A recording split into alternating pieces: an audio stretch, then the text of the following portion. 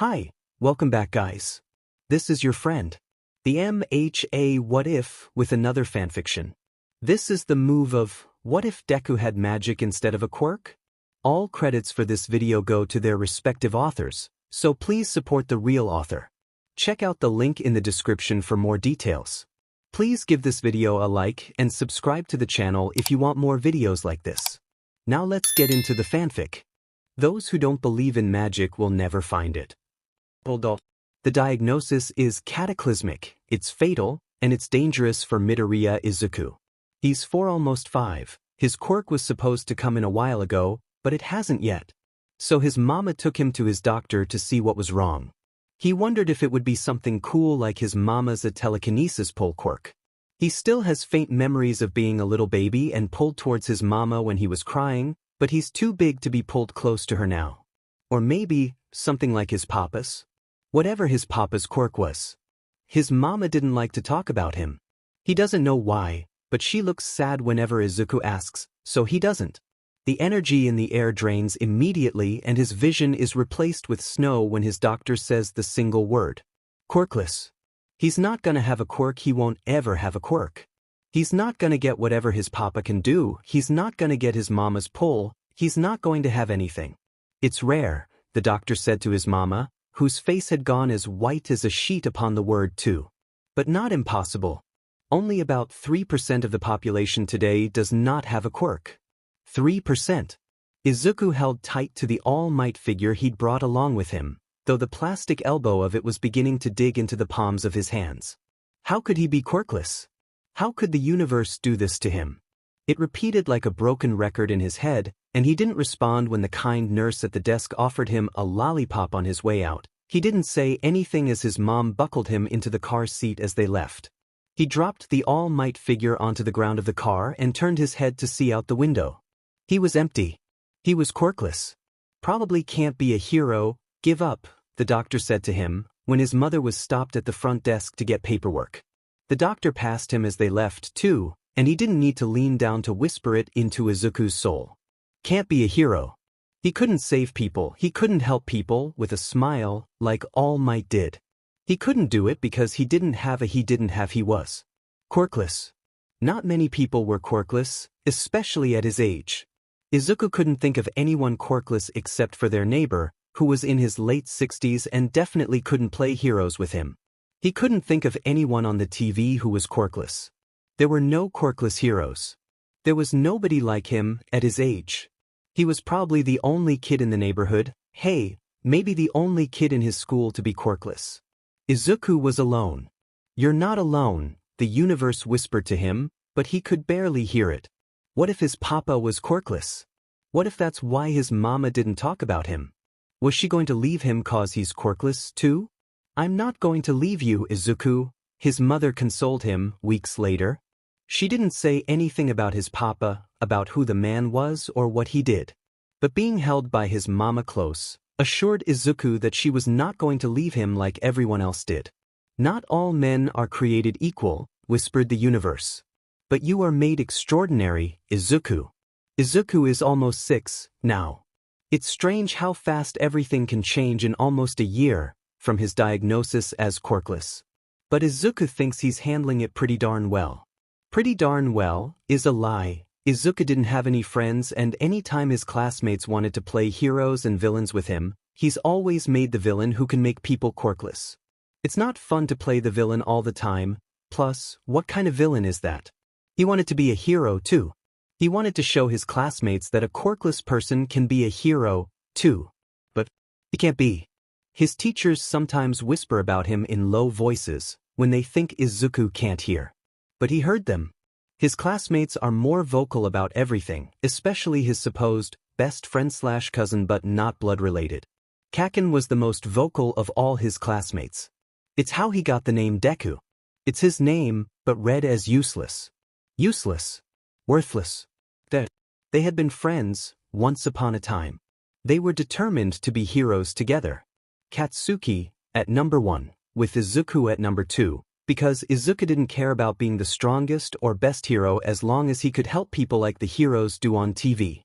But when their teacher announced that fateful day that little Izuku is quirkless, Please be kind to him, like it was some sort of curse, some sort of plague. Everything changed. You're Deku, you're quirkless. You can only follow us if you ever develop a quirk. No dekus allowed. It was a lonely life. You are not alone, Izuku, the universe told him, a little bit louder. It was a lonely life, but Izuku talked to the grass and the bugs and the trees and sky instead. Trees and bugs and clouds didn't judge him for being quirkless. They listened to his incoherent talk about heroes and their quirks and how cool they are. They didn't make fun of him for not having one. They also weren't encouraging. They never responded to his questions, but the weird hum that they gave off was comforting enough. Instead of playing with the neighborhood kids, Kakin and Tsubasa and Marina and the others, he's left alone, usually.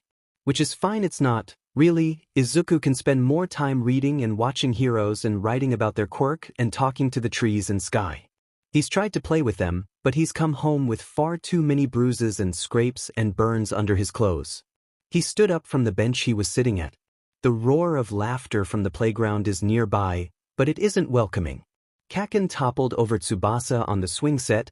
Tsubasa beat crowned the villain for the day. It's better for Izuku to just go home and keep quiet as his mama works from home than sitting alone all day. He swung his bag over his shoulder and began his lonely walk home. Izuku wasn't supposed to walk or go anywhere alone. His mama wouldn't tell him why, but he's seen little snippets of the news. Quirkless people. Young people, disappearing, kidnapped, missing.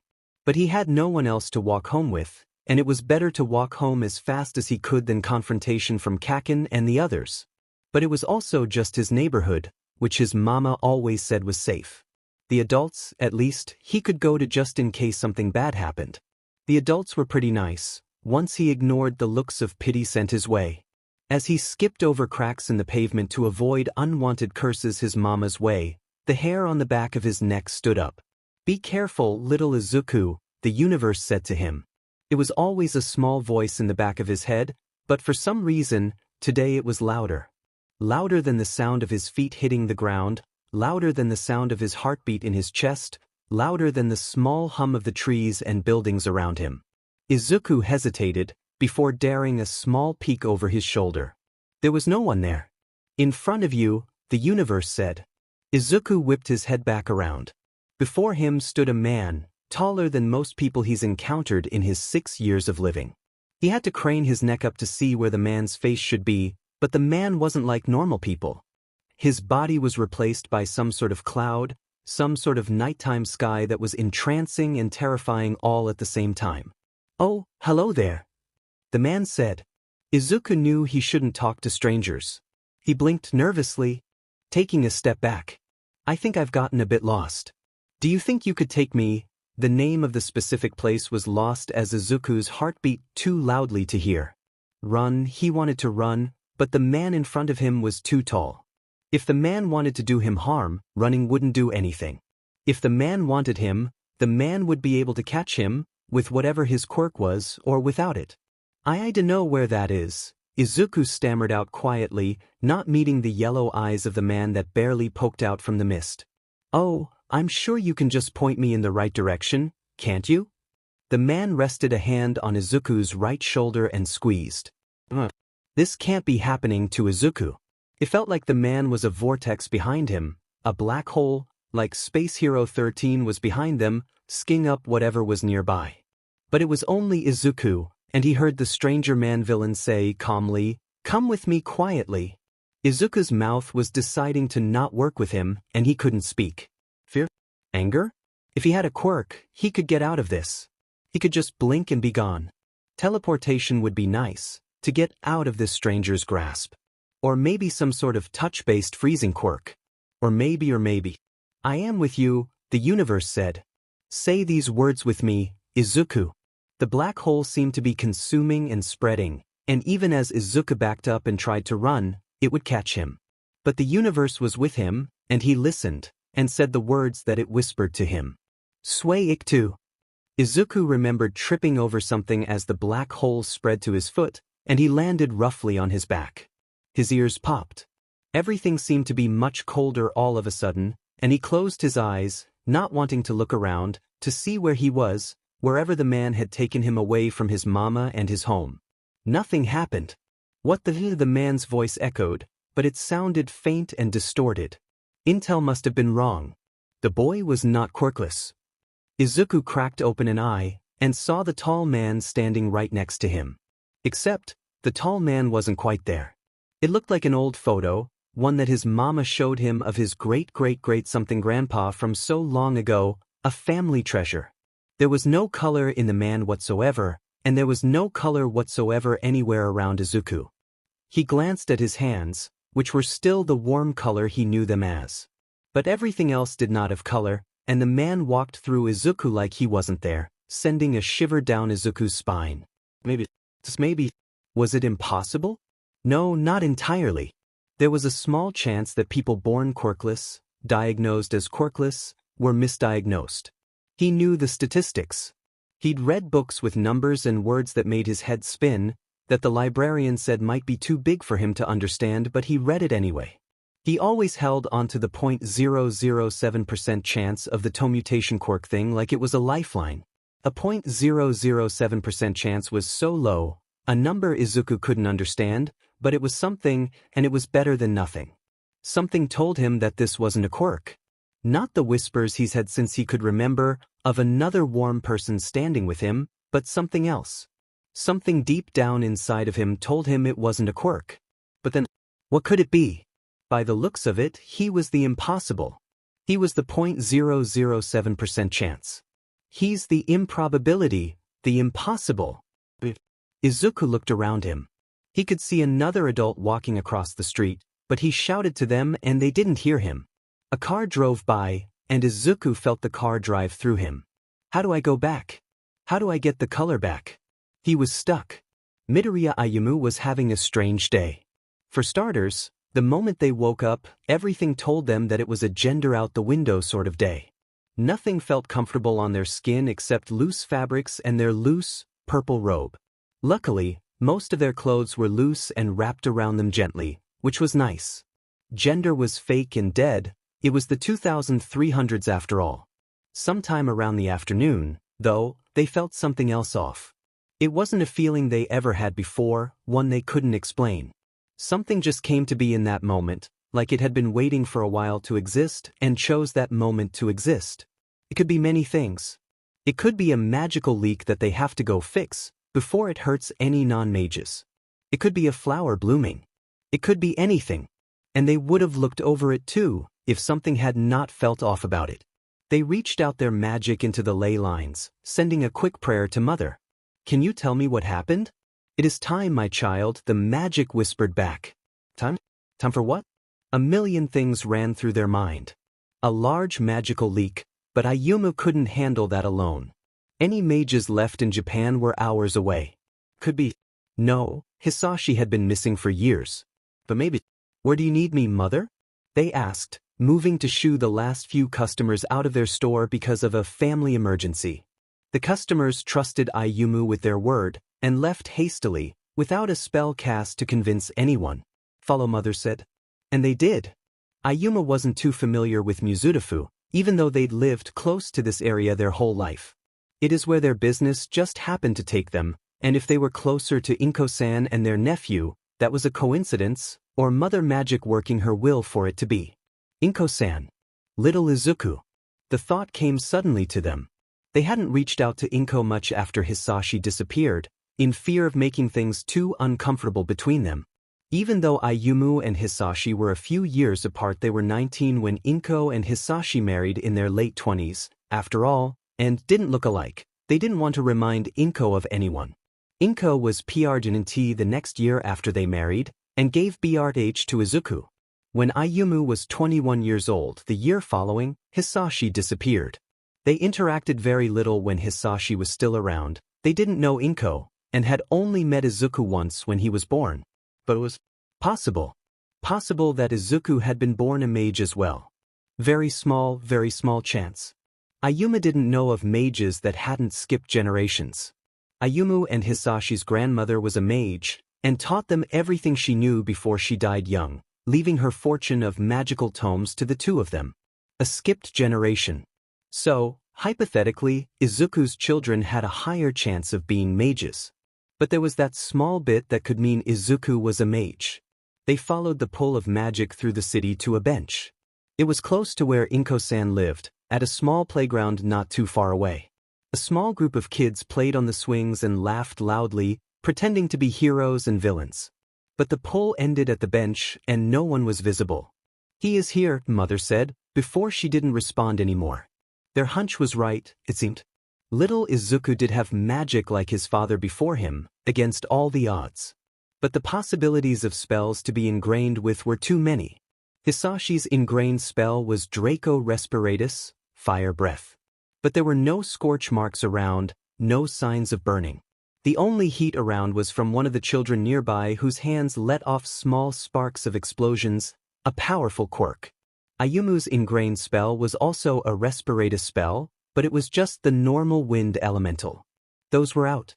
Ayumu closed their eyes, reaching out again to the magic around them.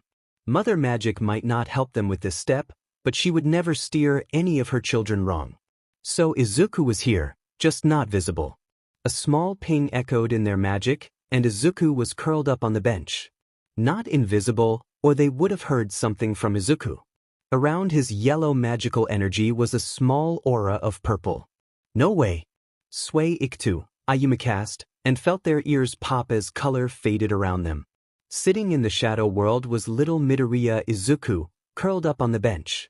Sway Iktu, what an ingrained spell. Chaos magic, and Ayumu hoped that it wouldn't be the case that Izuku would lean towards it as he got older. They've never met a mage whose ingrained spell as not an element, but an energy. Izuku would be powerful. It's the first time Ayumu has seen Izuku since he was a baby, and Izuku was definitely smaller than any other 5-year-old. He's got the Midoriya curly hair green, from Inko's side. His arms are decorated with freckles all up and down his arms and legs. "Hey!" Izuku looked up. His green eyes from his mother, again were wide and red from crying, but in the green irises, Ayumu could see the stars, a galaxy, shimmering in them with magical energy. Definitely magic. Before Ayumu can even say anything else, Izuku jumped up from the bench and ran into them. "You're in color," he cried out. They've never been good with kids. Kids are snotty, are messy and wild. An energy that cannot be matched by quirk or by magic. But Izuku runs into him immediately, and Ayumu feels it that Izuku is magic and one of them, and doesn't mind the snotty, crying kid. "I want to go home, but Mama won't see me and I don't know how to get out of here," Izuku cried. Ayumu slowly moved one arm around Izuku and then another, awkwardly leaning down and hugging the boy. They're probably the only warm, solid thing in the ether that he's encountered, and Ayumu doesn't know how long Izuku has been here. The sun is beginning to set, and Izuku buries his face in a stranger's tunic. The group of kids at the playground are beginning to head back to their respective homes for dinner. Ayumu let Izuku cry for a minute. Whatever Izuku needed to get out, even if it was a bunch of snot and tears on their tunic, he let him. Magic and emotions mixed a little too well, and Ayumu didn't want to overload Izuku at once. They move so that both of them are sitting back on the bench. "There you go," Ayumu said. "Better." Izuku had spent however long crying, and he nodded, rubbing the tears away from his eyes. "All right, how did you get here?" "Tita was a strange man, and he tried to take me away." The words sent immediate chills down Ayumu's spine, but they let Izuku continue. I tried to run away, and then someone told me to say these words I don't remember, and then I ended up here. I just want to see my mama." The younger boy got more sniffly as he kept talking, and Ayumu quickly rested a hand on Izuku's left shoulder. "It's okay, Izuku." The name rolled off their tongue quickly, but the child didn't catch it. "Here, stand up. I'll help you get home." Izuku hesitated before getting up. Ayumu wondered if Mother Magic was already with him, if she was telling him that it's safe. "Can you repeat these words with me?" Ayumu felt magic flow through them, but held it back. "Iktusue." Izuku nodded. He grabbed the hand that Ayumu held out and repeated them together. "Iktusue." Spells backwards have the opposite effect that they normally do. For one to blink into the shadows, it is a one-way trip until they reverse it to get out. Their ears pop, and color washes over everything. Izuku kept his eyes squeezed shut, and opened them a moment later. I'm back. Ayumu nodded. Yes. We should get you home now. Izuku nodded. The bag on his back seemed too big for him, it encompassed half of his body, but the boy was strong. Being back into this world gave him newfound energy too. Is that your quirk? What's your name? Why am I trusting you so easily? Why do you look like a wizard? It's as if Pandora's box opened on Ayumu. It wasn't something they expected, so suddenly, but they couldn't help but chuckle at it. I will answer those questions for you soon. First, let's get you safely home. Inko-san never moved out of the apartment Izuku was born in. By the time they get to the door, Izuku doesn't hesitate to open the door with the hidden key hidden under the mat. The sun has set by now, and Inko was looking stressed, talking to someone over the phone. Izuku suddenly bursting through the door and crashing into her pulled her out of the conversation she was having. Mama! Oh, Izuku! She quickly turned back to the phone. Mitsuki, I'll call you back soon, he just came in, and she dropped the phone to hug her son. Izuku, what happened? I saw Katsuki and your friends walk by the window but you weren't anywhere to be seen, and I was so worried. There was a strange man and he tried to take me, Mama. And then everything got weird and gray and I don't know if it was my quirk or something else. It was really scary, I don't want to go back. Izuku replied.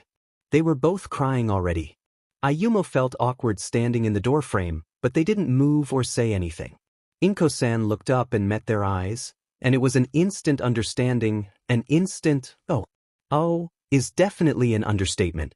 Izuku got a large cup of water to drink before he rushed off to the bathroom, having drank too much too quickly. Instead of reprimanding her son for running down the hall and almost into the wall, she let him. Inko-san turned to Ayumu. It's great to see you again, You too. An awkward beat of silence. Izuku is a mage.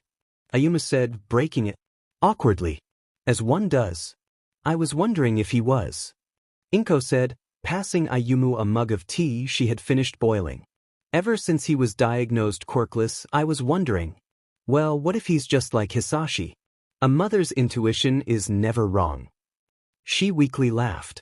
Maybe they should have paid a bit more attention to Izuku's life. Been a little more involved, before quirks and magic ever became a problem that Izuku would have to deal with. But, after everything that happened when Hisashi disappeared, maybe it'd be better for Inko to not have to deal with a different mage that shared her husband's blood. That was their thought process, but that was the past. The present is now, and now there's a 6-year-old mage running around with the ability to disappear into the shadows at will. Quirkless? How long ago? It wasn't long after a mage turned 4 that they would have an outburst, and they would be ingrained with their first spell. A year ago, almost to the day. Inko sighed. I've read almost every book on raising a quirkless child, and they haven't been much help. I see him come home every day so sad. And I hate it, but it's the life he's got. She took a sip of her tea. Are there any books about raising a magical child out there? Ayumu shrugged. None that I've heard of, sorry. Inko smiled over her mug of tea. It was mostly a joke anyway. They heard the toilet flush. Wash your hands, Izuku. Inko called out to her son. There was a small, okay, yell back. I'll help you. Ayumu said. I'll teach Izuku whatever he wants to know about magic. I'll help him control it. As of that day, they're the only adult mage in all of Japan. Even if they don't have experience training anyone, they have the books and the knowledge of their grandmother. There was no other option, and Ayumu didn't want a small child with chaotic magic running around. Who knows what trouble that could spell? Thank you, Ayumu. Inko paused. Why haven't you visited at all? You know you're always welcome here. We're family, her eyes said. They looked away. I always felt like I'd remind you of him. I didn't want to put you through that. Magic. She and Hisashi got into it all, and when he vanished into the night, she was heartbroken. Could never declare he's dead, could never take any life insurance money. There was still the smallest ember of hope deep in her soul, it seemed. Maybe during the first year it would hurt. Inko-san said, brutally honest. But you're always welcome here. You're part of the family too, Ayu. Izuku ran back into the kitchen, full of even more energy. Magic and energy was a dangerous duo, but as long as Izuku had no intent to harm, for now it would be fine. Mama, I think I got my quirk. Inko gave Ayumu a look. Ayumu, you're the mage, help me explain this to him, is exactly what her glance says, and Ayumu sighed. Looks like they have to give the talk. Ayumu cleared their throat. Not entirely. Izuku turns his head, eyes wide, then back to his mother, confused. Ah, Izuku, this is Iu-san. Your dad's sibling, Inko introduced. My dad has a sibling? Ayumu nodded. Yes. Do you remember anything about your dad? Izuku was younger when his dad disappeared, maybe too young to remember. He shook his head, and it's lucky that he's turned away from his mom, because Ayumu watched her heart crack. Well, he's like me. He's like you. Ayumu outstretched their hands, allowing the magic to flow through them. They felt the energy, and Izuku's eyes sparkled with the energy as well. We're different than others. We're magic. Izuku blanked for a second. And then he yelled, "What?" We must tell our stories ourselves, you know, or else they will destroy us in their own violent making. Ryan La Sala. Izuku had been dealing with magic leaks for a good year now alone, so feeling mother tug on him wasn't too surprising. It was just annoying that it was at 2 in the morning. He rolled over in his bed, trying to ignore the pull, just for another few minutes of sleep. Please? He asked. Go, the universe said. Fine. Izuku sat up in his bed, blinking in the darkness of his bedroom. The glow-in-the-dark stars still illuminated his ceiling a little bit, but it wasn't like the light of the moon coming in through his window that lit up his floor that let him see. He grabbed his wand, changed into a pair of jeans, and poked his head out of the door to his bedroom. The apartment was quiet at 2 in the morning. The small fish tank, that their one Molly fish lived in, was lit up but the fish was not there. A small thud from the room down the hall told Izuku that Isan was awake too. Looks like Izuku wasn't going to go alone for this trip. He grabbed the cloak that hung off the hook by the door, pulling it around his shoulders. It was cool to the touch, and felt more like a second skin than fabric even without the hood up. Good morning, Izuku. U-san greeted him with a yawn, pulling off his own cloak from the hook as well. Suppose it's too big for you to go alone to. I guess. He was 13, almost 14 now, but being sent off in the middle of the night to repair a magic leak on his own isn't a smart idea. Mother Magic might be a bit of a merciless deity sometimes, but she wasn't cruel enough to send Izuku out on his own for this, at least. Sen checked his reflection in the mirror nearby, making sure his own conduit, an intricate eye amulet, was sealed around his neck, before nodding. Let's go. They're quiet as they leave through the stairs and out through the back of the shop. Any sort of criminals could lurk nearby, even though there were spells of safety set up around the shop to deter any theft or harm.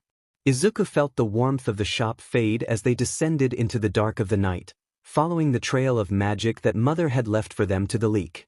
It wasn't Izuku's first leak. He remembers that too clearly. Magical energy exploding out of a fountain, creating strange illusions that terrified other non-mages.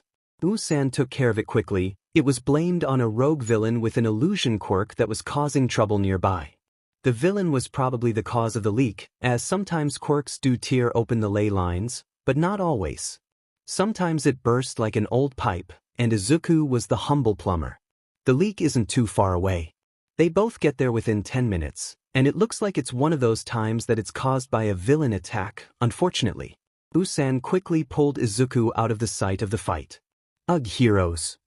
He mumbled, Izuku barely catching it. U-san was not a big fan of heroes, especially when they got in the way of fixing the occasional leak.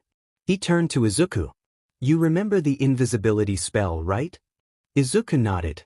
See Kaylee, he casted, feeling the magic well up inside of him, probably aided by the leak nearby. U-san followed and casted the same spell, and reached out to grab Izuku's hand so that they could both see each other. It was pretty much a normal night, except for the villain fight. Fixing up leaks, making sure non-mages weren't hurt. Izuku has done a few on his own lately, but not much, and having Au-san's presence as they walk by an alley fight between an underground hero and a villain was comforting. Izuku recognized the hero immediately, Eraserhead. A hero that had some sort of respect in Aosan's mind was one he had to remember. The villain wasn't one he did, probably a one-off criminal that was up to no good, with what seemed to be a quirk that made them a large, walking tiger. A furry, accursed part of Izuku's mind whispered, and he bit his lip to avoid the laughter coming out. The leak was behind them both, a strange cut in the ground that leaked out warm, yellow light. Nice try, Eraserhead. Just 'cause you erased my quirk doesn't mean you erased this. The villain shouted from behind. Eraserhead didn't respond, and Izuku didn't turn around to find out what happened next, more focused on the leak in front of them. Watch my back, Usan whispered, letting go of Izuku's hand. He couldn't see his uncle anywhere, but remembered what space of the place that he occupied and stood between his uncle and the fight behind them. He cast, probably a protection spell, if they got too close. One based on wind, so that the fight couldn't see it. Casting a flame protection spell, or even just a water protection spell, would draw attention and light to behind them that Izuku certainly didn't need. He rubbed a few fingers over the bent metal of his wand, watching the fight closely, trying to absorb the information he could while listening for Aosan to be done with the leak patching. Eraserhead got hit by a swipe of the villain's claws, but he got back up without complaint. It seemed like a majority of this fight was the tiger person swiping claws and getting attacks in at Eraserhead as he kept their actual quirk erased. Lakis, Izuku heard Aosan say. The leak repair was beginning, but he couldn't let his guard down yet. Eraserhead dodged an attack from the tiger villain, but got hit in the side. There was already a bit of blood dripping from his forehead, from what Izuku could see from far away. Had he gotten hit in the head? Izuku was supposed to keep watch and not interfere. Aosan didn't mind that Izuku still wanted to be a hero, after everything society had once thrown at him and kept throwing at him, but Aosan didn't hold heroes high. Or most of them. Eraserhead was one of the few exceptions. Izuku could feel the leak behind them stitching itself back up. The invisibility spell would wear off soon, but they would jump into the shadows before either hero or villain could react to them. One of the upsides of Izuku's ingrained spell being blink, at least. Look out, a warning went off in Izuku's head. He barely ducked under the thrown body of Eraserhead. The underground hero was definitely not having that good of a night, it seemed, but despite how much he's been thrown around, the hero didn't seem keen on quitting then. Oh, give it up, Eraserhead. The villain chuckled. It definitely wasn't a one-off mugger, or whatever. The villain smirked and looked through the mages to Eraserhead behind them. I'm going to get a pretty price for bringing your head on a silver platter to my boss. The tiger liked their lips. Clauses, Usan finished, allowing the leak to firmly close. He glanced around, grabbing a hold of Izuku's still invisible breathed leg to see him. Unfortunately, the villain heard him. Who's there? The tiger villain looked around, wide-eyed.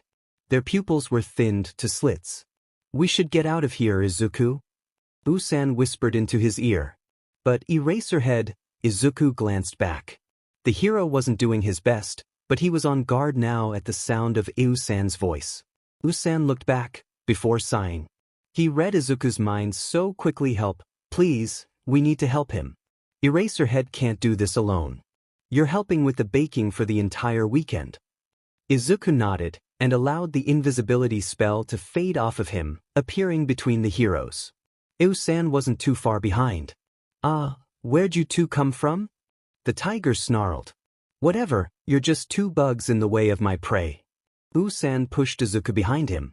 Respiratus, he said, and Izuku felt the magic swell up before releasing in a large breath of wind from Usan, knocking the villain back out of the alley and into the street. Izuku ducked over to Eraserhead. Where are you hurt? He asked, holding his wand tightly in his left hand, preparing to pull on the magic again. You two again. It wasn't the first time Izuku had encountered the hero out on patrol, when he was fixing a leak. It certainly wouldn't be the last. Izuku helped the hero to sit down, so he could heal the massive wound in the pro hero's head. Haven't seen you in a while. We go where we're commanded. Even though Aosan was always the cryptic one, Izuku couldn't help but follow suit. The cloaked, they were known by few underground heroes. No one could prove their existence, and they never interfered much. Or, well, Usan didn't. Izuku might be a bit too gung-ho on the idea of being a hero, but he always knew when he should step in and help.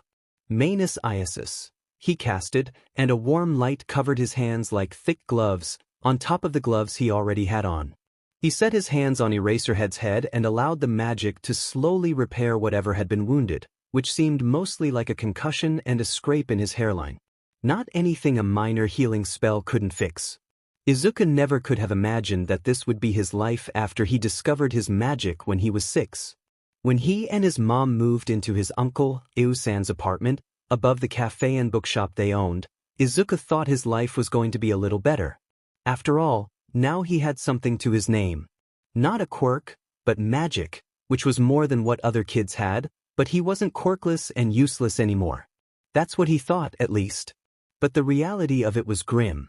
Magic was marked down on quirk forms, just to protect his true, quirkless identity from anyone wishing to do him harm, even though cases of missing quirkless people had gone down in the area after that. But it didn't bring him the instant adoration of his peers, the broken friendships back. It only brought more drama onto him. The first day after filling out the forms, the teacher doesn't say anything about it. But when he's asked why he was missing for a week, he answers excitedly. The word spreads to the playground too quickly. Is it true, Deku? Do you have a quirk now, or what? Kakin asked, spitting the unfortunate nickname, glaring at him over a book. His fists clenched tight enough for his knuckles to turn white, and the two boys who always follow him, a winged boy and a boy with long fingernails, have the same expression, almost. I bet it's as shitty as he is. They were at the age that they were discovering the joy of using curse words when they weren't supposed to and getting the thrill out of it. It's supposed to be a quirk, Izuku remembered, and he nods. He nodded like his life depends on it, because maybe if he impressed these kids, he can be one of them. Yeah, but I can't do it right now. Why not? Is it that bad? It's not bad. Izuku flinched as Kakin sent off a ripple of explosions in his hand. I'm not good at it yet. He did only find out about his quirk 2 weeks ago at this point. Eusan wasn't teaching him any spells, only how to control his magic so that he doesn't accidentally cause a leak of it. I think he just has a bad one and doesn't want anyone to know. One of the other boys snickered. No, that's not it. Izuku doesn't have enough time to rebuke him when Kakin leaned in close and sent off an explosion in his ear. It isn't too loud, but his ear does pop. Izuku shrunk back down. Even if it's a good quirk, it'd be a waste on someone like you. So don't try anything, okay? He smiled, but not the kind of smile that he gets when he sees Eusan or his mom, but a smile that a villain would have. Izuku nodded, shrinking in on himself even more. Keeping it quiet was probably for the best for everyone here. Eusan would teach him how to control the magic, how to connect to it, and then how to cast spells. And if all Izuku's classmates thought of his quirk was that he could disappear and reappear at will, then so be it. He was still going to be a hero, no matter what. I'm going to give you some rules to magic, Izuku. Eusan tells him when he's finally ready to start learning spells. Once he starts on the basics, everything will grow exponentially, so Eusan is getting at him early, Izuku's uncle explains. They're not the official rules, but they are things you need to keep in mind when you start learning spells. Izuku nodded, looking up from his notebook, ready to write everything down. They were shuffled into the storage room of the White Feather, the cafe bookstore Ayuma ran and worked in, and one Izuku would start helping in when he got a bit older, too. The back room is cluttered with old tomes of magic, of spells that Izuku can feel hidden between their pages. Izuku sunk a bit into the ratty old couch in the back room, so he sat on the floor with the small little coffee table to use as a makeshift desk. You already know how fickle magic is. We may be able to bend it and control it, but it is up to Mother Magic in the end to let us do what we please with it, Eusan explained. It's one of her female days, too, and she's used some spell that Izuku doesn't particularly care to learn in the future that changed the length of her hair a little bit longer, past her shoulders. She brings out her conduit, the intricate amulet. We have conduits. You found something for now, right? Izuku nodded, pulling his bag up before pulling out the stick he'd found at the playground the other day. It called out to him to be his first conduit. But a humble conduit you started out with. Eusan giggled. You know, your father chose a rock for his first conduit. Learning magic also led to more truths about who his papa was. He was a mage, too. Aosan didn't know what happened to him either, but now Izuku was learning more about his father from both his uncle and his mama, and he couldn't complain about it. Izuku giggled too. A rock for a conduit. How silly. But if it works in the end, it works in the end. When you want to cast a spell, always remember if it needs a conduit for the energy. Usan explains. Or else you might seriously injure yourself. Mother magic is forgiving, but the magic itself is a force on its own. That's rule number 1. Always use a conduit. Izuku scribbled it down in his notebook. Rule number 1. Always use a conduit for spells that need it. Seemed pretty simple. Your second rule is something I never want you to break, okay? Izuku nodded, suddenly shocked by the turn of tone from Usan. The once kind voice had turned a stone, cold, stern tone, and Usan's face held no emotion. Rule number 2. Never use chaos magic on a non-mage. Chaos magic was one of the few energies of magic. It was a lot of information at once, but Usan was always there as his own personal Google search for anything magical related. Magic has 7 types, 4 elements and 3 energies. Chaos magic was one of them, and the spell that his ingrained one, the first one he learned from Mother Magic, was a part of. Chaos magic wasn't bad. It was made of pure energy times 10, it was the energy of laughter and fun but also of madness and ruin. It could shift between things quickly, it encompassed shadows and darkness and death, but was made of so much energy. It was powerful. It held whatever spells couldn't fit into any other category. But it was the most dangerous for non-mages. Not every spell fell into this category. As Izuku learned as he got older, not every chaos spell would destroy the sanity of a non-mage. Especially if he was careful enough. And at least, it's not the first spell he reached for as the manhole cover behind him burst out into a mass of slime. He was walking home from the library, where he'd taken his studies. It was for the better that his schooling moved online, they decided a few years ago, but sometimes the cafe would get too crowded and loud, so he went to the small library nearby, which always had a quiet zone he could do his homework in. What he wasn't expecting that day as he was walking home, to be told by Mother Magic to watch out, behind you. The mass of slime formed some sort of human face, without a nose and just eyes and teeth floating in green mucus. Izuku felt himself GG at it, but held his wand tightly. Wasn't expecting him to be out and about today. The slime complained. Izuku didn't know what pronoun to throw at it and hoped it wouldn't offend it, but by the way Mother Magic warned him, whatever this was, didn't bring anything good his way. The slime looked around, before the eyes settled on Izuku at the other side of the underpass, frozen. A disguise? You'll do.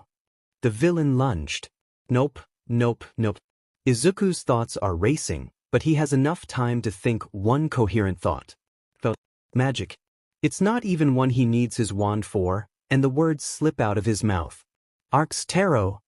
The cement below Izuku shook, before shooting upwards with magical energy.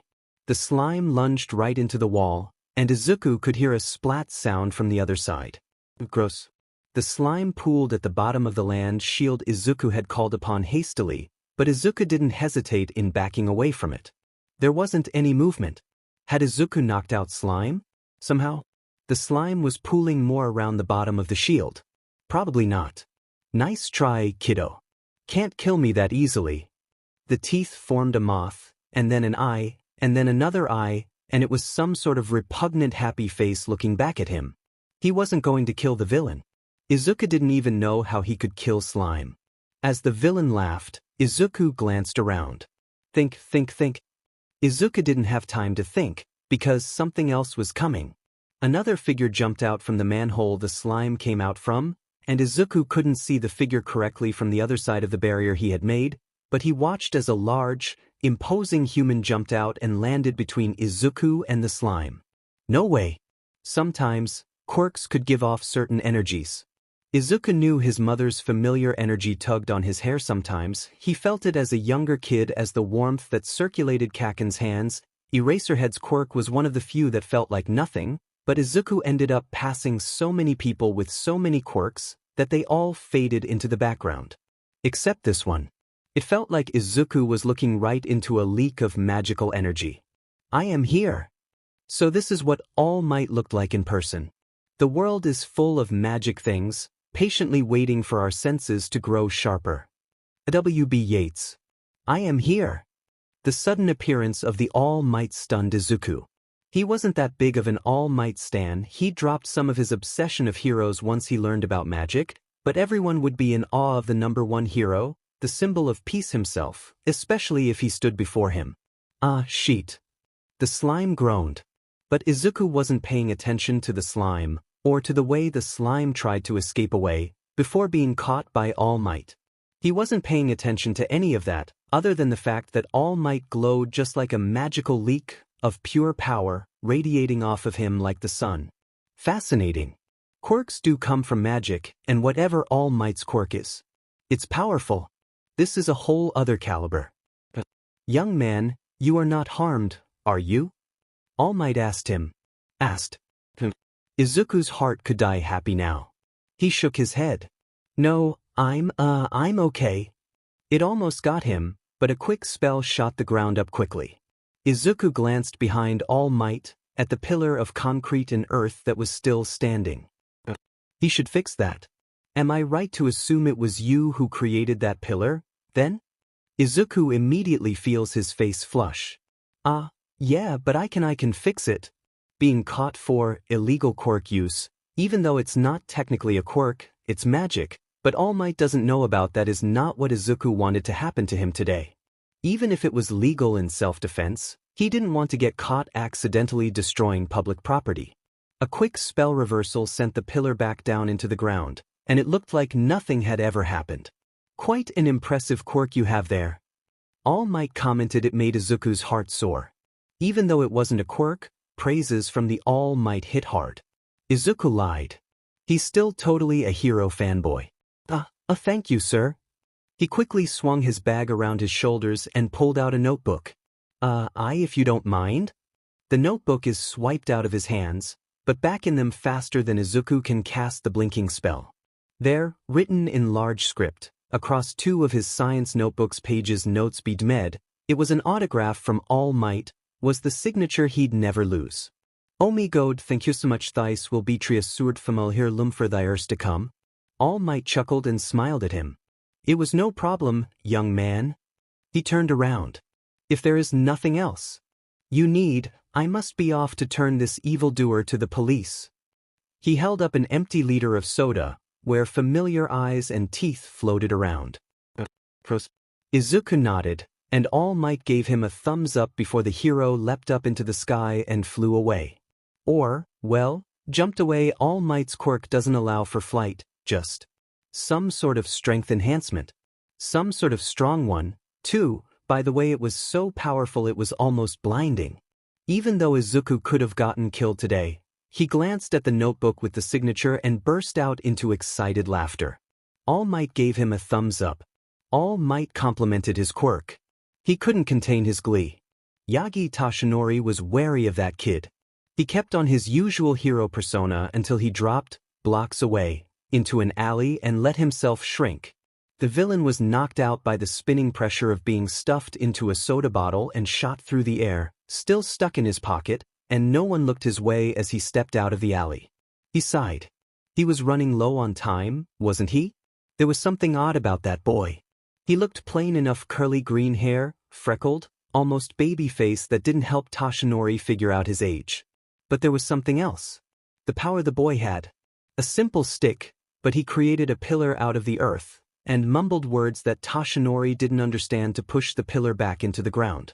The slime villain certainly was no match for him either. What kind of quirk did the boy have? He seemed sweet and excited to meet All Might, but there was something unsettling about the way the boy's eyes sparkled. Something almost not human, but still there. He already felt one for all fading by the time he'd collected the slime villain into the poured-out soda, so he had to get out of there fast after signing the boy's notebook. Strange. Toshinori didn't think school was out this early in the day either. Perhaps the boy was homeschooled or something, but seeing a young boy walking alone wasn't the most unusual thing. Only at this time of day. Good. He landed close to the police station nearby. There aren't any officers that he recognizes outside, but he's probably able to play the all-might assistant who was told to drop this off card and get out of there quickly before any detective could come question him. He reached a hand for his pocket. The villain was gone. The high of meeting All Might carried Izuku almost the entire way back home, to the cafe where he'd probably take a shift of running the register or organizing the books. Izuku, a voice called. He stopped dead in his tracks. Yes, Mother? He asked, glancing up to the sky. He never met Mother Magic before, but he's heard her all his life. She was the voice that stayed in the back of his mind, a familiar chime when he was alone. Usan said every mage had a connection to her, and she would pull them to her whims whenever she desired, as a payment for letting them use her magic. Which was fine. As long as Izuku didn't have to kill anyone, that was fine. Hurry, she said louder. Izuku felt the familiar pull on his soul, acting like a GPS. She didn't say what was happening. Only hurry. She wouldn't send him on anything too dangerous yet, would she? He broke out into a run, following the pull of magic. Possibilities ran through his head. Could it be a sudden leak that he had to take care of before something bad happened? Usan said that non-mages could occasionally get infected by leaks, but it had only happened a few times that Izuku had been alive. Or it was a small leak that didn't matter, but any leak of magical energy needed to be patched as soon as possible. The idea of it being a small leak was quickly crushed, as he turned a corner and noticed the smell of smoke in the air. Something burning. Which, clearly wasn't good. You're not throwing me straight into danger, are you? Izuku sent a quick message out. She didn't respond. He turned another corner and saw a crowd gathering at the other end of the street. There was clearly some villain-hero battle happening, and it was a big one, by the size of the crowd. But that couldn't be it, could it? She wouldn't just send him out into danger unless she knew he'd be okay, right? Mother will never lead you astray, Usan's comforting words come to mind. It might not make sense to him, but she has a plan for all of her children.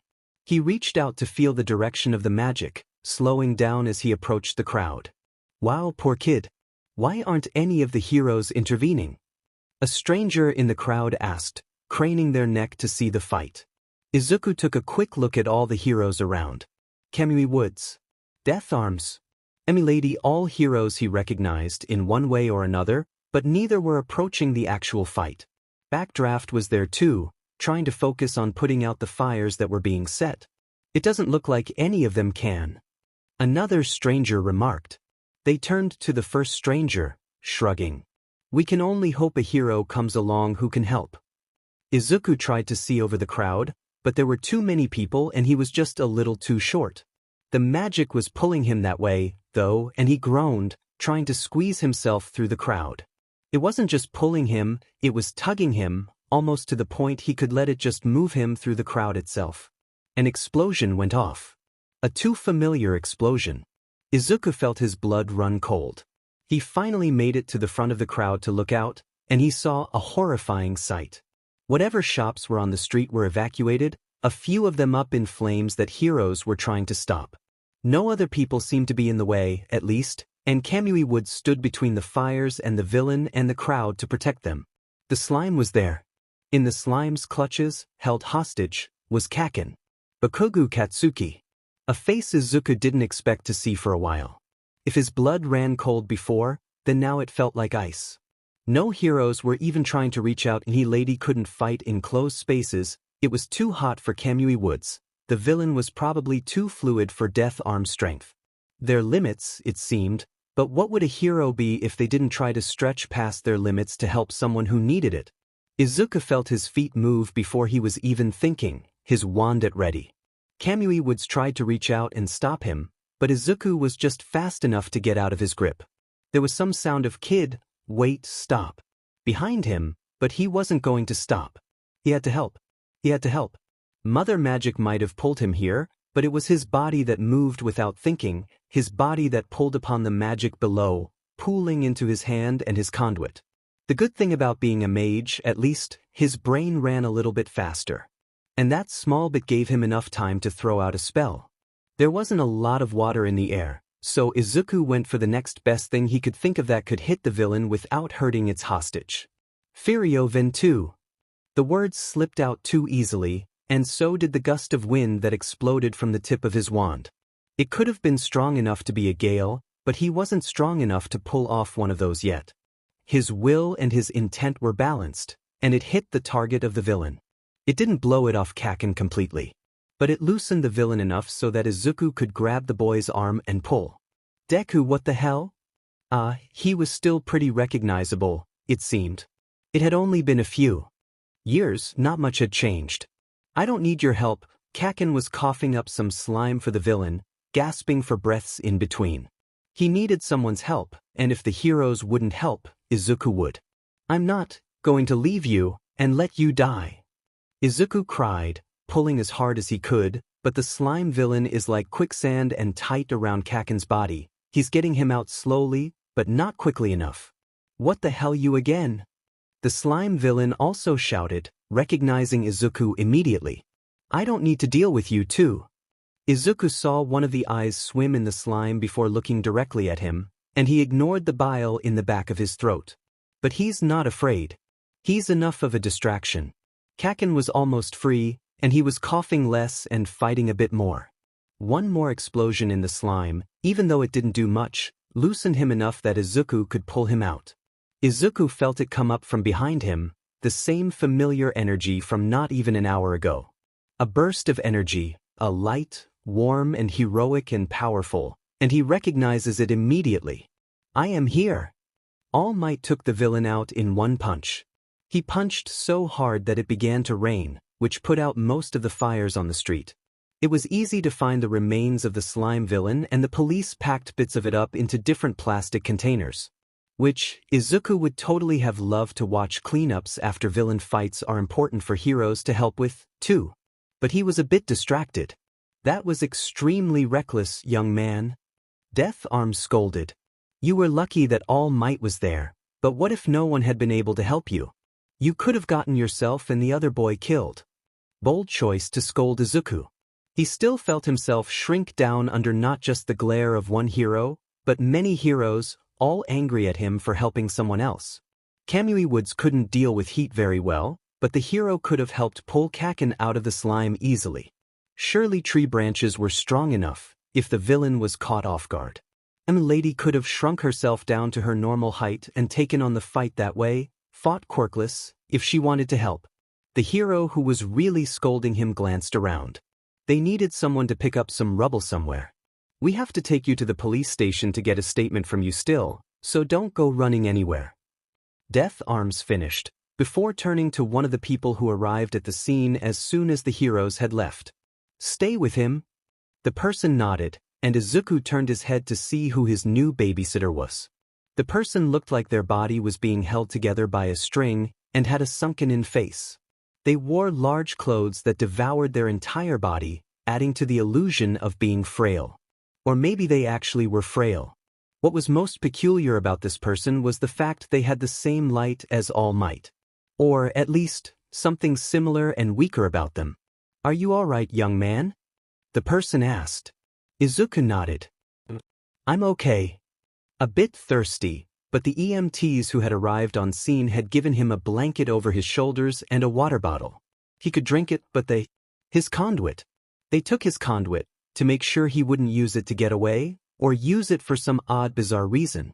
He'd get it back after he was questioned, but it felt like he'd been ripped away from a part of his being. Oh, and Ayu-san was going to be so angry. Even if Mother Magic sent him this way, Ayu-san was still going to be angry that he dashed in, headfirst, without trying to think of a plan before running. If you ask me, the person spoke again, dragging Izuku from his thoughts. That I think you did something really heroic today, kid. Izuku quirked an eyebrow. You're not going to scold me too? Even the EMTs had given him a bit of a disappointed tone before the actual heroes turned from checking on Kaken, making sure he was okay, and went off on Izuku. Well, perhaps there could have been a bit more tactfulness in your actions. But no hero was going to act, and it left it down to whoever came.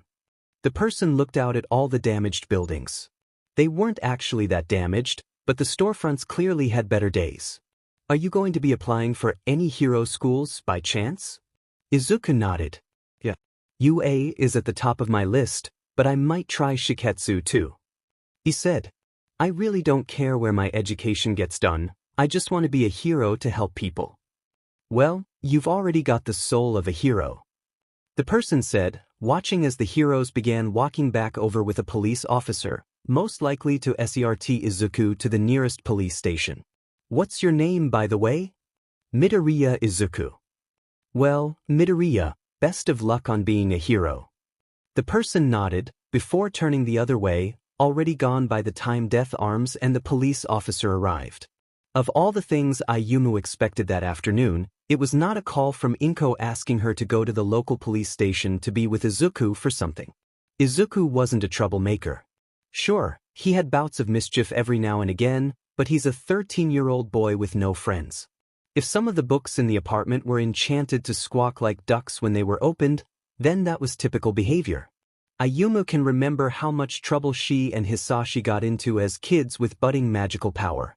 But he wasn't an outright miscreant. So hearing that he was at the local police station brought a lot of questions. It was near closing time already, so she asked one of the few employees she hired that weren't directly related to the Midoriyas to keep a look after the shop. Hopefully, if she plays her cards right, it shouldn't take long. All it took to get her airborne is a quick Ferroforma, a spell she's meant to teach Izuku but isn't quite comfortable with him knowing yet, and she flew off into the sky in the form of a crow. She landed quickly near the police station, allowing herself to change back, surprising the officer who was just leaving and a few. Any quirk that allowed use of travel was permitted to be used if they had the proper license, and Ayumu quickly showed the card before popping into the police station. Heroes were distasteful, in Ayumu's opinion. Few could win her over, and it heavily leaned more towards underground heroes during the times she's had to fix up a magical leak on her own. They were usually more lenient. Heroes that stepped out into the public eye were not her favorite at all. Even if they weren't doing it for attention and fame, they still were in a position of power over people. She did not like that. The police were similar to public heroes in a way. They didn't have the authority to use their quirks, which made them a bit more hounded in a way, but they at least didn't showboat their power around like some heroes did. Hello, ma'am, what can I help you with today? The euphoria of being gendered correctly, despite the fact she's put in the bare minimum of effort that day, hit her, but she let it slide off. The lady behind the desk smiled at her as she walked up. My nephew, Midoriya Izuku, is supposed to be speaking with detectives. I believe his mother said that I was on my way. The lady nodded, picking up the phone next to her hand. She repeated the information and nodded. Right. The detective will be out to lead you back in a second. True to her word, a detective did come out. A tall man, with just a simple trench coat over a button-up and not the most fashionable, but then again, he was a detective. He greeted her before leading her back. Your nephew is not in any trouble, the detective said. We need him to answer a few questions in a villain attack he was involved with today, and since he's a minor, he needs a guardian present. Ayumu nodded. Made sense. Even the fact that Izuku was involved in a villain attack, though she could have sworn she taught him better. His ingrained spell would have let him get away easily, away from police hands, but they might have grabbed something of his before he could go. The room Izuku sat in was comfortable, at least, though it looked like the same room they would take a 4-year-old into question. A small office desk and a large, comfortable couch. He was fiddling with the strings of his hoodie as Ayumu entered with the detective, and he brightened up upon seeing her. Usan. He greeted, though there wasn't any excited smile to greet him either. Izuku, I'm glad you're okay. Usan sat next to him on the couch. It was pretty firm for a couch, but not too uncomfortable. It won't take long, we just can't get a statement without a guardian present, Miss Midoriya. I'm his aunt. Even though they only ever used the word uncle around Ayumu, it seemed better to tell the detective the more feminine form of the word. Relation didn't matter, but she was still listed as a legal guardian on the papers, if they desired to read further into her. Yes, thank you. I am Tsukachi, one of the detectives here. The detective nodded, and another police officer, a normal face Ayumu didn't even glance at, entered as well. Midoriya here was involved in a villain attack today, as I'm sure you heard. He was not physically harmed, however. He stepped in and used his quirk illegally against the villain, which could have put not only himself at risk, but a hostage at risk. As the detective spoke, Izuku shrunk down on himself. We do not wish to charge him on illegal quirk usage as long as he gives us a statement against the villain. Tsukachi explained, and looked at Izuku. Izuku cleared his throat. I was just walking home from the library, and I noticed there was a big crowd forming around something. I wanted to check it out, and when I saw there was someone who needed help, my legs moved before I could think. And I used my quirk, and then All Might came, and yeah, that's it. The other officer wrote furious notes down. Were you familiar with the villain? You appeared to know how to counter the villain pretty easily with your quirk. I don't know the villain. Ayumu watched as her nephew's statement made the detective's eyebrow twitch. If this was going to take any longer, Ayumu would just use a spell to get them both out of there, but they clearly have something of Izuku's. They took his conduit. There's nothing worse a person can do to a mage, taking their conduit. Sure, mages can make new conduits easily, use whatever they can find if they desperately need something, but having one taken definitely leaves them feeling defenseless and wrong. Detective, if I may, Ayumu said, getting the attention of both officers. She pulled immediately on her magic. Swadia Grazia. A spell she hadn't taught Izuku yet, but one he was surely going to question her on for months. The magic slipped off her tongue like venom, and she felt it seep into the minds of the detective and the officer. Give Izuku back what you took, and let us go. He's had enough. The officer nodded, standing up to go retrieve Izuku's conduit. Yes, ma'am. I apologize if this caused any inconvenience to you. Tsukachi said, standing up as well. I'll lead you both out, and I hope you both have a nice evening. Thank you. She didn't want to slip up and let the charm backfire, so she held it as tightly as she could. The other officer returned quickly with Izuku's bag and his conduit, which he took as soon as he could get his hands on it. The detective led them out, and before they knew it, they were standing in front of the police station. Once they were in the clear, Ayumu let the charm go. Hopefully the detective and officer wouldn't notice for a bit that they had been duped. Ayumu turned to Izuku, and she spoke before he could. You have a little bit of explaining to do. Anyone who has loved has been touched by magic. It is such a simple and such an extraordinary part of the lives we live. Denora Roberts. Well, he wasn't grounded after the slime villain incident, at least. He was given a lot more work to do at the White Feather, but he wasn't grounded by either his mom or Ayu-san. In fact, it seemed more like Ayu-san was furious with how he was treated. Once he had told the whole story, more of what he told the detective and the officers on the scene. Making sure the books are in the section they're supposed to be in is distracting enough from everything, and the store itself is quiet for a Saturday afternoon. The employees that work for Ayu-san tended to avoid Izuku, so he was by himself, doing what he knew he had to do. Izuku gave off that energy just like Ayu-san. Weird, unsettling, strange. His classmates would point it out at school and made fun of him for it. Whatever. He had more time in his thoughts at least, as he picked up a few books in the kids section that had probably been left by the group of teens that had just been through the store. Everything is quiet, but his mind is racing. The UA entrance exam is in 9 months. He's been diving deep into studies of both magical and mundane, making sure he had a good amount of spells even if half of them were useless. Having a bunch of almost mini quirks is better than having one spell he could barely control and a good grasp of knowledge about basic things. Like geometry, or history, or English. Who knows what the test would have on it? Kaito, one of the employees, asked Izuku to cover the register while they took their legally mandated break. It was only the two of them, and a third employee helping Ayu-san make the next batch of pastries in the back, for the day. Sitting at the register and ringing up books and bagging up pastries seemed like a pretty easy thing to switch over to, one that didn't require too much brain power as well. The stool had to be adjusted, of course, by the time Izuku got there. Dim in his height. He was almost zoned out until he noticed a person walk in. A familiar person. Oh, he should get Ayu-san out here. It isn't often that the Eraserhead walks around during the day. He was only able to recognize the hero because the hero had the same shirt on that he's worn out on patrols, even though it clashed with the hot pink sweatpants. Eraserhead is a person too, and was probably drawn to the white feather from hearing about it elsewhere. Coworkers, maybe? Do underground heroes even have coworkers? Or maybe he has a day job. He did come in with a bag, probably to take a seat at the cafe to do some sort of paperwork. The hero wandered a few aisles of the books before coming to the front, where the pastries were located. He looked at the croissants, the cannels, and the macaroons, before looking up at Izuku and catching his eye. Hopefully there would be no recognition the other way around either. Izuku didn't help Au-san much with leaks at night either, but Eraserhead was the most familiar with the kind of vigilantes that were the cloaks. Even if there was a faint look of familiarity, it flickered away without comment. The chocolate croissants just came out a few minutes ago there.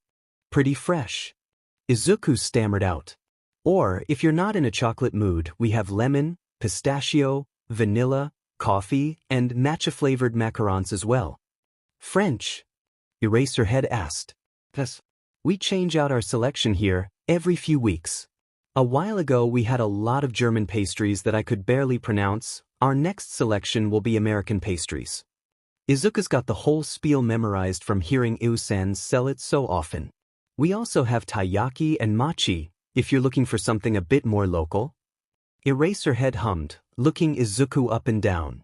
Aren't you a little young to be working? This is my family's business that I help out with. In payment for lessons, sometimes, Izuku thought, but it isn't said aloud. My uncle runs it. Eraserhead nodded, again, glancing up at the menu behind Izuku, which read most of their drinks. Mostly teas and coffee, but there was lemonade, milk, and water available as well. I'll have an espresso and one of those chocolate croissants, please. Izuku nodded, already hitting the keys on the cash register. Can I get a name for the order? He asked instinctually.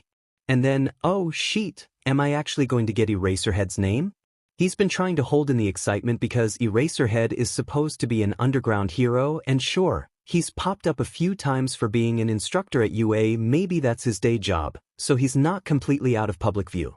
But Izuku can sit up late and scroll through hero forums until the early hours of the morning, so he can dig deep into stuff.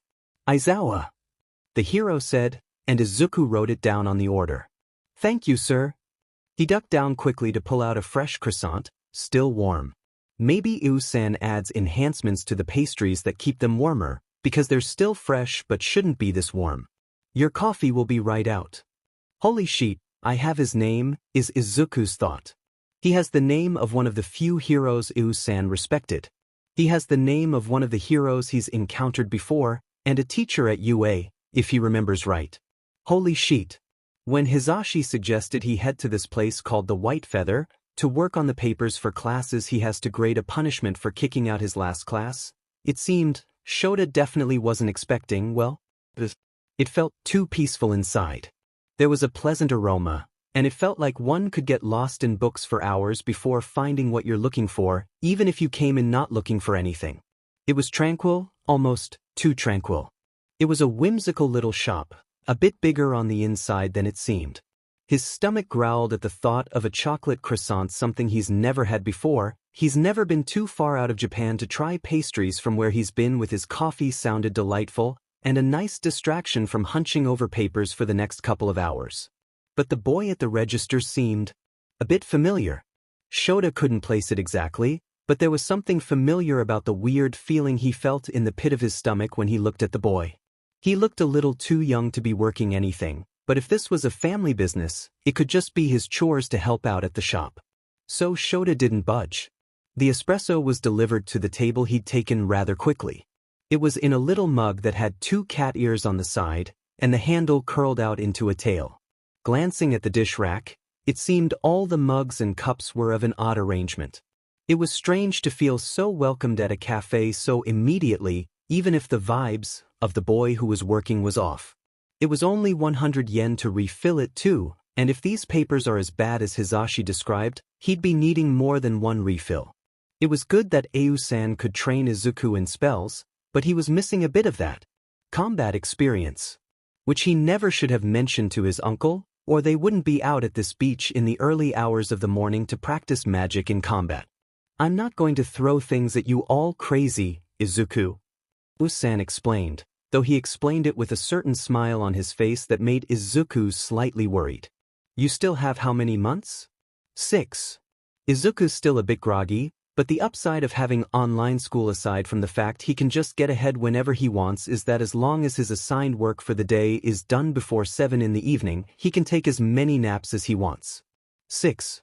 It'll be a bit more of a crash course, but they can train you at school for the more hero-related combat stuff. There were no ifs, ands, or buts about his situation.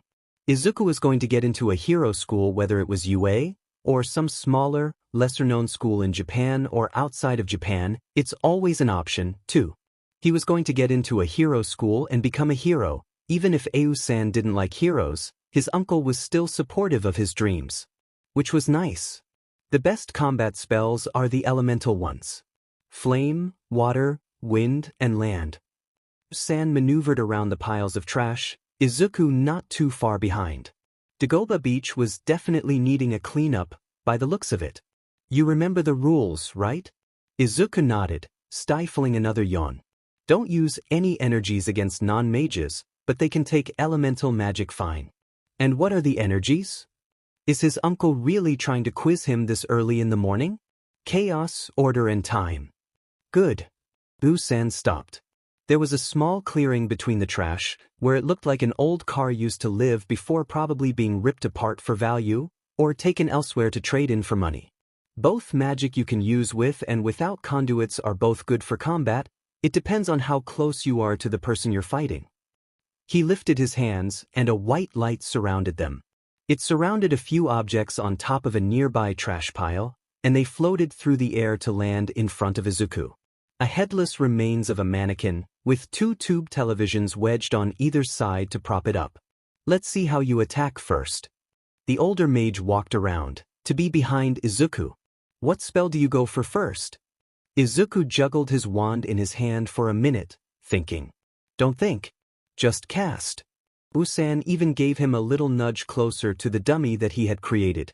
He nodded, pulling on his magic, before casting the first spell that came to mind. Furio Igni. At his cry, a small flame ignited at the end of his conduit, hitting the dummy that Usan had set up. It hit the target, but it probably helped that he was standing right in front of it. Good, Izuku. His uncle said, looking at the damage that had been done. It wasn't hot enough to melt the plastic of the mannequin, but it definitely charred it. But what about a moving target? Izuku gulped. This wasn't going to go well, was it?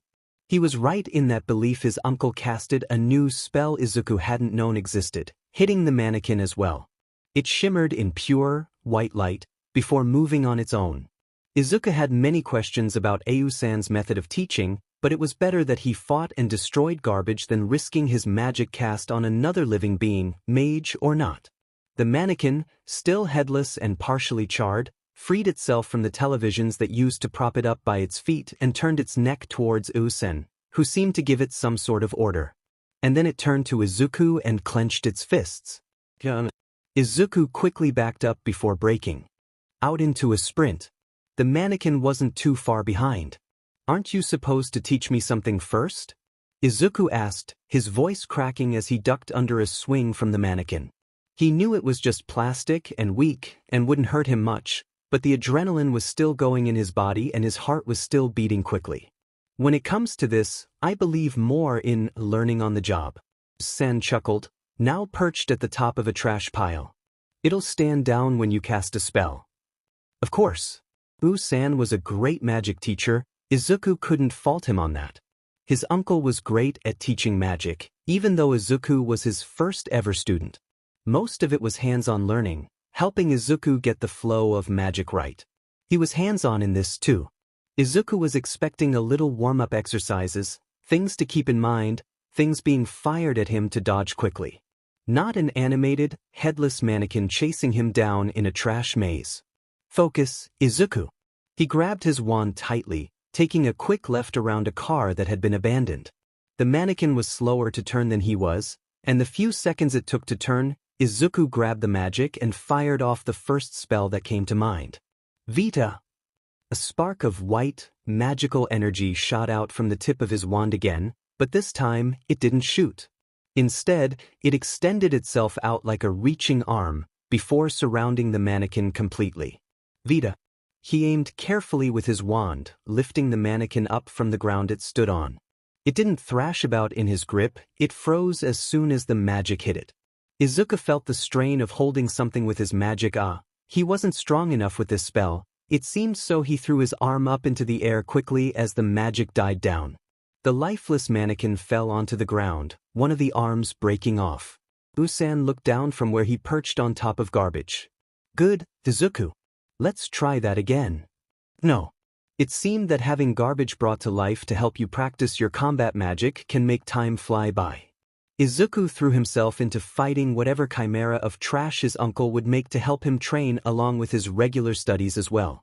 Usan focused mostly on helping Izuku work on magic in combat, though Izuku did add a few new spells to his list of known spells, though whether they would work for the entrance exams would be another story.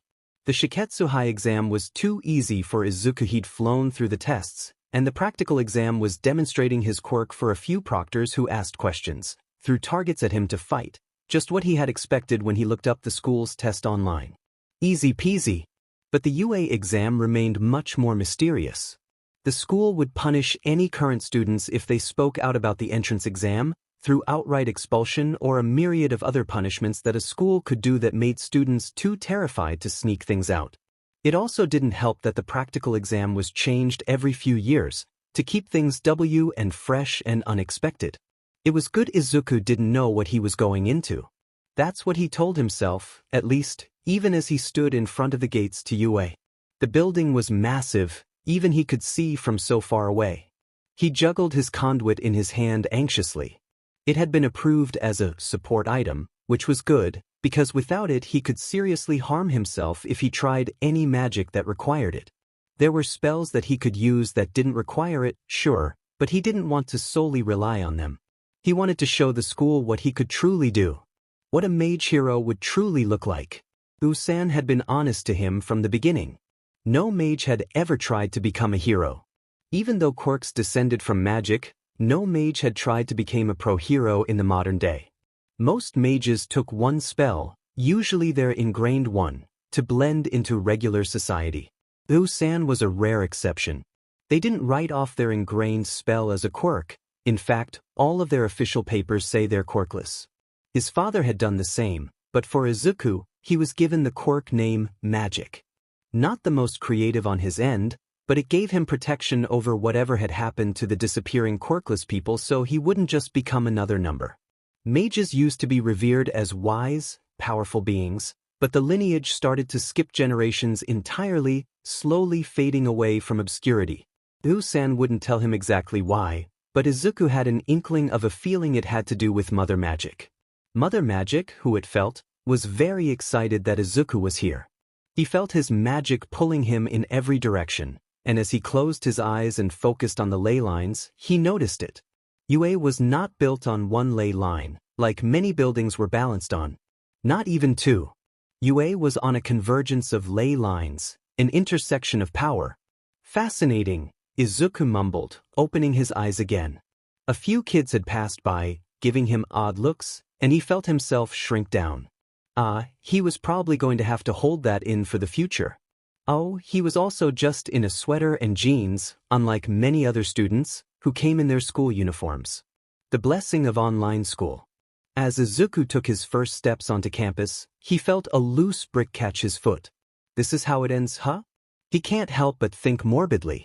Taken out by the actual school before he can take the exam. But the fall never happens. Not by some divine intervention, but he felt some sort of palm roughly hit the middle of his back, and gravity just stopped working. He was inches from the ground and could see the texture of the bricks, but his face never met the brick. I'm sorry. A pleasant voice called up to him, and the hand helped pull him back up into a standing position. You were about to fall, so I used my quirk to catch you. Got you pretty close there, huh? They laughed. Izuku nodded, feeling his face blush a bit. Thank you. There was a loose brick. He added a bit of laughter too, but it felt nervous and awkward. The person who helped him smiled. She had a bob of brown hair and big, brown eyes, and rosy cheeks. Well, It'd be bad luck to fall on the day of the exam, wouldn't it? She rested the tips of her fingers together, and Izuku felt gravity return to him. Wow, you're really light. He was pretty small compared to the rest of the boys his age. It was a mage thing. Apparently, along with genetics, Eusan wasn't short like him, but had the same lean body type that didn't gain muscle very well. But just because there wasn't any visible muscle didn't mean there wasn't any strength under those loose, unassuming clothes. There's probably something to do with magic too, but thinking about how magic affects his growth brings up too many questions about mortality Izuku is not ready to deal with, so he just put it in a box in the back of his brain to address later. The girl looked up at the building, smiling wide. Izuku didn't know someone could radiate such energy until he met All Might, but this was a different kind of energy, feeling like a candy his uncle brought back from a trip a few years ago that was light and bubbly in the center. It's nerve-wracking, isn't it? The girl asked. Izuku nodded. She looked back at him and gave him the same smile. Well, good luck in there. You too. He had done it. He had talked to someone new. Being homeschooled left him a bit of a social recluse, but he still had a bit of social skills left in him. Izuku felt his heart swell with pride, and with no other distractions, followed the crowd of prospective students into the big building that was UA. Nedzu is smart. He knows that. He wouldn't be where he was, the principal of the most prestigious hero school in all of Japan, if he wasn't smart. He might still be back with them, or he might be like any other animal, if he wasn't smart. Humans were funny to underestimate him, but Nedzu is smart.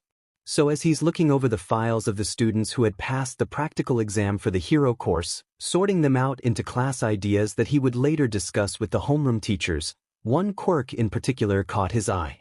He glanced up at the name of the file. Midoriya Izuku. Why did the name sound familiar? The picture that came with the file brought back recognition to the boy who had taken down the zero-pointer in one of the areas, with a strange burst of unfamiliar, dark energy. His arm had been pretty badly bruised and broken after he had used his quirk. Clearly it was something he needed his support item for. Homeschooled. Midoriya had passed all his classes with flying colors a month before the entrance exam took place, graduating from junior high the moment he submitted his last paper. He was ordinary but shy, from the picture and what a note from his online teacher sent to the school. But the name stood out. Nedzu put a pin on that thought, before his eyes flickered back down to the quirk. Magic. A peculiar name, and the description of it was rather vague. Taking energy from the world and making what he determines out of it. It was rare to see a vague quirk, but the small description could lead to so many possibilities and maybe even. Nedzu chuckled at the thought. Too smart. He knows more than quirks exist in the world. He's encountered quite a few of the beings in this world who aren't defined by quirk factors and powers and rules, but instead, by a different sort of energy. Mages. But their kind has slowly been dying out. He didn't know the full details. It had been a passing conversation from two brothers, Nedzu remembered. A passing thought, they didn't even know he was there.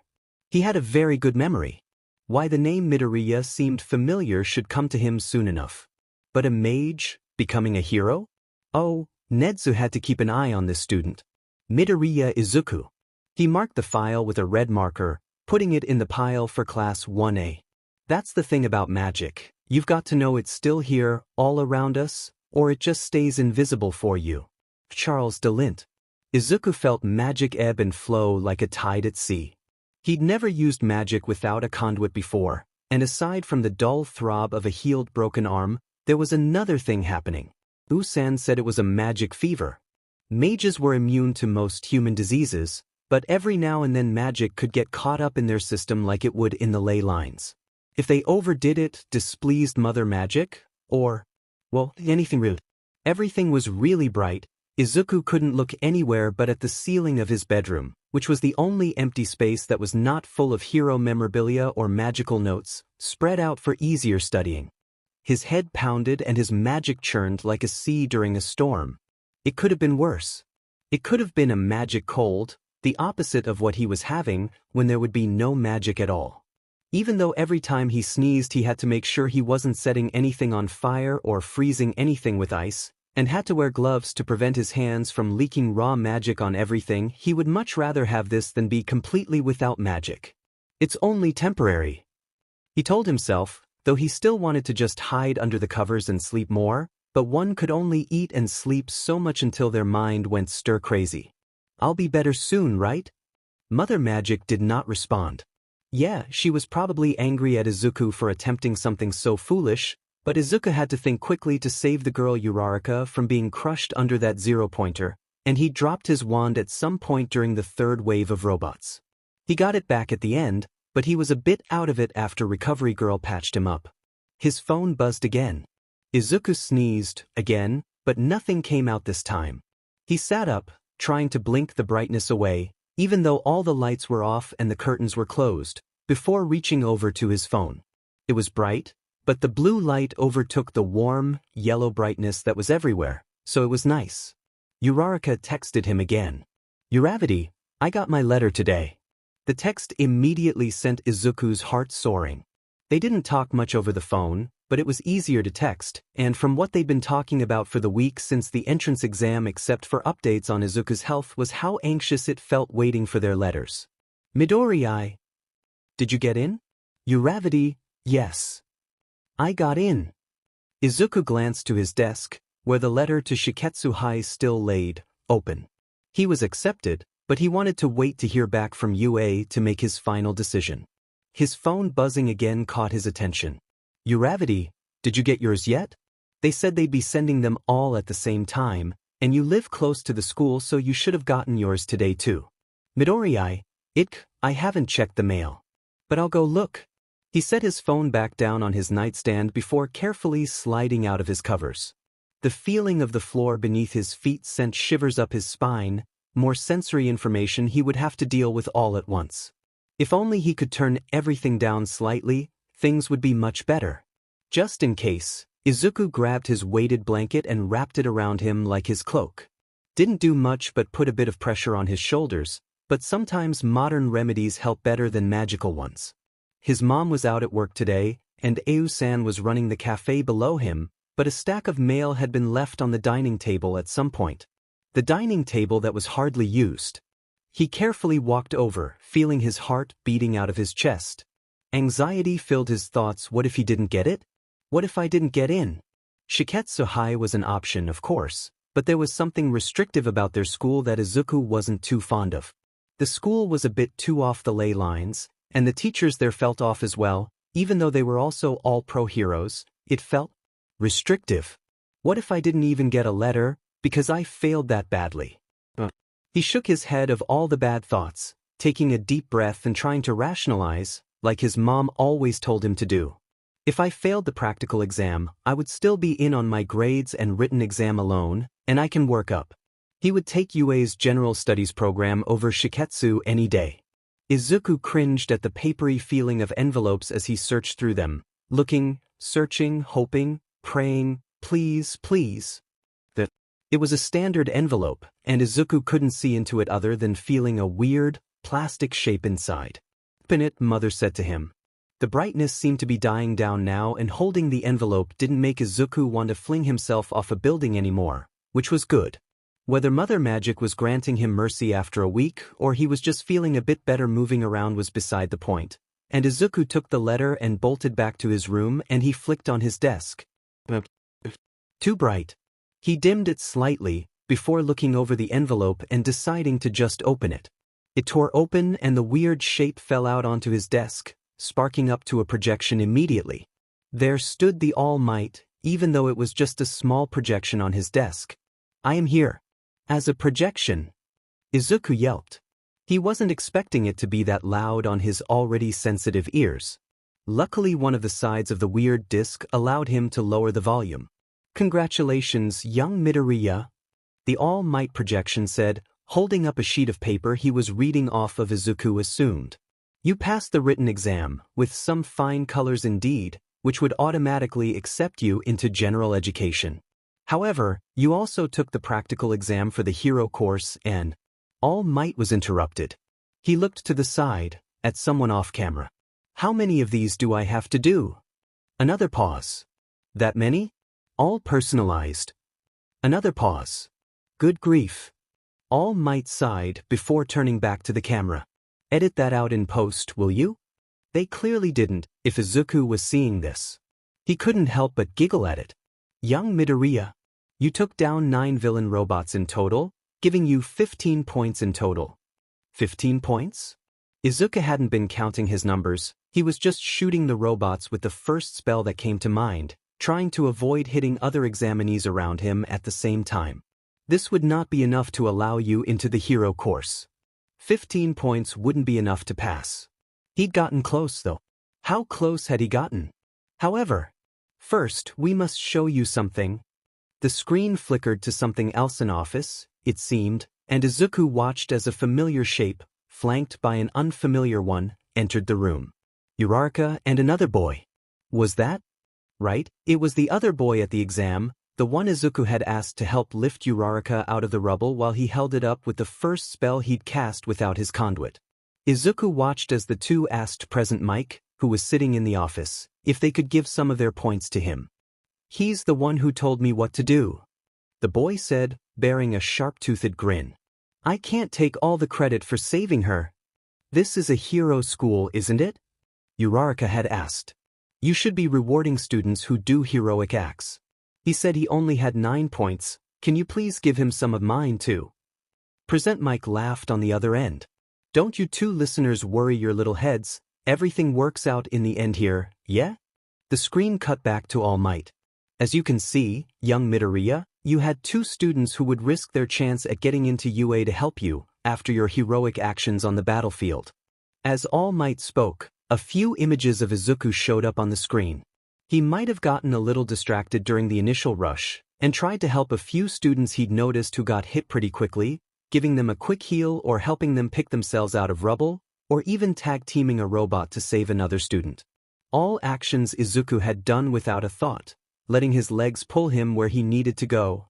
What sort of school would UA be if we did not reward students for acts of pure heroism in our entrance exam?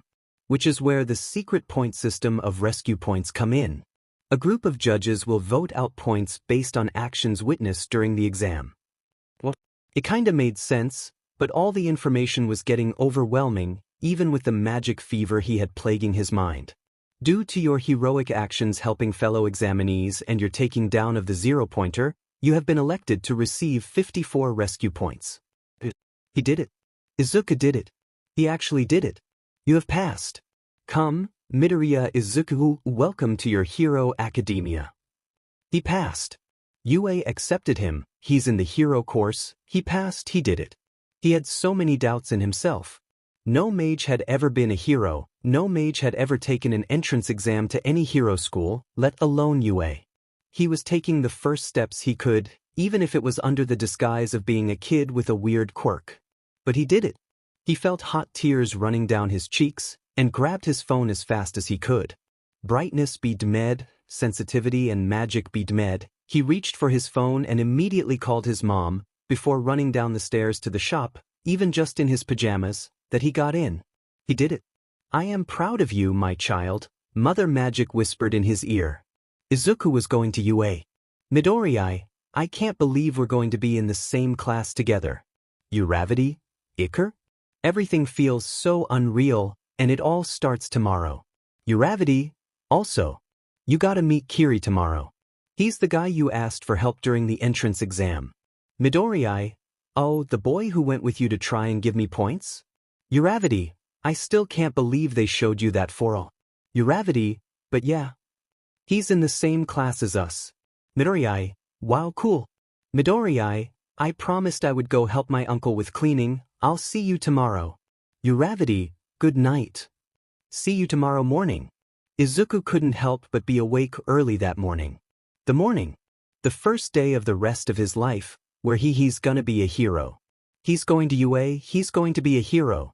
And he has a friend already. Maybe too. Uraraka had mentioned she talked to the boy Izuku roped into helping him during the entrance exam, but Izuku doesn't know much else than a face and a name. Part of a name. The rest of his family is up early too, and they're all buzzing with energy. Izuku, do you have the pack of tissues I got you? And your handkerchief? And the money for the ticket home? Oh, we need to get him a train pass. His mom definitely had the most energy of it all, and Izuku could understand.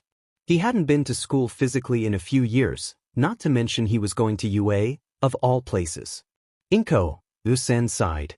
They rested a hand on Inko's shoulder to reassure her. He's got everything, he's going to be okay. Right, Izuku? Izuku nodded, nervous, fiddling with the cap to his thermos. Usan's specific green tea, though it tasted more like a matcha blend, despite the fact it was just pure green tea.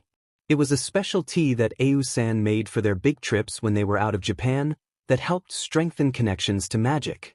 It also gave the drinker a nice energy kick that would wear off mostly naturally. In his studying, Izuku might have gotten a bit addicted to it, but he can't help it. The flavor is good, the energy boost is good, it's basically coffee at this point. Oh, and your wand, don't forget. I have it, Mom. Izuku patted the small sheath that they had made for his wand, attached to his belt. Not that he'd be needing it the first day, hopefully. But UA is such a unique school, and all the teachers made their own schedules and class plans, so anything could happen. Plus, anything could happen between the shop and the school like it had before with the slime villain. It was safer to have it on him. I'm sorry, Izuku, I'm your mother, I'm supposed to worry. Before he could get out the door, his mom gave him a hug and a kiss on his forehead. Have a good day, Izuku. I love you. Love you too, Ma. Bye, Usan. Don't forget you're on cleaning duty tonight. Usan didn't wish him a good day or good luck or even a have fun, but Izuku could feel it. He could feel the warmth coming from his uncle in the magic they both shared. And just like that, Izuku was out the door.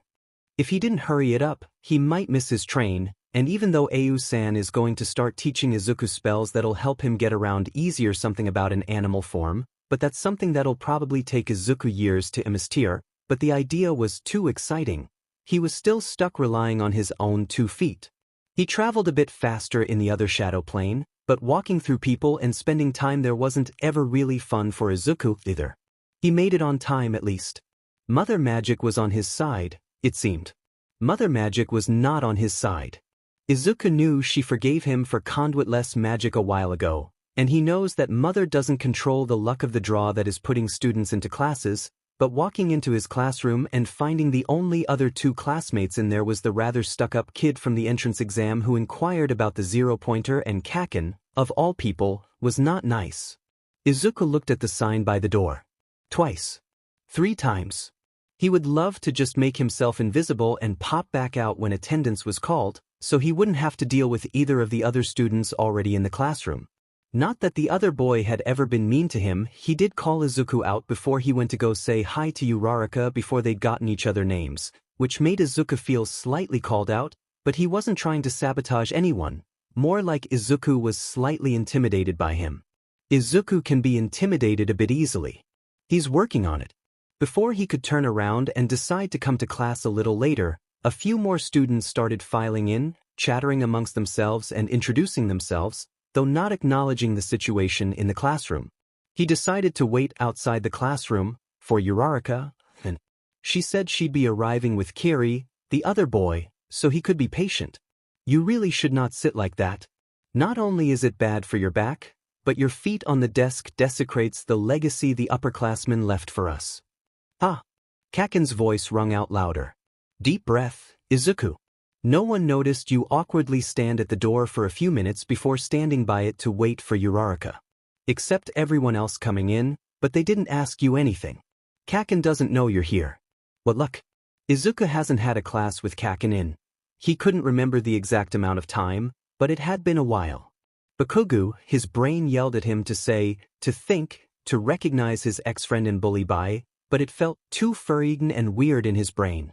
But Izuku's stronger, and yeah, Kaken is obviously stronger and got into UA on his own merits and talents too, but Izuku had gotten stronger and maybe he could actually fight back for once.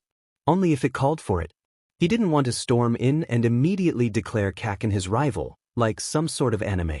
Where'd you come from, eh? My name is Ida Tenya and I came from Sumai Academy, but I don't see why. Ah, a DMN elite, are ya? Kaken sneered. Izuku didn't have to turn his head around to know the exact face that he was making at the other boy Ida. Ida. The name is familiar. Izuku doesn't have much more time to ponder and take deep breaths outside the door, because he glanced up at the sound of his name. Uraraka and another boy rounded the corner, but it didn't look like the boy who he had enlisted to help them during the entrance exam, except he could feel the similar energy, so it had to be him. Midoriya. It's good to see you again. Uraraka lived on the other side of the city, which made it harder for her to travel to UA, but she had managed to sneak in a quick visit to the cafe when she was in the area, and she said that the mochi was the best mochi she's ever had. You remember Kirishima, don't you? Hey man. Kirishima greeted, giving him a big handshake. He didn't look the same. It was the hair. He must have dyed it and spiked it up to stick out more, Izuku assumed. It definitely stood out and showed a small scar above his eye. It's Kirishima Ejiro. Nice to formally meet you. Ah, you too.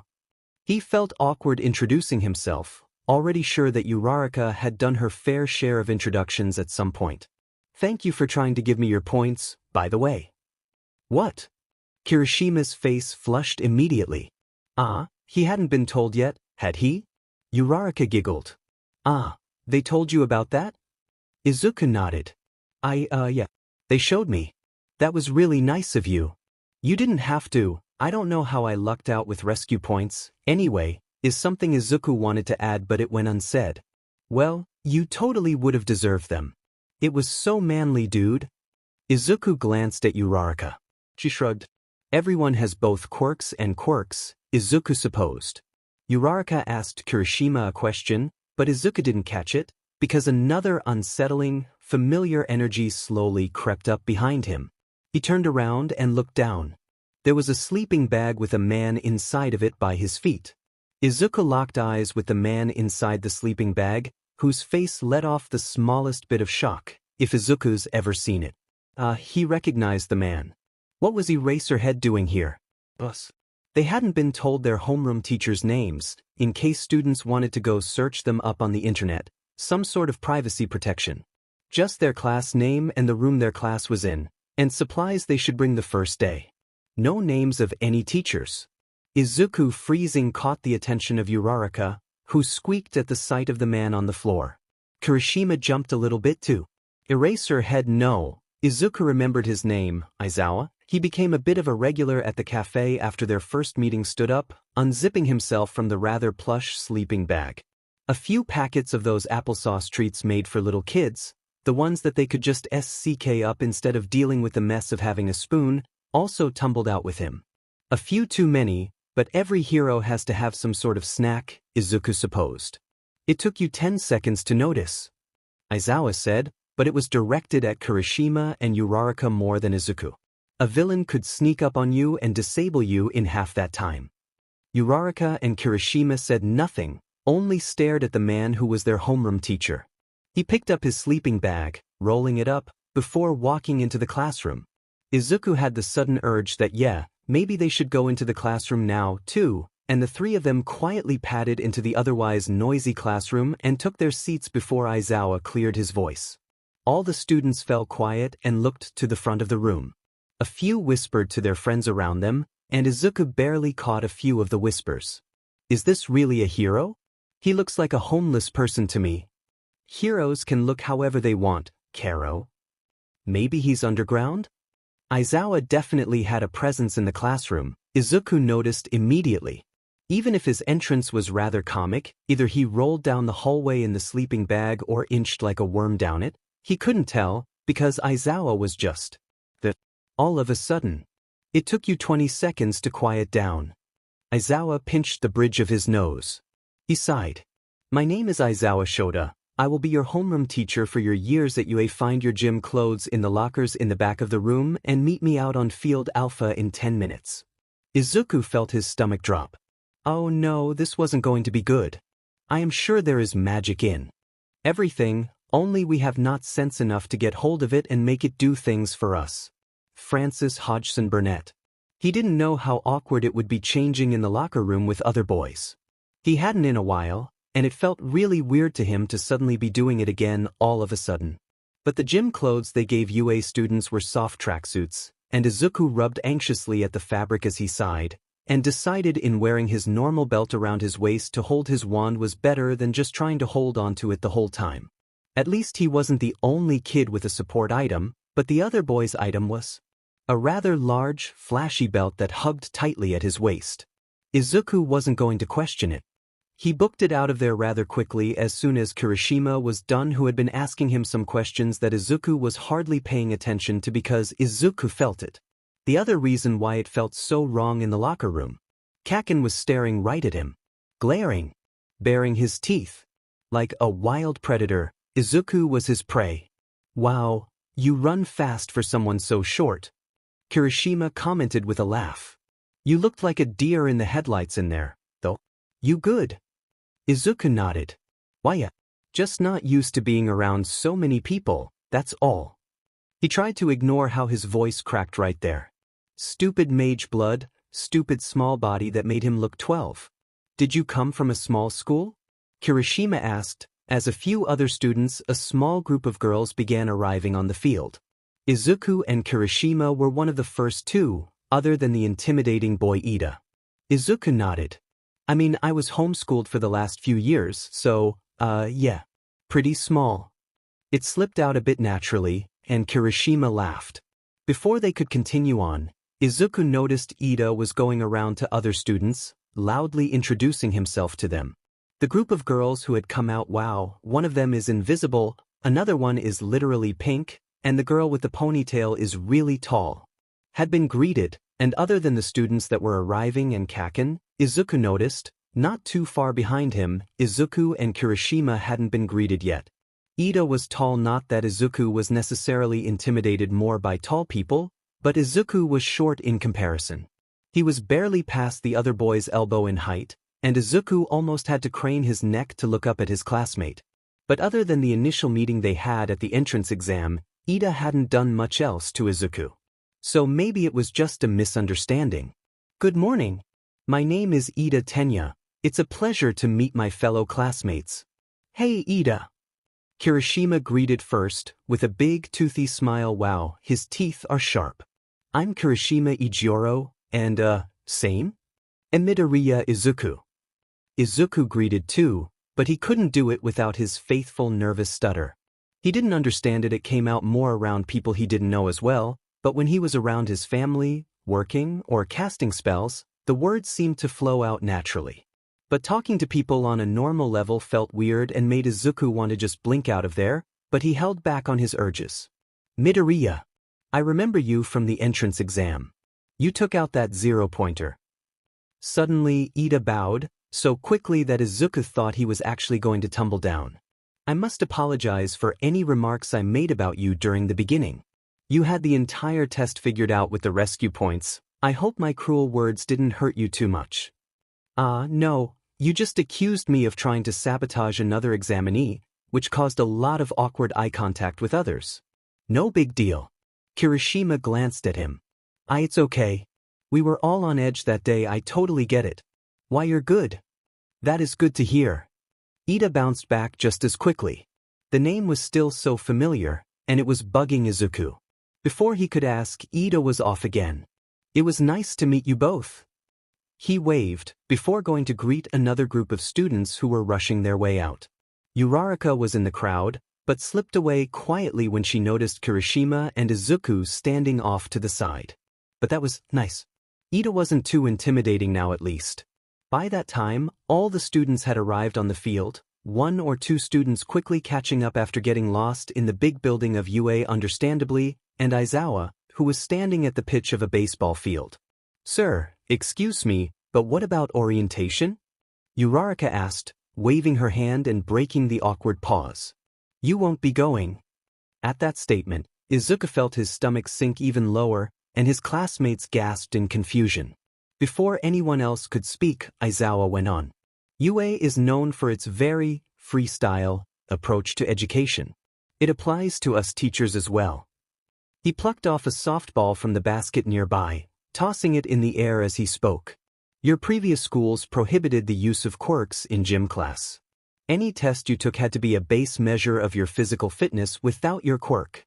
But at UA, not only will you be tested on your strength without your quirk, You will be tested on your quirk itself. Aizawa locked his eyes with somebody tossing the ball. Bakugo Katsuki. What was your throw in middle school? 67 meters. Kaken responded, and Izuku felt himself sink a little bit deeper into the crowd of students around him. Aizawa nodded. Throw it with your quirk. The other boy got a devilish grin on his face, and he wasted no time in walking up to the pitch and tossing the ball, an explosion echoing throughout the campus probably, with an added spice of a yell of, "Die!" along with it too. Izuku gulped. That wasn't fun.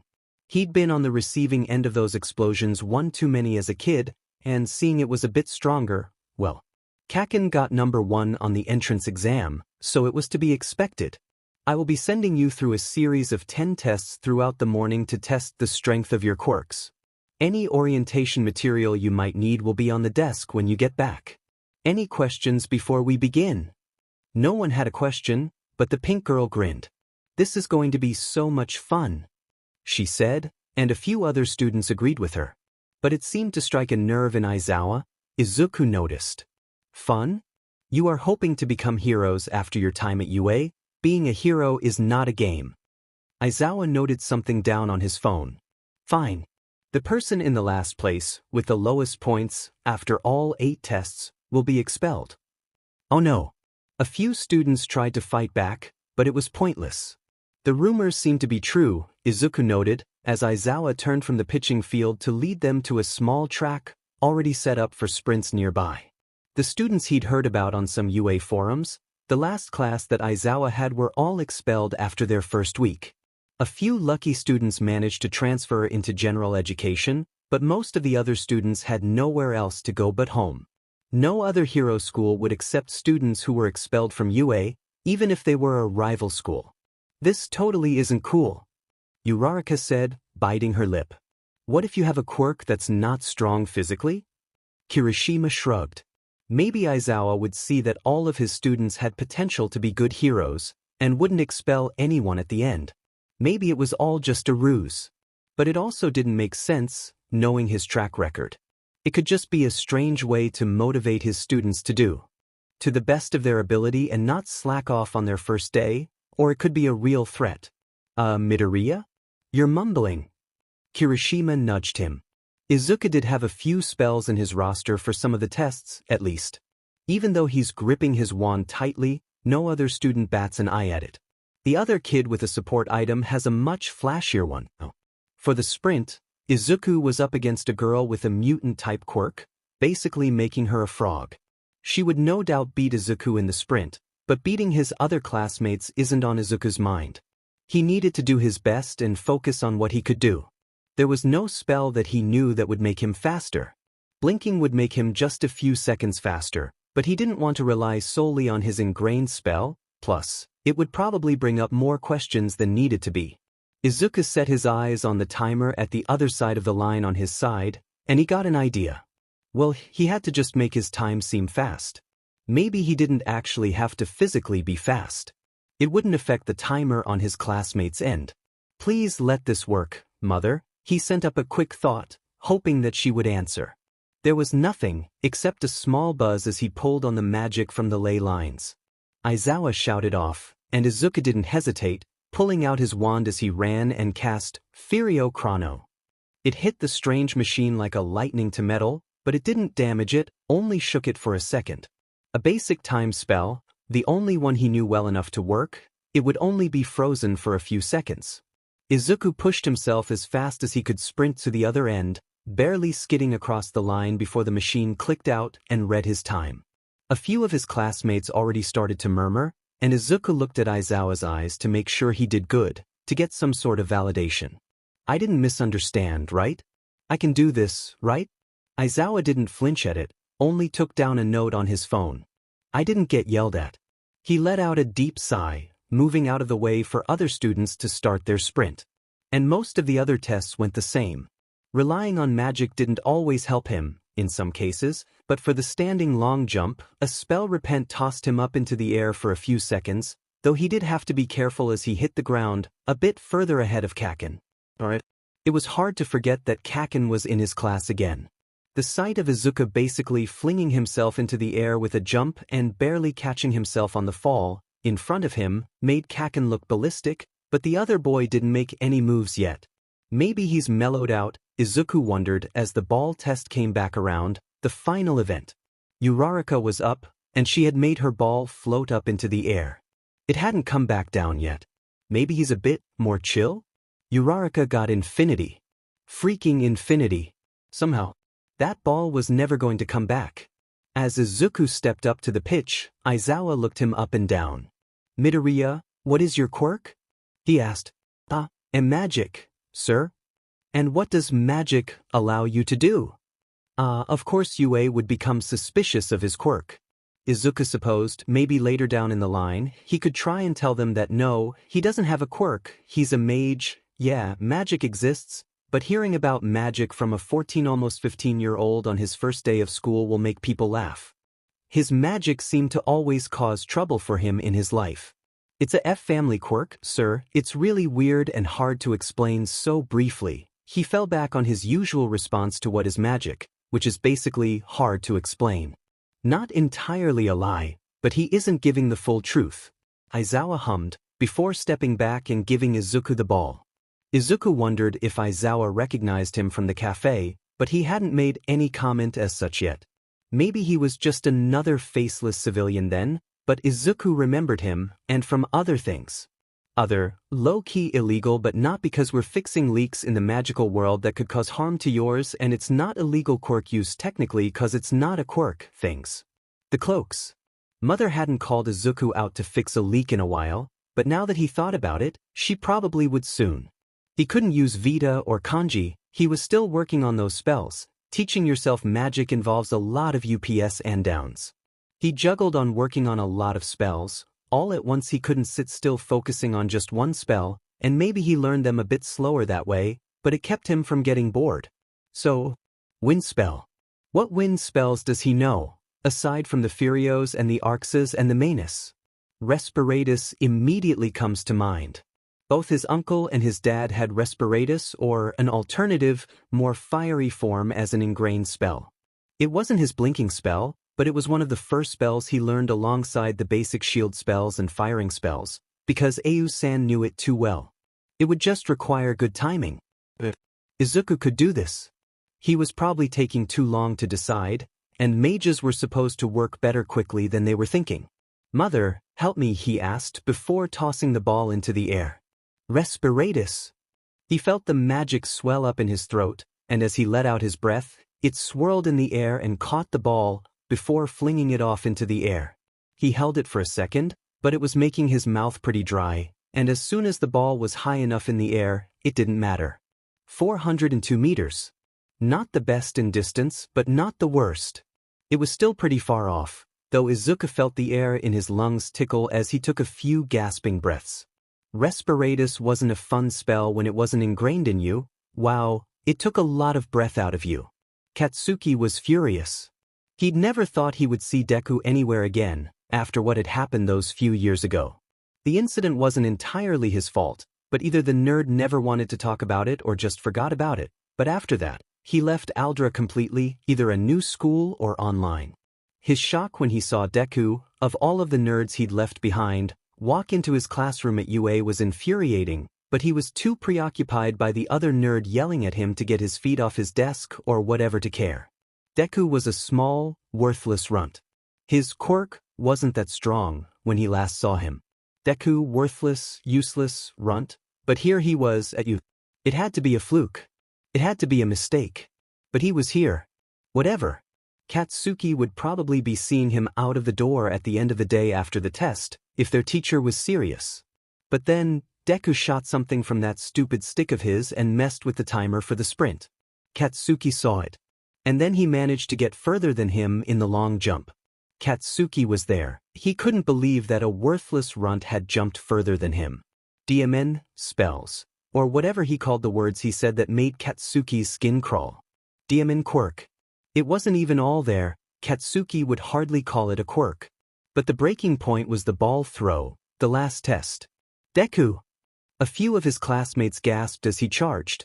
Deku wouldn't be staying in class for much longer. He'd probably get last place and expelled over the weird invisible girl. He's useless. The runt turned around towards him in horror, though by then he'd caught his breath from whatever weird quirk he'd used to toss the ball that far in the air.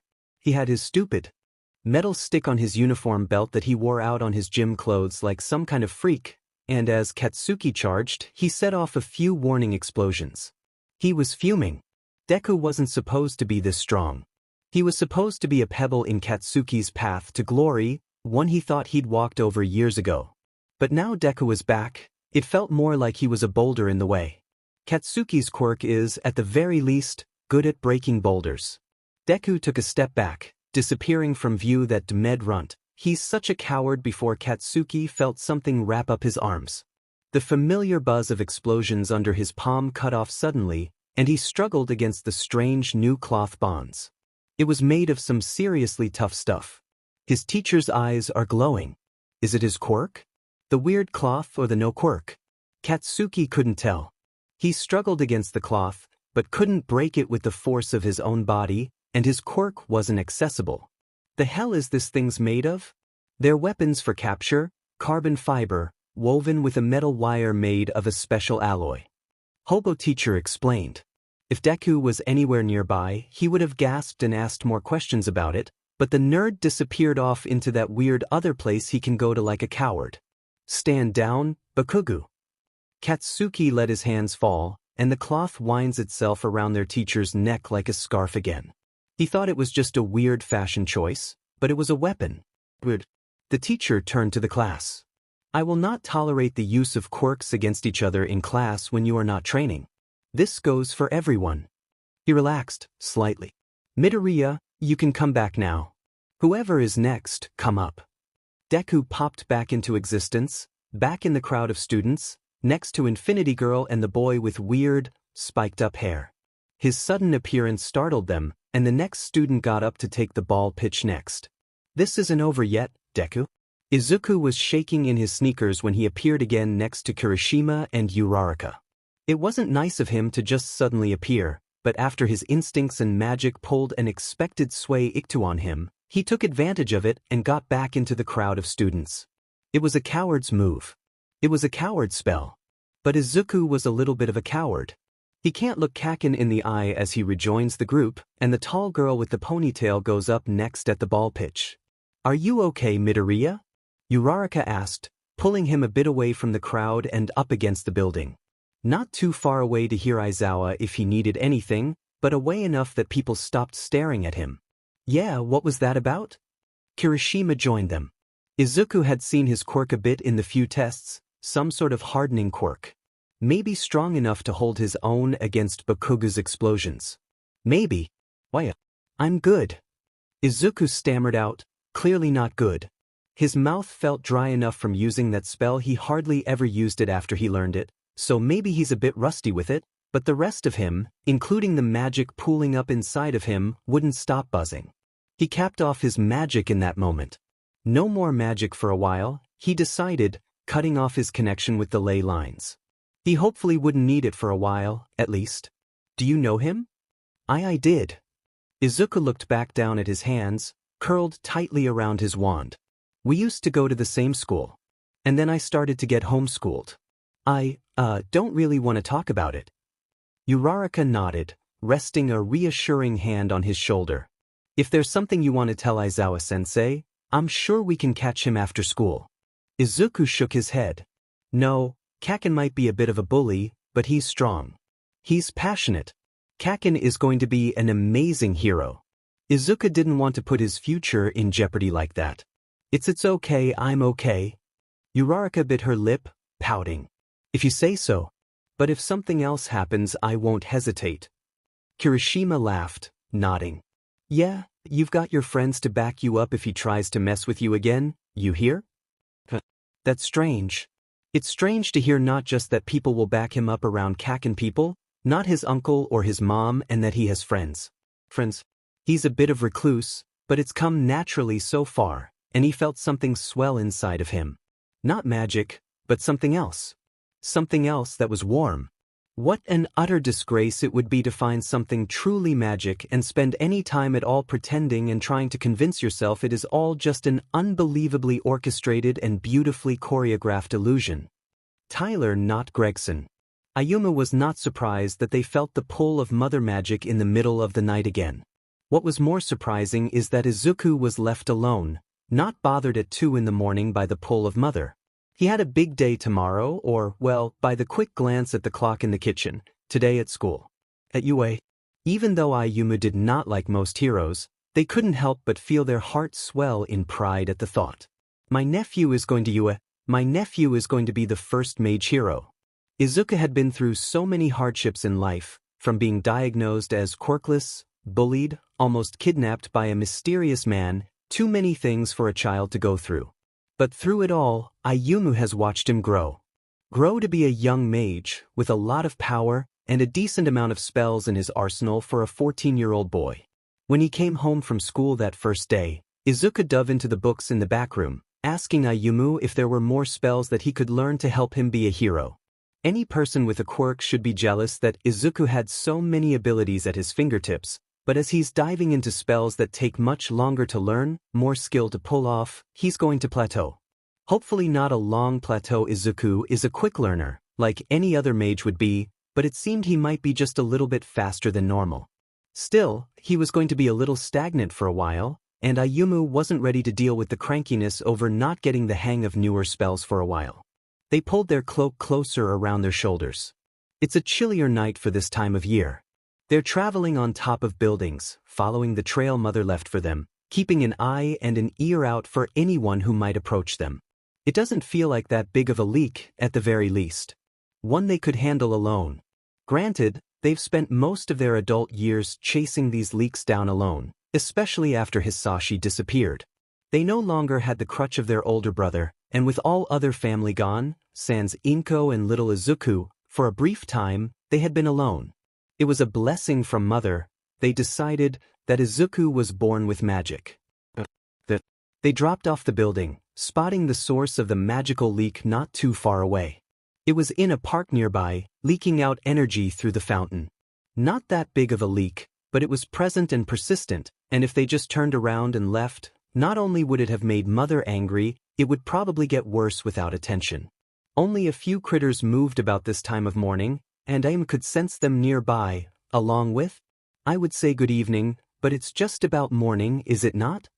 A cheerful voice rang out, and Ayumu froze.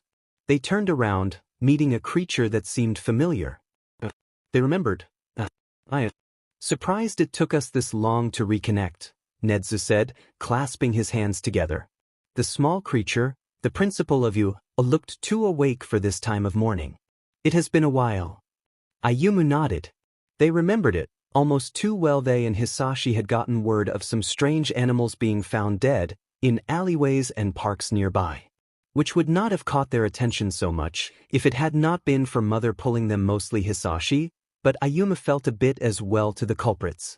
That's the funny thing about Hisashi. Though he was working in an office for most of his days, he loved to go out at night and keep an eye or an ear out for any magical issues that might arise. And sometimes, mother would lead him elsewhere, becoming a true vigilante. The first cloak. Thinking about Hisashi sent a pang through Ayumu's chest. The night they spent with Hisashi tracking down the people behind the mysterious animal bodies found throughout the city, freeing the animals and taking the criminals down, was one of the last few nights they spent like that before Izuku was born. Ayumu hadn't told Izuku about those days. Izuku had never asked much about his father, and Ayumu wasn't on every adventure Hisashi had. I would love to catch up with you, but I need a moment. Nedzu was part bear cat something, Ayumu didn't know, but animals were sensitive to mother magic as well, and he probably felt the itch of a leak somewhere. Of course. I may be the principal of UA, but I have plenty of time now. Ayumu nodded, turning quickly to the leak. It barely took a moment to stitch together the leak from the ley lines, or as Izuku often called it, the magical plumbing. It didn't even cost Ayumu too much energy like the last one did, and they felt mother was pleased, and it was good. Alright, what do you want to talk to me about? Ayumu stood, glancing back at the creature. We have a student in one of our first-year classes. Midoriya Izuku, he is your nephew, I believe? At the statement, Ayumu nodded. And a mage as well? Magic had been a well-kept secret for centuries, but as fewer and fewer mages were born, it was not a secret kept out of necessity, it was not a secret kept out of habit, it was a secret that just existed as such. One that the few mages that were left did not want to add into society, one that was such a little problem for so few people, it was not acknowledged. But if Izuku were to become a hero, the knowledge of magic would be released into the world. Or, a small bit of his own world, of close confidence and closed-door talks. Still, Nedzu was right. There was no reason to lie. If Izuku showed similar abilities to them, it'd be too hard to refute. Ayumu nodded again. Fascinating.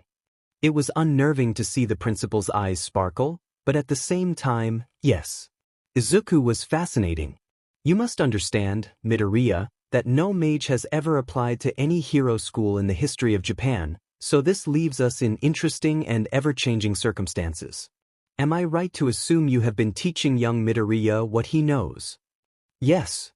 Ayumu took a seat on the bench next to the principal. My grandparents left a large collection of magical tomes. Sometimes Izuku learns on his own, too. But I've been teaching him the majority of what he knows. There are a few spells that Ayumu didn't know how Izuku learned, but with unlimited access to most basic-level spell books in the backroom, they aren't surprised that Izuku did a little bit of self-teaching.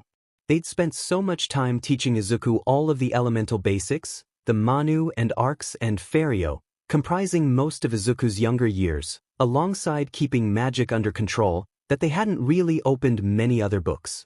It was easy for a young child to lose control of their magic, and much like quirks, which appeared at 4, magic did as well, usually, but times have changed. Ayumu and their brother were late bloomers at 10 respectively, and Izuku being a late bloomer as well conflicted with learning the basics. Although Izuku knows much, it is right outside the basics. I want to give you this. Nedzu pulled out a small slip of paper, along with a business card on it. UA has many resources, but they are all built for quirks, not for magic. I would like to meet with you again sometime, to discuss an individual plan for young Midoriya's studying with magic involved. Izuku had just planned to cram in everything after school and on the weekends. It was not the best plan, but just for a first year, it would be preferable for now. But now the offer was open for an individual plan for Izuku, which made a lot more sense, and if Izuku could get his learning of magic done during school hours instead of crunching it all in whenever he could, Ayumu definitely knew it would be a weight off their nephew's shoulders. Thank you, Ayumu said, smiling and looking down at the slip of paper. It was the names of the heroes who would be teaching Izuku for his time at U, hero name and civilian name, though notably all might had no other alias. It is of no issue. Nedzu stood up, pushing himself off the bench. You and your brother did so much for me years ago. If I can help your nephew become an amazing hero, it would be an honor to do so. Ayumu smiled. UA was really better for Izuku. Mom, do you remember where I put my bag?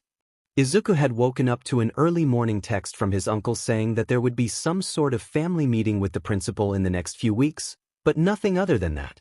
San had not returned from where they disappeared to at that time, a magical leak. No doubt, but that was usual for them. It was already the 3rd day of his time at U today. He had his first class in Foundational Heroics, taught by All Might himself, and Izuku had already brought home a permission slip for an off-campus field trip next week. Things were happening so fast. But they wouldn't go anywhere if he couldn't find his bag. The apartment they lived in above the cafe definitely needed a little bit decluttering from magic tomes and medical books strewn about, as Izuku was no longer the only student in the house. Oh! He heard his mother exclaim from somewhere in the house. Izuku poked his head out of his bedroom door. It's right here in the kitchen. Thanks, Mom. He grabbed it as quickly as possible. It was heavier than normal today, but that's just because he held his hero costume in it now. His hero costume. It wasn't supplied by the support department at school, because he and his mother decided to sit down for a whole weekend and design and make it together with the old sewing machine that his mom's mom had owned so long ago. It still worked by a miracle.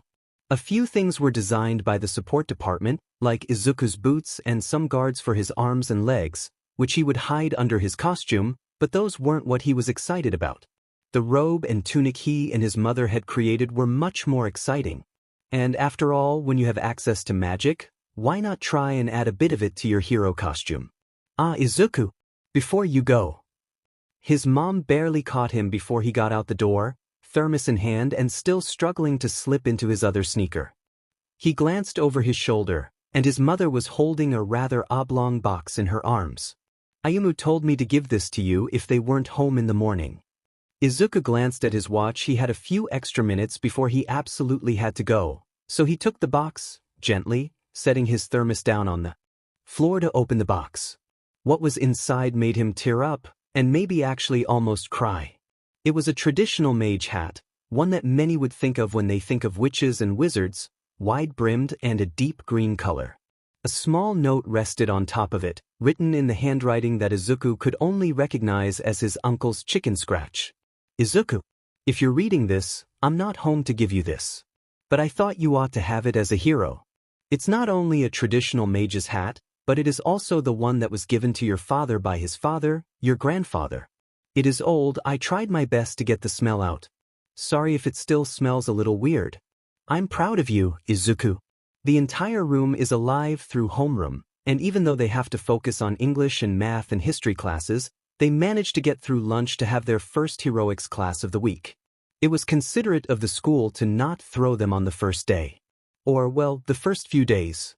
It allowed the students to get used to being UA students and the classwork that, while Izuku felt it was just as easy as any other homework he'd been given, did increase in the load of it. And then, the time came. He was here. He being All Might, of course. When Izuku learned that All Might, of all the pro heroes in Japan, would be returning to his alma mater to teach at UA, well, Izuku was ecstatic. The hero would be a new addition to the UA staff and would be teaching foundational heroics as a first-year class for the hero department. He felt the energy before it even hit the room, with All Might entering the room like a normal person, which was the exact opposite of what he did, but Izuku felt himself get all starry-eyed about being so close to his hero again. Would All Might remember him from the slime villain incident? Only time would tell. Alright, you zygotes. Get your costumes on and meet me in ground beta for your class today. Izuku barely caught the end of the introduction All Might had given, too fascinated in thought with All Might there. He probably didn't miss too much. Most of the other class was as starstruck as he was, no doubt.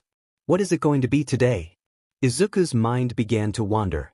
There's the possibility that they would have just basic training, if that, or perhaps some sort of syllabus or lesson plan to go over. Basic training would be the more reasonable bet, especially with All Might as the teacher, but what sort of basic training could he think of to throw their class in? Something to do with costumes, obviously, or he wouldn't have had to carry half of his school books today to make room for his. Midori, you're mumbling again, Ashido Mina groaned, stunning him out.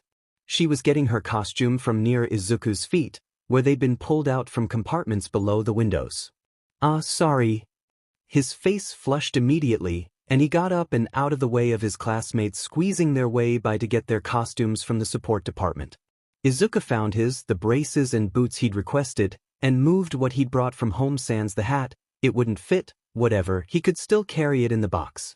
It was really light.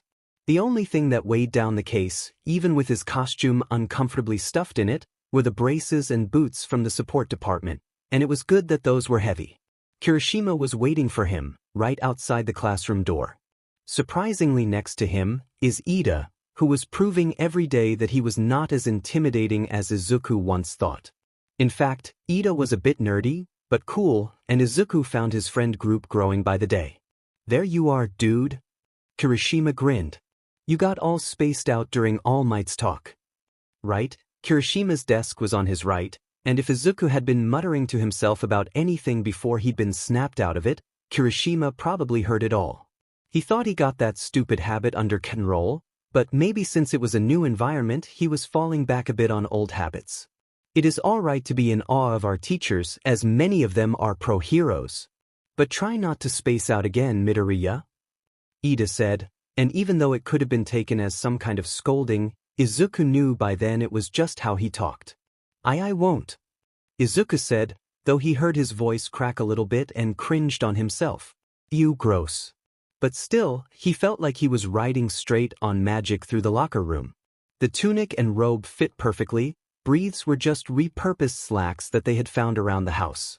The braces fit well under his sleeves, bringing more cushion to his wrists. The worst part about being a mage is serious carpal tunnel. If you don't get hit with any sort of magic sickness first, and his ankles and knees.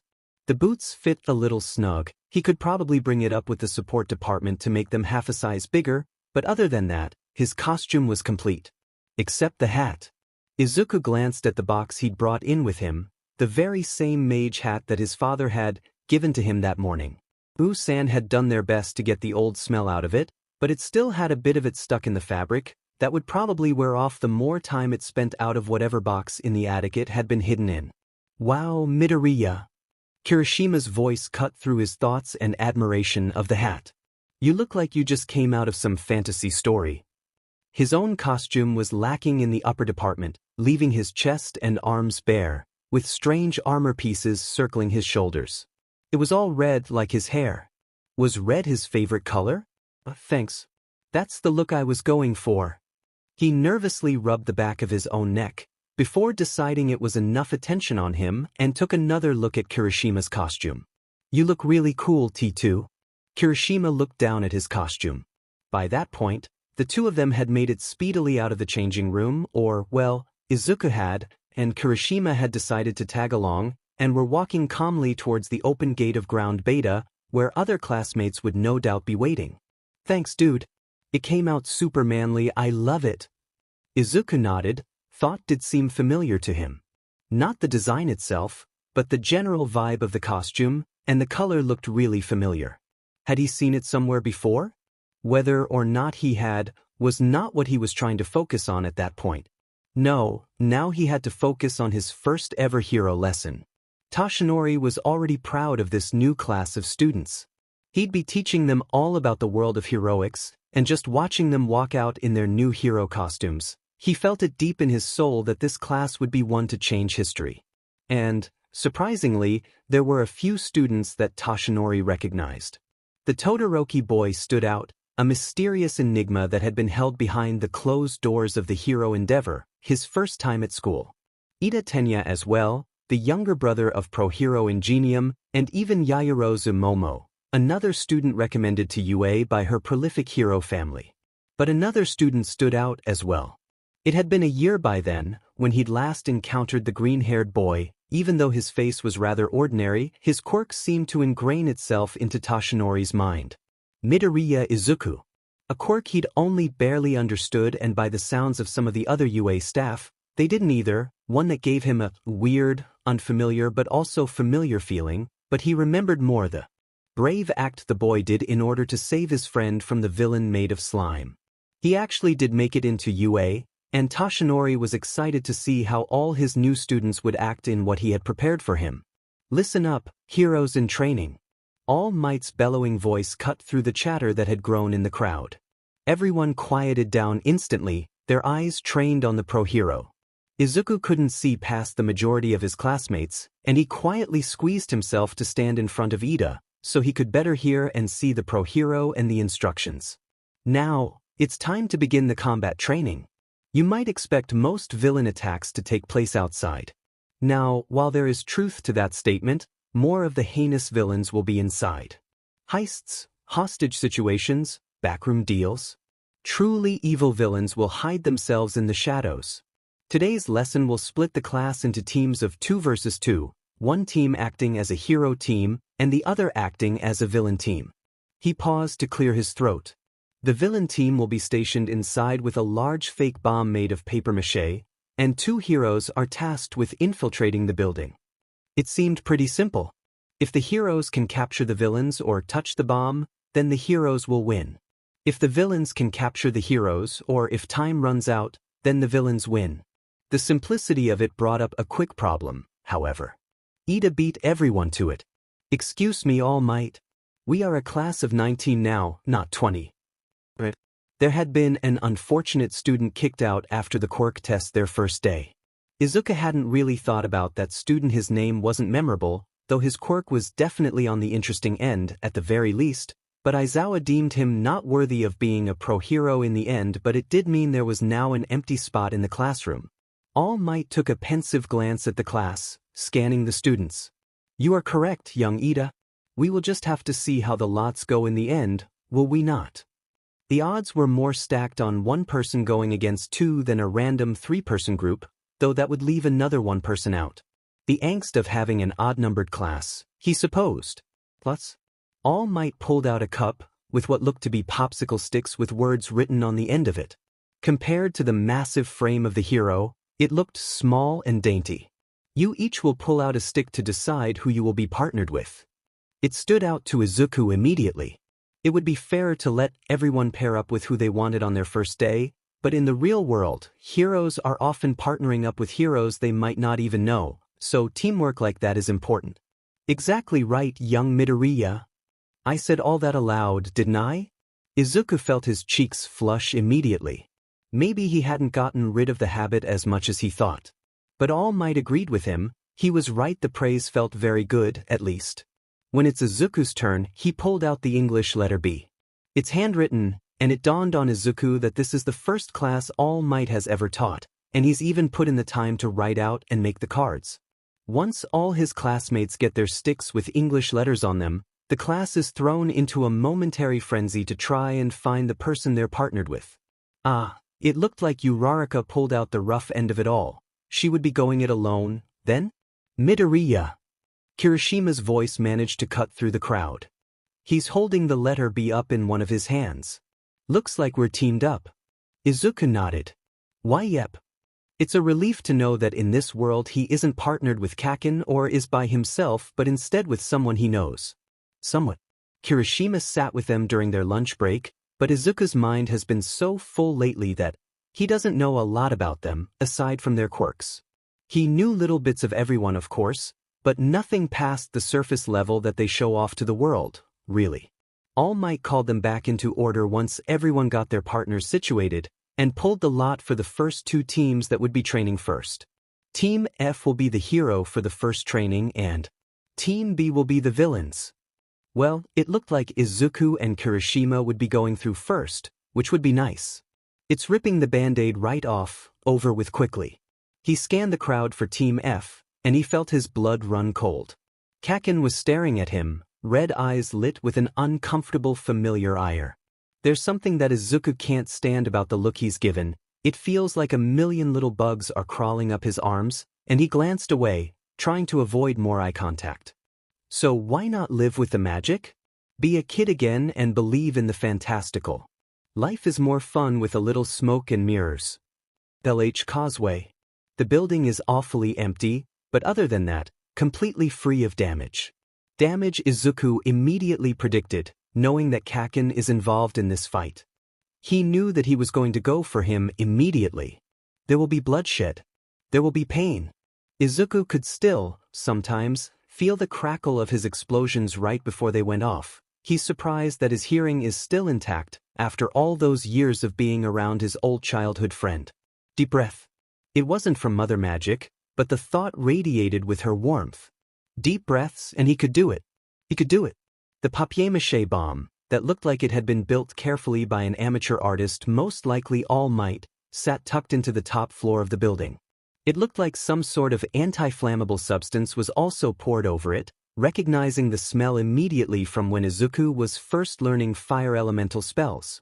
Ugh, he and Eusan couldn't get the stench out of the back room for weeks after that. But other than that, the villains had the advantage in the situation, given 10 minutes to strategize and plan to combat the heroes. The heroes were coming onto their turf, a building that varied with rooms that were simple, office-style rooms, to a few designed to be more like labyrinths, to rooms that were fairly empty, like the top floor, the one they were immediately at. So, have any plans yet? Kirishima asked, pulling him out of his thoughts. Have I been mumbling again? Nope. For emphasis, the redhead popped the P. You did look really deep in thought, though. He paused. Are you sure you're okay going up against Bakugo? Well, the first day and all, you were pretty shaken by him. And yeah, he has been an a-hole to pretty much everyone, sure, but especially to you. Kirishima glanced at the door. the mics that they had been given by All Might to communicate with each other if they ever got separated, were muted, but they could still hear it when the exercise was going to start. I mean, if you ask All Might? No, not that he didn't trust the hero within an inch of his life. He had once saved Izuku, literally, so he did trust the hero with everything, but the idea of magic Izuku didn't really trust teachers that much. Or, at the very least, their position of power. They never listened to me then, why now? UA was a different school, but there was a little bit of fear still balled up inside Izuku. Even though Mother was always with him, he still felt afraid and lonely. Online school had been a temporary blessing, and if he ended up coming to UA, he at least hoped he wouldn't be around Kaken, or he would be better. But that wasn't the case. I'll be okay. Izuku faked a smile for Kirishima, the biggest one he could muster up. Try and make his friend feel better about it. If anything, it might prove to him that I'm... He trailed off. Kirishima didn't ask for him to clarify, but he did beam. Yeah, shove it to him. Prove it that you're strong. That's manly, dude, but if he gets too violent, All Might will stop him. Izuku nodded. Hopefully, a pessimistic voice in the back of his head said to him. You will do great, my child, Mother said. Izuku glanced back around the room. He went through his spells, added Kirishima's quirk to it, thinking of a plan, of anything, and it started falling together in his head. It was a grand puzzle and Izuku was putting together the pieces. Alright, here's the plan. Maybe being bait wasn't that good of an idea, but he could get Kaken Bakugo to chase after him immediately. It was like holding a piece of meat in front of the face of a wild dog and then throwing it. Ito would be thrown off as well too. Nothing in him doubted that Ito was trying to play by the rules All Might had set up, rules, existing more as in things to do so you don't kill each other on my first day of teaching than anything else, and that when Kaken was thrown off, so would be Ida. Ida might try and take on Kirishima, but he trusted that his partner could hold Ida off enough, stall him. Izuku had cast a few arcs terrae around the fake bomb. The ground stretched and bent to his will, creating a careful cocoon of solid rock, and a few other small shields, like he had used on the day of the slime villain, as shields for Kirishima to duck between. He couldn't cast too many, he had 5 minutes to do it all after creating the careful barrier for the bomb, but there were a few that, if Ida wasn't careful enough, he would run into. He never wanted to directly use a spell on his classmates unless he had to. No doubt he'd have to use a few to defend himself from Kaken, but if he could avoid casting it directly on his classmates and surroundings, he would. Magic is dangerous for non-mages. Chaos magic especially, Usan's words echoed in his head as he positioned himself on the labyrinth floor. It was easy to get an idea of the floor quickly, as he blinked in and out of it to get a rough understanding. He could have put up a few more walls in the labyrinth too, in hindsight, but Kirishima would need something up there to help him out with if Izuku wasn't. Or, at least, Izuku wanted to leave him something up there. He had full faith in his friend to do this. Heroes may now enter the building. The static Y voice of All Might echoed in his earpiece. He tapped it once to turn his mic on, so his teacher could hear whatever happened. When Kaken reared his head and spotted Izuku, he knew it was gonna get ugly. A few moments passed in silence. His magic wavered slightly, like a wind chime in the breeze, but through floors and walls Izuku couldn't place people very well. And he was a sitting duck in the labyrinth floor, even if he blinked out. His grasp on his wand is white-knuckle tight. The wand had been slightly modified a while ago to give him a tie around his wrist, so when his hand went slack, it would still be on him loosely like a video console controller. Even though he knows he just needs to have his hands on the metal of the rod to aim it for spells that required it, he's worried that his sweaty hands are too loose, and if he doesn't hold on to it tightly something bad will happen with one of his spells. An explosion rings out from the floor. Voices, though Izuku can't pinpoint from where. I'm gonna burn that demed runt. Bakugo, that is not the right way to refer to our classmates, even if we are participating in an exercise when they are the villains. And will you please quiet down? We do not know if they are nearby. A growl. Nearby or not, that runt knows I'm gonna burn his but when I see him. We should really figure out a plan, before we run into what the dastardly villains have planned for us. Izuku pulled on his magic, Sway Iktu, A spell he didn't even need to whisper the words of to disappear momentarily into the weird, other world, where color drained immediately and things became like mud to the touch. He poked his head through the wall he leaned against, following the voices, even if they were muffled. They were getting close, it seemed. Izuku jumped through another fake wall nearby, lining the labyrinth, before allowing himself to blink back into normalcy. I told you the plan, Four Eyes. Well, I do not think it is an apt plan for the situation we are in. Sheet. They took a turn Izuku didn't expect. He quickly blinked out before anyone could see him as the two heroes rounded the corner. Izuku leaned back on the wall, making sure his breath was quiet even though he could not be seen or heard. Kaken stopped immediately, and Ida, too deep into what seemed to be some sort of strategizing he was talking about to the other, bumped his shoulder. Why did you stop? Ida asked. It was weird to hear his voice through the weird muffle that happened between the other and where they were. He's nearby. I can tell. Kaken growled. He glanced around before yelling out, Come on out, coward. Worthless. Useless. Runt. Coward. DKU. Mother, give me strength, he sent out quickly, feeling the pull on his magic, before he jumped to the hall behind the heroes, going through them, sending a shiver down all their spines, Izuku included, and blinking back into view. Kaken turned, immediately. Izuku wondered if there was a possibility the boy had grown used to the one spell Izuku had known from the start, the one he'd shown off that fateful day in primary school to everyone to prove he had power. He was just a late bloomer, before he was still ridiculed for his quirk, for his power, for his magic. It had been used one too many times once Izuku found himself comfortable enough to jump between, and maybe there was a certain energy it gave off that Kaken somehow got used to? Either way, the boy turned quickly and his red eyes locked with Izuku's own. There you are, Deku. He immediately charged with what Izuku would have expected, Ida frozen in shock momentarily. He always leads with his right. Izuku didn't hesitate, ducking under the right swing, kicking Kaken's feet out from under him. The other boy fell forward on his face, and Izuku blinked back out of view from everyone, pulling at his magic. Ida immediately went up a defensive position as Kaken pushed himself up. Izuku paused for a moment, taking in the costume designs that his two other classmates had submitted. Ida's costume resembled a knight in shining armor, but a futuristic knight as it exposed the engines on his legs. He's related to Ingenium, isn't he? The thought came and passed as he glanced at Kaken's costume. Two large grenade-shaped gauntlets covered his arms. Even if he didn't use his explosives, he could still swing those around and cause damage, and by the looks of them, they were more than just an aesthetic. Demon Deku. Four Eyes, get moving. I'll take on the fucking nerd. Ida didn't protest this time, and booked it back the way they had come. Izuku was hanging around a dead end. Hopefully the labyrinth would confuse Ida for just a little while longer. There were only a few other floors between them and the bomb. Get out here and fight me. Kaken screamed.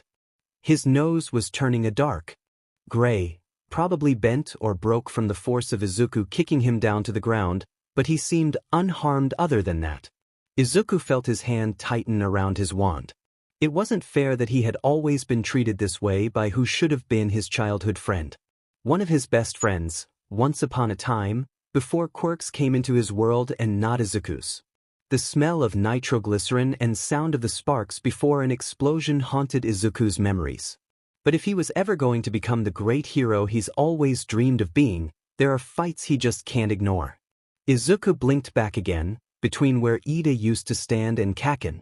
He felt the capture tape he'd been given as he and Kirishima entered the building on his belt, and swung his wand into its holster. He just had to outrun Kaken. Or get him in with the capture tape. Either works. Fine. If you want to fight me, you're gonna have to catch me first. Izuku yelled back, and Kaken turned on his heel again, baring his teeth at him. Izuku took off immediately after his words. The labyrinth was a little confusing, but he could lead Kaken the wrong way, away from the other end. He might run into Ida, but he was only picking up faint traces of his energy, which meant he was either too far, or had found his way up to the next floor. Get back here, Deku. Izuku nearly clipped his shoulder on a sudden turn, opening to the widest hall he'd found on the floor. Think Izuku? No, Don't think, go with what your instincts say. Izuku pulled out his wand again and aimed for the floor. There wasn't a lot of moisture in the room, but the spell would hopefully work the way he planned, and before Kaken turned the corner himself, the words left Izuku's mouth. Furio undo. A blue light shot out from the tip of his conduit, hitting the floor. He put more will into it, freezing the water that spilled out of the light. He would be at a disadvantage too, but when Kaken turned the corner and hit the ice, he went sliding into the corner. Deku! The other boy screamed, but by then, Izuku had turned another corner and down another hallway, and was long gone. If Ida had found his way up to the next floor, Izuku would have to stop him before he got too close to the bomb. He tapped on his earpiece quickly, making sure he was pretty out of sight from Kaken. How is it going, Kirishima? Could still bore the... How are things down there? I've been hearing a lot of explosions. Ida hadn't made it all the way up, then. Ran into both of them, but they split up. Ida might be on his way up, but it's hard to tell. He made another hasty turn. By the looks of it, though, every wall was beginning to look identical. What was his greatest ally, the strange maze floor that had been oddly added to the building, probably for training purposes, like this was slowly becoming his greatest weakness. And Kaken was still around. He had to find a way to take him down with the capture tape without getting near those grenades. Izuku had a bad feeling about those. And catch up with Ida, and make sure everything was okay, and make sure he didn't use too much magic. Izuku had a lot on his plate. But he was determined to do this. He never knew why Bakugo ended up hating him so much. Usen said it was because Bakugo had been filled with nothing but praise since he was younger. That it all went to his head, inflated his ego so big that he could float with it, and comfortably look down on everyone else around him. But Izuku still didn't understand why. Even after his diagnosis as quirkless, before magic came into the picture, he was still hated. Kaken Bakugo had been one of his first friends. Their moms knew each other from university, had been roommates for a few years before finding jobs and settling down in their own lives. But they remained in contact until Izuku went to school online, and they moved in with Eusan. He sometimes wondered if they still talked. Kaken had grown stronger. Izuku could tell not just because he looked physically fit, but his quirk from the assessment had blown all the tests out of the park. It enough for him to get first place in that. He had gotten first place in everything else he's ever done, from even the DMN entrance exam at UA, to even something as small as a pop quiz in present mixed English class. Izuku got second that time, even though they were rightfully tied. Thus are the woes of alphabetical sorting, he supposed. But Izuku never wanted to strive for number one, or the best, of anything. It would be cool to be in the top 10 heroes, but over time, it felt too chauvinistic to aim for the top 10 in Japan. He'd be cool if he ended up in it on his own, but he didn't want to aim for it. He just wanted to help people. Maybe that's where the divide first began. Where Kaken always strived for first, and little Deku didn't seem to mind much where he landed, as long as he did good. The echo of footsteps brought Izuku out of his thoughts. It wasn't the time to be reminiscing on bad memories, but it had come up as a thought, plaguing his mind, since he'd first managed to get away from his old friend. He was nearby, wasn't he? An explosion near his ears caught him off guard. Kaken had managed to spot him around the corner he'd ducked into. Izuku had thought he had more time, but that's where it ended. He thought, too lost in his own head, he thought. Izuku's ears rang, but he could still hear Kaken's rather jovial laughter over them. He backed away slowly as the explosion faded in his ears, and Kaken Bakugo slowly followed, cornering him into a dead end. Fuck, Izuku cursed in his head. A strange ring echoed too, different from what had faded in his ears, and the grooves of Kaken's gauntlet lit up. Izuku knew that wasn't good. One look to Kaken's face, it cemented the fact. There wasn't any sort of grin on his face, it was low and serious, a face Izuku recognized and never wanted to see again. His hand went to his wand, immediately. Deku! Kaken growled. You have power. Why don't you use it? Do you think I'm not worth it? Power. The words stood out in Izuku's brain for a brief second. Did Kaken know there was something off about Izuku's supposed quirk? They were probably running low on time, now. A check-in moments before had shown that Ida had found Kirishima, But the barriers Izuku put up were being put to good use. All they had to do was stall a little bit more, and the heroes would lose the exercise. Heh! Bakugo grinned, aiming his gauntlet at Izuku. You remember my quirk, right, nerd? How my palms secrete nitroglycerin and make my explosions. Izuku took a few more cautious steps back. This wasn't good. If they made it the way I asked, then these gauntlets store the nitroglycerin. He set his feet down firmly, aiming it at Izuku. Every fabric in Izuku's being, and maybe beyond, was yelling at him to move, move, move, but he was frozen, like a deer in the headlights. There was no spell he could think of that could counter anything like what Bakugo was expecting. All Might's voice rang out in their ears, cutting through the static. Young Bakugo, if you release that, he will die. Stop this now. He won't die if I don't hit him. Kaken pulled on the gauntlet.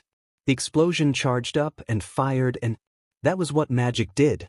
It revealed the heart of who you'd been before life took away your belief in the possible. It gave back the world all lonely children longed for. Lee Bardugo. Shota groaned, watching the tape over again. All Might's voice had not been saved in the recording, but he could recognize the response that Bakugo gave to his teacher. He noted it down. Circled it in a red pen once, then twice. Talk to Bakugo. The behavior in the mock battle was unacceptable. Bakugo was a phenomenal student, acing everything that came his way, and with that powerful of a quirk, he'd be quite the hero. Now only if he'd act like a DMN hero.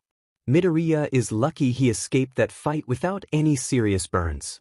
Whatever power he had, the one that allowed him to disappear for a moment, he barely got out of using it as the explosion hit him. A slow-motion, frame-by-frame look showed that it grazed his skin. He'd been sent to Recovery Girl to treat his burns, but he'd been able to make it back to the class to see the rest of the Midoriya and Kirishima one, but it was still reckless of them to try and split up. Reckless genius, Shota would describe more accurately, but Kirishima would have been a better defense against Bakugo than Midoriya, looking at quirks. Whatever there was between the two, it was probably ignited by 10 by now. He pinched the bridge of his nose. It was still late, but it wasn't a patrol night.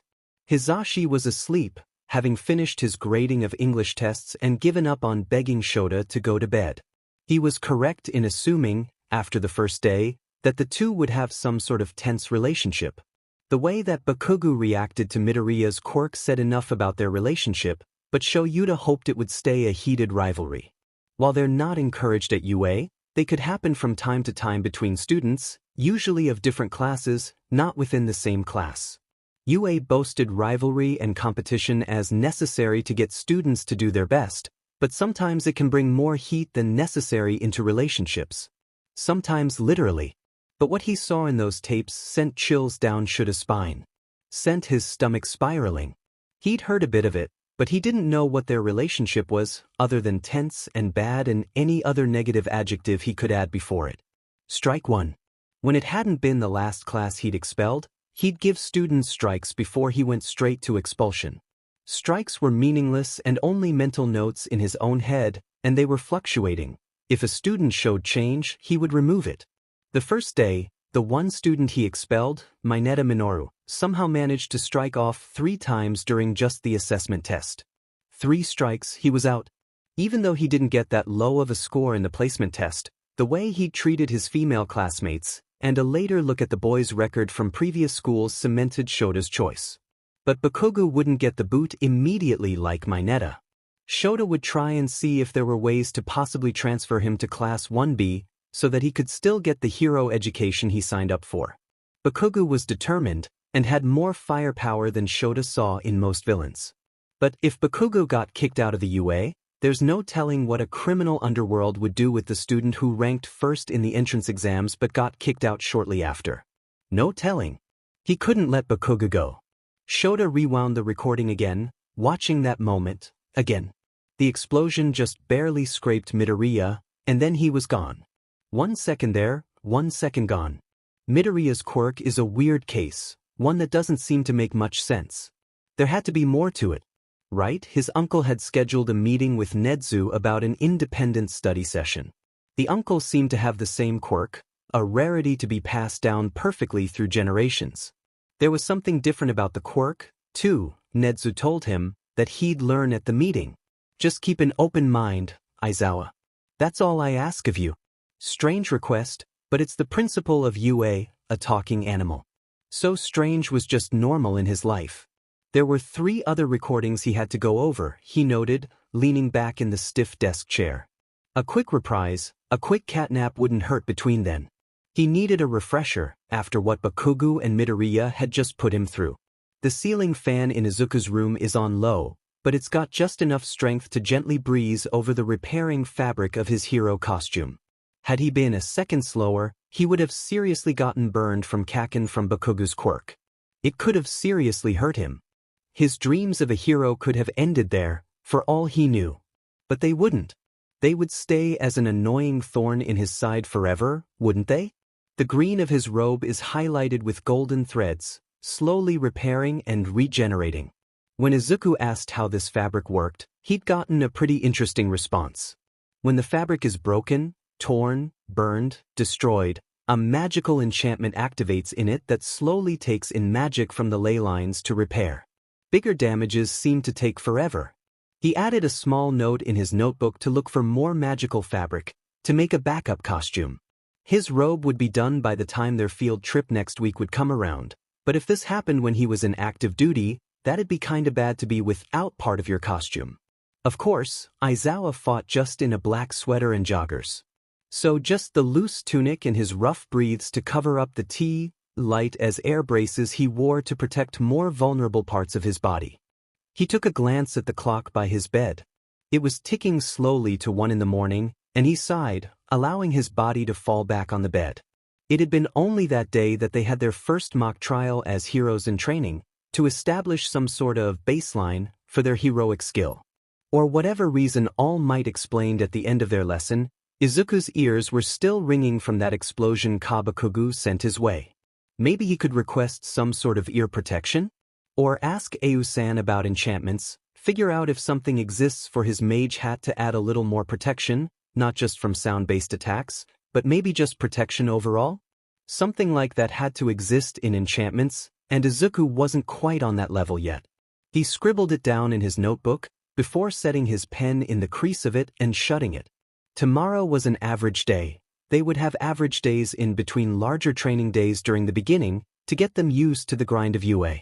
They'd get more constant after the sports festival good. Izuku didn't know if he could handle being thrown into everything all at once, and he's glad UA managed to give them a little time in the kiddie pool before throwing them in the deep end. The only light that lit up his room was from the street light outside, and a fitting hero-themed night light plugged into his wall. Not that he was afraid of the dark, per se, more so he'd stopped stumbling into his desk in the wee hours of the morning when he was just awake, like this. Head full. Many thoughts, he thought to himself, checking his phone again.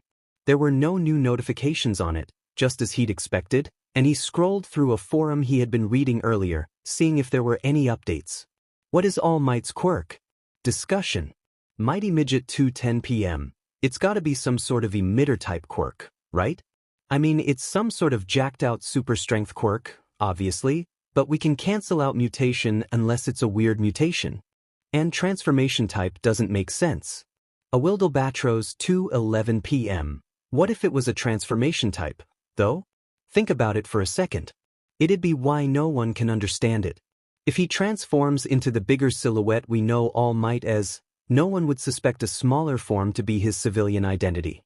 Think about it, why is All Might one of the few heroes nowadays with a secret identity? Secret Nymph 001213 p.m.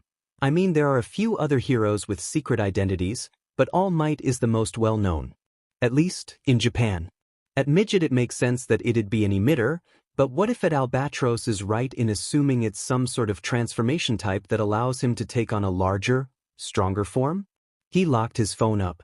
He dabbled in quirk theory. Reading through forums on quirks was a nerdy side hobby, but he'd been around All Might not just all that day or, well, the day before. It had passed midnight already and he did notice something off about his quirk. All quirks came from magic. The fact that Izuku can feel the power, means something. All Might's quirk was almost blinding in power. He couldn't meet the hero in the eyes very often. But being around it, Izuku was able to sense it a little bit more. It felt layered. It felt old. He already jotted down all his thoughts about it in one of his other notebooks, not the personal journal he heard get kicked off his bed as he turned over, trying to will sleep to come, but it was layered, it was old. What does this mean? All will come in due time, my child. Mother's voice hummed. When he arrived at school the next day, he noticed immediately the crowd of reporters swarming the front gate. They seemed to surround every student that breathed near them, asked them persistent questions, but they gave up once the student passed the barrier through the gate. Their student ID would be recognized, and they'd be safe on the other side. Getting through was the problem Izuku was faced with. Well, luckily for him, he's got a great spell for dealing with this. With no hesitation, Izuku mumbled, "Sway Iktu," and he disappeared in the blink of an eye. No reporters would notice as he walked through them, even if they had sudden shivers pass over them, like someone walked over their grave. But he stopped right outside the crowd. There was a purple-haired boy, general education, by Izuku's best guess, who stood on the edge of the crowd of reporters, weighing his options. Be late for class once the reporters leave, or try and make his way through the crowd. Izuku was transfixed, not because of anything other than the boy seemed to glance briefly at Izuku and meet his eyes. Which was impossible. Izuku was in the other, the shadow realm, where no one could see him. They could only briefly feel him as if he was a ghost walking over them, but he could have sworn the purple-haired boy met his eyes briefly, before deciding it was best to try and fight his way through the crowd. "Excuse me, sir, do you mind telling us what All Might is like as a teacher?" "I'm a general education student," the boy snarled and returned to the teachers who hounded him. "I haven't seen him on campus." Izuku followed him through the crowd. The reporters he passed through only felt whispers of a cool breeze pass over them, and shivered as he did. The purple-haired boy stopped once he was in the gate, out of earshot from the reporters behind him. He glanced back at the reporters, looking through Izuku this time, and he sighed, before being on his way. No, Izuku had to have imagined that. Right? It seemed today was just full of oddities for Izuku. First of all, he'd gotten back results from the mock battle trial. He had witnessed Bakugo, just say it, DMN it, he had witnessed Bakugo get chewed out by Aizawa for the way he acted in the training yesterday, and Izuku got a tense, "Don't sacrifice yourself for others," Midoriya from the teacher, too, but everyone had more or less passed, even if they had failed the actual battle. So that was nice. Mother made no comment on anything all day, but she was probably enjoying whatever was happening to him throughout the day in her celestial tower or wherever she lived. Because this was a bad idea. When Aizawa mentioned class representatives, every student shot for the spot immediately, and the classroom became loud. It only quieted down because Bakugo barked at everyone too, in his words, "Shut the hell up already, I'm the leader now and you'll listen to me," which didn't go very well for long. So Izuku decided to try and interject and say that should do this somewhat democratically. Vote for people, and whoever got the most votes would get the office. The problem of people just voting for themselves would probably occur, but if someone really got more than one vote, then they'd be pretty good for the job, right? That another student overlooked their own bias towards themselves and put their vote forward to another person. He didn't expect to be standing up at the front with Yaoyorozu Momo and win. He was the vice president of the class, sure, but he was elected into a leadership role without his consent. This was incredibly unfair, and if he wasn't paralyzed from shock from standing in front of his classmates like this, he would demand a recount. Why yeah, thank you for trusting me. I'll do my best. He stuttered out, after Yaoyorozu gave the class a shy thank you as well. Yaoyorozu Momo was one of the 4 first-year students to get in based on recommendation. He had seen her in action during the mock trial, with her quirk that allowed her to create anything she could think of with the fat stored in her body. A fascinating quirk, and she came from a pro-hero family, and she got in on recommendation, so it made sense that she would be voted in some sort of leadership position. Even after Aizawa shooed them back to their seats, Izuku still felt his nervous energy bouncing around, his thoughts racing. Why would someone vote for me? I'm not leadership material at all. Is this really how UA is like? His thoughts carried him all the way to lunch, barely absorbing anything in his history class review for the test the next day, Izuku knew most of this stuff in English class again, easy class. The table he sat at on the first day seemed to have a small group of people growing, even if 1 or 2 people floated between tables. Kirishima decided he would try and sit with Bakugo again, trying to form a friendship with the prickly boy, which was, to Izuku's shock and horror, actually working, while for the 3rd day in a row, Izuku, Uraraka and Ida were joined by Azuitsuyu. "Why do you always have a bento box with you, Midori-chan?" Tsuyu asked, pointing at the carefully crafted lunch that Izuku had brought with him today. She was rather straightforward with everything, including asking everyone to call her by her given name. "Ah, my uncle likes to bake and cook and stuff," Izuku quickly explained, motioning to orderly packing of the bento box and its many delicious and healthy foods. His thermos still had piping hot tea in it from this morning when he grabbed it. "You've talked about your uncle before. Are you two really close?"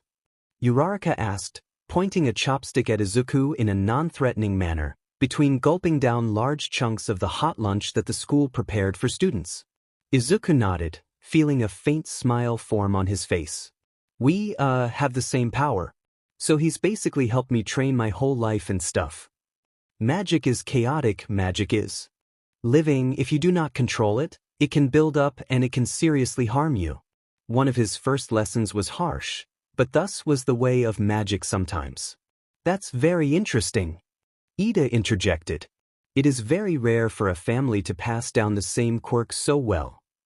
You're Ingenium's younger brother, aren't you?" Izuku's mouth spoke before his brain did, and the words just tumbled out. He hadn't asked Ida the question before, but it seemed like, well, they were talking about quirks and power, why not mention his thoughts? Ida was momentarily shocked, but he nodded, trying to avoid choking on his rice. "Wow, yes. Ingenium is my older brother. I'm surprised no one has asked me yet. I suppose it is rather obvious." "Cool," Uraraka squeaked out. "So, you're another hero prodigy too, huh? Did you get in on recommendation and not say anything?" "No.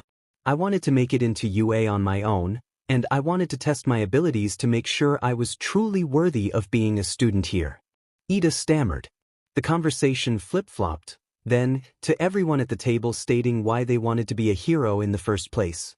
Uraraka wanted to make more money to help her family, Ida wanted to hold up his family's legacy, Tsuyu wanted to be a hero to help her family too, and because she felt like it was morally right, and, well, Izuku felt like his reason of helping anyone I can didn't fit in as well here. But he'd seen small glimpses of the true world before he had unlocked his magical potential that fateful day so many years ago. Children, taken off the streets, not to be seen again. No one ever solved the case of those missing quirkless kids, and Izuku was almost one of them. But he wasn't, because he had mother magic on his side. But he was just lucky and an exception. He wanted to make sure that he could prevent as many people from being hurt by villains as possible. An impossible dream, to help that many people, but it would eat him up if he didn't. Then, someone mentioned something about quirks. Izuku had to hold back on his questions for everyone so he wouldn't nerd out too much, but he froze when Ida said, "Midoriya, might I ask what exactly is your quirk?" That's a tough question, Izuku's first thought was. He knew that magic wouldn't always be a secret, and Ayu-san would be having a meeting soon with the principal and his homeroom teacher about plans for individual study. Something about Ayu-san and Netsu being old friends, letting Aizawa know about magic so he understands why Izuku does weird things, but he hadn't thought about it so soon. "Yeah, your quirk is rather unusual, Midori-chan," Tsuyu added. "But it's a really cool one, still." As if it were some instinct, Izuku fell back on the white lie they had concocted when he was a child, to protect him not just from the people who tried to take him, but from others who would see a small, defenseless, quirkless kid and feel justified in causing him harm. It's complicated, really. My uncle likes to say that we're able to see quirks and copy them, in a way, but we've got to figure out the right words to do so, and it uses up a lot of energy that we kinda just get from everywhere. Everyone blinked at him. "Yeah, it makes no sense, I know." Luckily for Izuku, the second or third, counting if that boy did see Izuku, weird incident of the day happened right then and there, and alarms started to blare in the cafeteria. Students were immediately sent up into a frenzy. Alarms meant many things, but mostly, someone was on campus that shouldn't be. Visitors retrieved special passes at the official entrance that allowed them passage onto the grounds, but if someone had a quirk that allowed them to get through walls, or climb over them, or teleport, well, the school needed a security system for that as well. And someone had tripped the alarms, somewhere. Izuku felt his magic pull immediately, and he blinked out of there without even thinking. His classmates, too frazzled by the noise, didn't seem to notice Izuku's disappearance, or maybe they didn't comment on it, since this was something he's been known to do multiple times. Blink allowed him to pass through living people, and likewise, living people could pass through him as well. He fought off the prickly feeling that the crowd gave off as they ran through Izuku, crowding together outside the cafeteria, trying to find their way out, trying to find the intruders, or were just unfortunately swept up in the crowd. Izuku balled his fists, pushing himself through the crowd and to the window. He couldn't quite phase though it that required a different spell, and he can't exactly juggle two spells at once yet, but being near it, Izuku could see out the window. Reporters. Reporters were on campus. Really? That's all? Izuku felt annoyed that it was just reporters that had set off the alarms, but if that was the case, no one had any reason to worry. He should probably tell someone. It was easy to find his friends in the crowd, and luckily he could push people around as he blinked back into normalcy by Ida, who had managed to grab Uraraka's arm in the chaos, to try and keep someone close to him during the chaos. Ida! Izuku tugged on his sleeve, and he noted immediately how the taller boy jumped at his sudden appearance. Right, he did literally pop out of nowhere. The reporters broke through the gate. Your voice is louder. Do you think you could try and calm down the crowd? Midoriya, yes. That would be the right thing to do. He turned to Uraraka. Uraraka, use your quirk on me, so that I can float. It is just reporters that broke through the gate. Okay. It took only a second for Uraraka to hit Ida for him to immediately rocket into the air. He took hitting the ceiling with as much grace as one would expect from Ida suddenly flying up into the ceiling. Which was, in Izuku's terms, very graceful. Wow, I wouldn't be able to keep myself upright in that situation. He was right too, in assuming Ida's voice was louder. When he spoke to calm down the crowd, people heard him, over the chaos of the ringing and the yelling from other students. It calmed down not by a lot, but in a wave that grew out as students heard him and passed on the message that okay, it's just reporters, chill out, don't worry. That was a smart idea, Midori. Uraraka commented as she touched her fingertips to let Ida down. His landing was less than graceful, but he'd recovered just as quickly. You're gonna do great as our class VP. Really? His face flushed. I dunno, I've never really been a leader before, and I'm not loud like Ida or that confident in myself. Then take it as a learning opportunity. To make yourself more confident as a leader, Ida suggested, straightening his back. The rest of the crowd had died down, only a few students hanging around to peek out of windows to see the tail end of their teachers chasing reporters off campus like they were wild boars. I will admit, I was a little jealous that you were able to become a leader like Yaoyorozu, but I have faith that you will do great things, or I would not have voted for you. It. Oh yeah, I voted for you too, Midori. Hey, wait, you gave me your votes? Yeah, we trust you. I think Kiri and Tsuyu also voted for you too. If Yaoyorozu wasn't a recommended student, I bet you would have gotten the actual class representative role. So this is what UA is like, Izuku thought, returning to the cafeteria to finish his lunch in the little time they had left of their break. Strange and new. And also, really nice. Everything was going according to Sensei's plan. Believe in your heart that you're meant to live a life full of passion, purpose, magic, and miracles. Aroi Bennett. The bus ride to the unforeseen simulation joint was alive with chatter. It was their first off-campus trip for training. His classmates all arrived with costumes in hand, changed them the moment homeroom let them out, and all met up outside in the parking lot to hop on the bus. Izuku's robe had finished repairing itself, and the fabric hummed with contentment as he felt everything: the excitement of the trip, the nervousness of meeting another pro hero, 13, and oh right, he's a leader, he's supposed to be doing leader things. Izuku and Yaoyorozu tried to organize the students the best they could on the bus, So they were sitting around people they normally didn't during class. To encourage new friendships. Which is how he found himself sitting next to Tsuyu, even though she knew him and saw him close enough to allow him to call her by her given name, they still sat on the other end of the classroom from each other. Which is fine.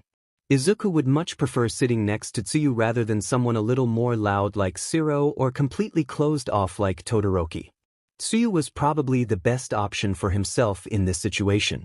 Despite the idea that Yaoyorozu had to try and get their classmates to talk to people they usually don't, most of the class got involved in a discussion across the bus about, well, everything.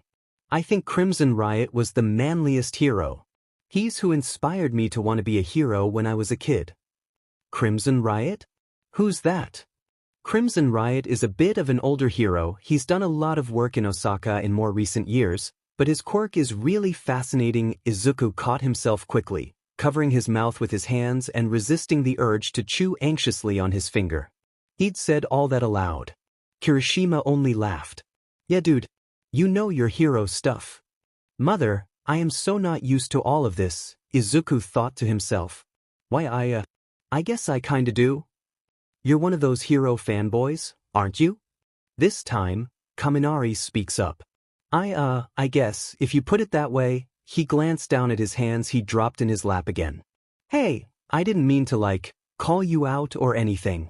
Kaminari said again, though it was a little chaotic as he was almost on the entire other side of the bus as Izuku was. I was just noticing you know a lot about heroes and quirks and stuff. Right? Everyone had come to know Izuku as the guy to come to about anything hero or quirk related. He'd already gotten numbers of a few of his classmates, mainly Kaminari and Ishido and Sato, who would text him if they needed help with their homework about history. He'd really established himself as that kid already, and he'd only been back in public school for 2 weeks, for God's sake. Either way, it wasn't like they were actively making fun of him. Or, well, not with the intention to harm, like his old classmates used to. They were fascinated by how much he managed to store in his head, and with everything he had to remember with magic, how could he fit heroes in it, too? The mystery still astounded Izuku and how much he knew about not just heroes, but quirks, too. Your quirk, Midori-chan. What is it called again? Tsuyu asked from next to him. Magic? Well, they could have been more creative with the name, but he was 6 and basically given the job to name his own quirk. Most kids were old enough to name their quirk, though family did tend to help out a lot. It was U-san's idea, too. Magic. His mom laughed when they decided that's what they were going to call it. After all, why not hide the truth in plain sight? Just that. It reminds me a lot of those movies with the wizards from England, but it's powerful. You could probably get into the top 10 easily after we graduate. Izuku flushed. It was never his exact goal to be in the top 10, but hearing it thrown about so casually made him feel warm inside. His magic hummed, and he nervously wrung his hands at his sides to expel extra energy. Oh, thank you. You probably can, too, so anyone can, if they're determined enough. I'm going to be the #1 FING hero, and don't you forget that, Deku. Bakugo's voice echoed from the back of the bus. Izuku flinched at it, but Tsuyu hummed. I don't see Bakugo ever becoming popular. He's got a terrible attitude. I do not, Frogface. See? Tsuyu pointed out as a few of their other classmates laughed at Kaken. But it was all in good fun, and he didn't look like he was hurt. Which was different. Quiet down back there. Aizawa's voice echoed from the front of the bus, where he took up an entire section of seating in the yellow sleeping bag he'd always cocoon himself in when there were no classes. It seemed he was determined to get a bit of sleep on the bus as well. We're about 5 minutes from arriving, so make sure you have everything you need together so we can get off the bus quickly. The USJ Unforeseen Simulation Joint, not to be confused with Universal Studios Japan, was a large building, housed mostly under a dome. It was settled comfortably in the outskirts of Mizudafu, and was one of the biggest buildings he's ever been in. Izuku could glance out and see across the ground, looking at the multiple simulations housed for rescue training. Rescue training. Logically, knowing that certain types of magic could not be used on humans, the second best thing for those types of magic would be rescue. He could destroy the things that people were trapped under, or lift them, stop the spread of fires and slow down the sinking of a ship. And he could heal them when they got out too. Which was double nice. He hadn't used many healing spells in a while, only ever using them when he accidentally burns himself making coffee or hot tea in the cafe when he's working, but those are a rare incident. No one has proof he's ever spilled a whole pot of coffee on himself. The rescue hero, 13, was even cooler to see in real life. Though their costume only boasted of a simple space suit, their quirk made up for everything else. I love 13. Uraraka chimed in next to him as they entered the overlook, where they could see everything. They're like my favorite hero. Their quirk is really powerful. Izuku noted, watching as Aizawa approached quietly, and the two teachers spoke in hushed breaths.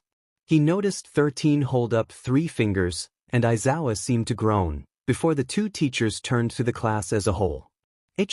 Wonder what that was about. Hello, students.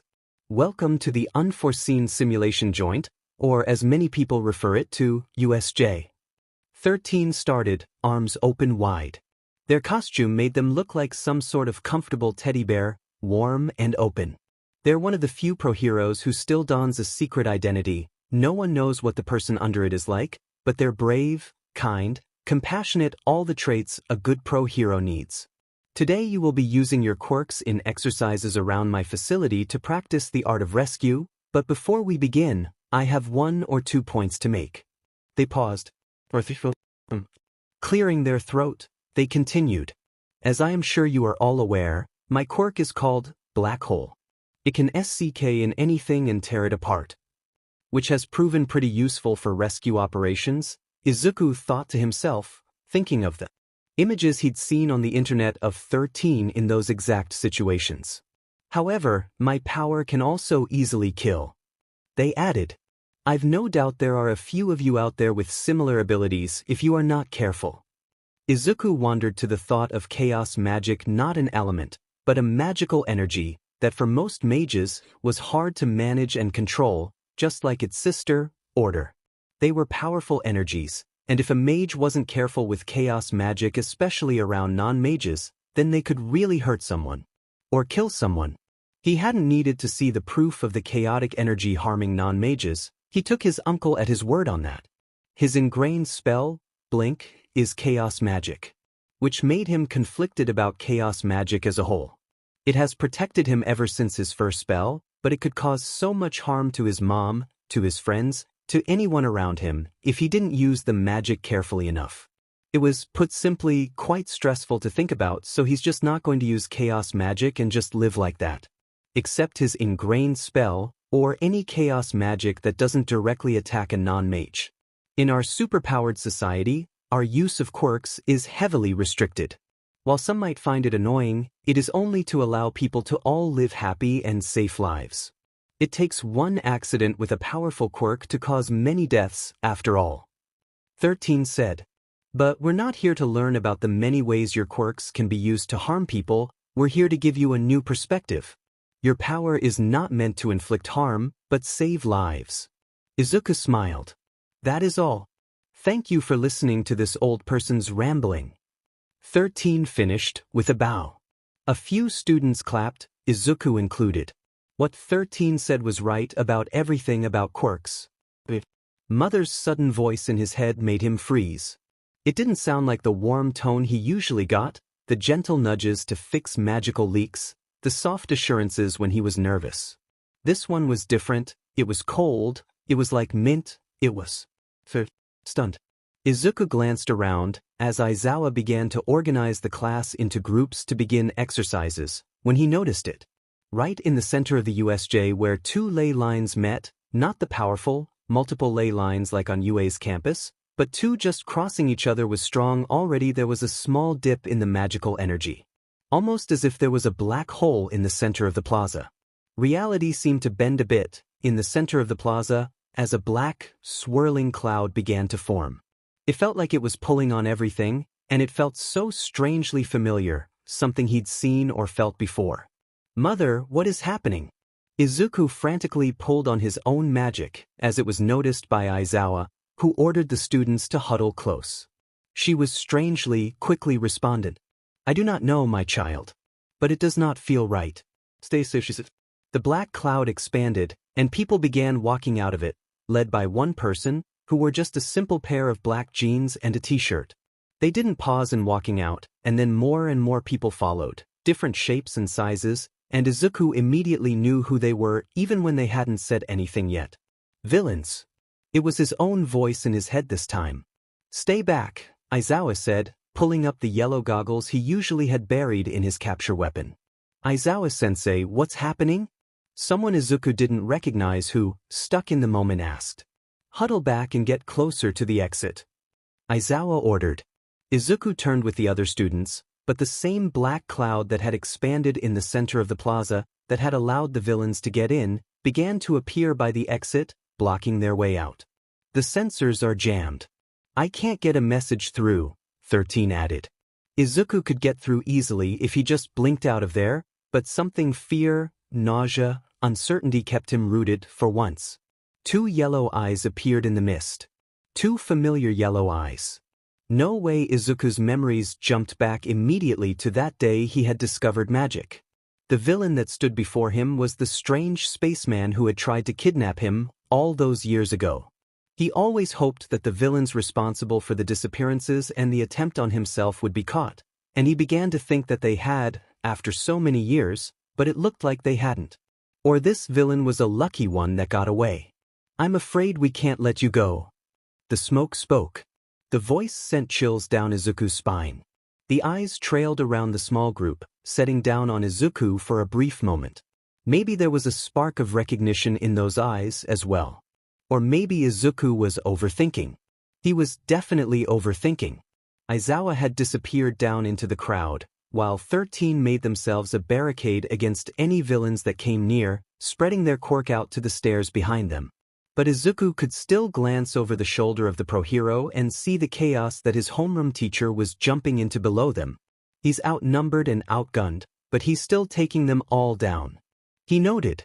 There was no way that Aizawa relied solely on his quirk, and after running into the pro those few nights when Mother nudged him awake to fix up magical leaks, Izuku could put his faith in his teacher to fight off the villains. For a while. Excuse our interruption, the black mist began. He began to form a head of sorts, even though his amorphous body was stretched out in front of the door. We are the League of Villains. We've come here today to end the life of All Might. Impossible. Could they even manage to kill All Might? He was the symbol of peace, he was the #1 hero. Even people outside of Japan were able to recognize his beacon, his smile, and know that with a hero like All Might in the world, they would be safe too. All Might was seemingly immortal. But if villains came in this strong, they probably can, Izuku thought to himself. Before the mist could finish, Izuku watched out of the corner of his eye as Kirishima and Bakugo charged the villain, trying to hit the smoke. He wanted to yell and scream at them to stop, but by the time he could react, the two had hit through the villain, dispelling the mist. Take that, you villain F-. Bakugo yelled. It was a pathetic attempt, the smoke said, beginning to reform again. 13's cry of get back was drowned out by the villain. Nonetheless, my job remains unchanged. The smoke began to spread, expand, covering everything in a misty, black darkness. It felt like that day, the day so long ago that Izuku would love to forget, but this time he couldn't blink away. He was frozen to the spot, and he couldn't think as the darkness swallowed him whole. He hit the water hard but not hard enough to knock him out. Izuku was able to take a deep gulp of breath when he hit it, and even though the water was dark and murky, he could still tell which way was up. Hopefully. Have I been dropped in the flood zone? He thought, trying to swim to the surface as fast as possible, but there was a faint movement in the corner of his eye. His eyes stung from the chlorinated water, and he couldn't hesitate in staying this deep in the water for too long, so he pushed forward, until something knocked into his side, and the air he held in his chest was pushed out. There were villains in the water. Of course. Izuku couldn't see much more than dark, blurry shapes in the water and muffled voices. One voice he heard was much clearer, though, and he felt something long wrap around his waist and pull him out of the water and onto the boat in the flood zone. He coughed out the water he'd accidentally swallowed. It was just him and Tsuyu, it seemed. Thanks. It was the best I could do, she said, her tongue still partially sticking out of her mouth. Oh, that's what she grabbed me with. Despite knowing it was his classmate's tongue, it didn't gross him out as much as it probably should. Tsuyu was a friend, she was just saving him. We do seem to be in a bit of trouble, she said, glancing over the railing of the ship. Yeah, he said, looking over the edge of the railing too. He hadn't lost his mage hat, thank Mother Magic and every holy god above. He'd feel awful if he'd lost his father's hat nor his wand, which was good, all things considered. Is there anyone else in the water? It was just you and me here. The I hope at the end of her sentence went unsaid. It was impossible to tell where the villains were underwater, except for the few that stuck their heads out to watch the students on the boat. But Izuku couldn't remember any other screaming from the fall moments before other than his own, so it should just be the two of them. This is bad, Izuku mumbled, taking a few steps back from the edge. He didn't care that he was mumbling again, everything was bad and stressful and not very good. They're here to kill All Might, they knew he was supposed to be here today, but he isn't. How did they get our schedules? Unless it was the media break-in the other day, could they have used that as a diversion from what they really were doing? And if they've come here all confident in killing All Might, does that mean? Nope. Izuku did not want to think about that possibility. He glanced over the edge of the ship again, then back to Tsuyu, and it felt like something sparked in his head. They don't know what our quirks are. Tsuyu ped her head to the side. Well, if they knew your quirk worked so well in water, they wouldn't have sent you to the flood zone, would they? He explained. They might have gotten the schedule, but they overlooked the quirks that everyone had. So instead, they decided to try and scatter us and overwhelm us with numbers. He glanced back out over the water. The plaza wasn't too far away, considering the position of other zones in the building, and he could still see silhouettes in the distance standing on the walkway, meaning not everyone was separated. If they could just get back over there, they could get out of here. The villains in the water, with more than a dozen heads poking out of the water, were just treading the water, looking up. They knew somewhat of what Tsuyu could do, but they didn't know what Izuku could do. They should use that for their advantage. Looks like you've already got a plan forming, Karu. Tsuyu interrupted his thoughts. If it helps, I can jump really high, stick to walls, and my tongue stretches up to 20 meters. I can also spit up my stomach to clean it, but I don't see how that would help. Or the poison, it just makes people sting a bit. Izuku nodded. That was helpful information. He felt for his conduit tucked neatly in its sheath. I have a few water spells that I can use, and I can make them ice if I need to. There's an idea. How far do you think you can get across the water, Tsuyu? She glanced out, squinting to see the edge of the land. I can probably make it. Alright, here's the plan. It was pretty easy to land on the other side, even though Izuku and Tsuyu pretty much tossed themselves into the dirt on the other side. It hadn't gone completely to Izuku's idea. He only meant to cast a Furio, just a blast, to freeze the water surface to prevent the villains from taking chase in that one area, but he might have had too much will and intent pooled into the spell, and the words spilled out from his mouth before he could think. Gale Aquis. It was similar in power to the ice attack he had seen Todoroki use during their mock trials, but it was just a thick sheet of ice over the water.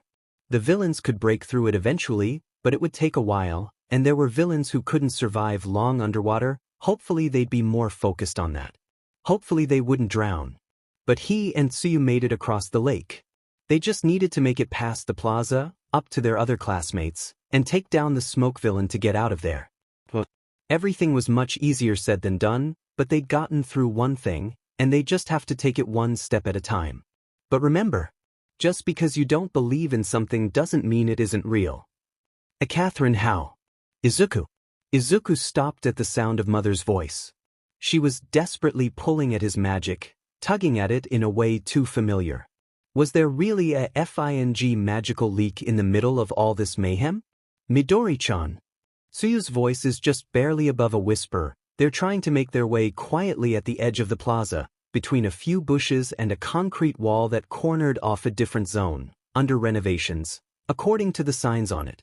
Izuku, there is something you need to do. What is it? Mother pulled his vision away from Tsuyu, and towards the center of the plaza. He could see Aizawa fighting, but Aizawa was starting to tire and lose the fight. No hero backups had arrived, so no one at UA must have heard about it yet.